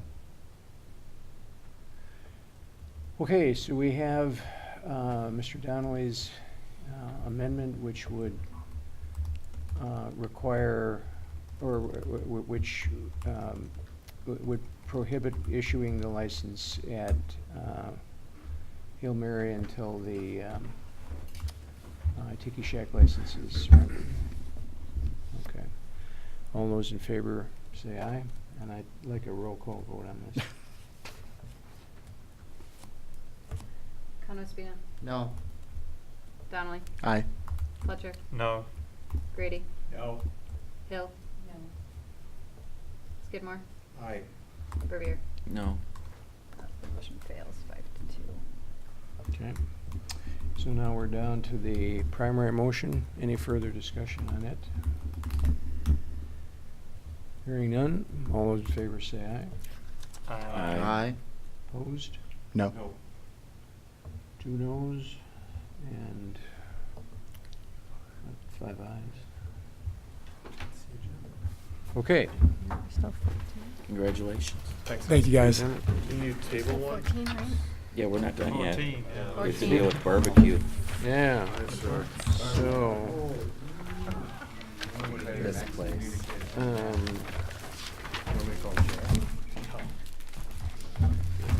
okay, so our last item is 5-Star Barbecue, 605 East Washington Avenue, and Rachel stepped out to check to see if they received service, and what did you find out? So, we served the location and the agent of record. The agent of record somebody signed for it. Sarah Reich signed for it, and so it was received on May 17th. Well, the ordinance says the license of the corporation or limited liability company shall not be in force after the next regular or special meeting of the licensing authority unless and until the successor agent or another qualified agent is appointed and approved by the licensing authority. So, So if we don't, do we even, if we, hypothetically, if we approved this now, renewed this now, if they didn't show up for the next ALRC meeting to get a new agent, their license would be void even though we approved renewal. no, it's void now. It's void now? Well, it's, not in force, whatever that means. Yeah, because they failed to get that straightened around from the last approval. Right. Yeah, okay. So is there any need to act on this item on our agenda? I would recommend that you do. I would recommend, statute, given yeah, this well- situation, that you go for non-renewal, because that will send them a big So red- moved. Second. Whatever. Okay, motion and a second for Yada, item yada. number 14 to recommend non-renewal. Can I ask a quick question? I know it's Alder late. Rivera. So you're saying that their current license is null and void? Right. So So- should the CPTs? I'm not sure I agree with that. Oh, we need further analysis. It's so. not in force, so that they could come back to you, get an agent, and then be back in force. But until they do So I was that, about to ask Captain Friedman to make sure they're not serving alcohol, but They you're shouldn't saying be. that I'm saying exactly, Yeah. they should not be selling alcohol right like now. tonight, tomorrow, it's illegal for them to have alcohol on the premise, correct? Right. We So can the- check tomorrow so night. We have the Central CPTs District working CPTs on could it. go with it. Oh, but it would become legal again if they get an Agent. agent. Yep. well, once the use is approved, so Well, at least until the next right. ALRC meeting, they can't. Well, it would be the first July Common Council meeting, actually, because it would take that long. to Oh, get the yeah, council. that's true. So it actually would be into the new licensing year. So, Cliff is not gonna be happy. no. Okay, we have a motion and a second. The motion is to recommend non-renewal. Further discussion, hearing none. All those in favor say aye. Aye. Opposed? Okay. Second. There we go. Aye. Motion and a second, and all those in favor? Aye. Yeah. They should put a little breathalyzer, you know, if you order food and talk about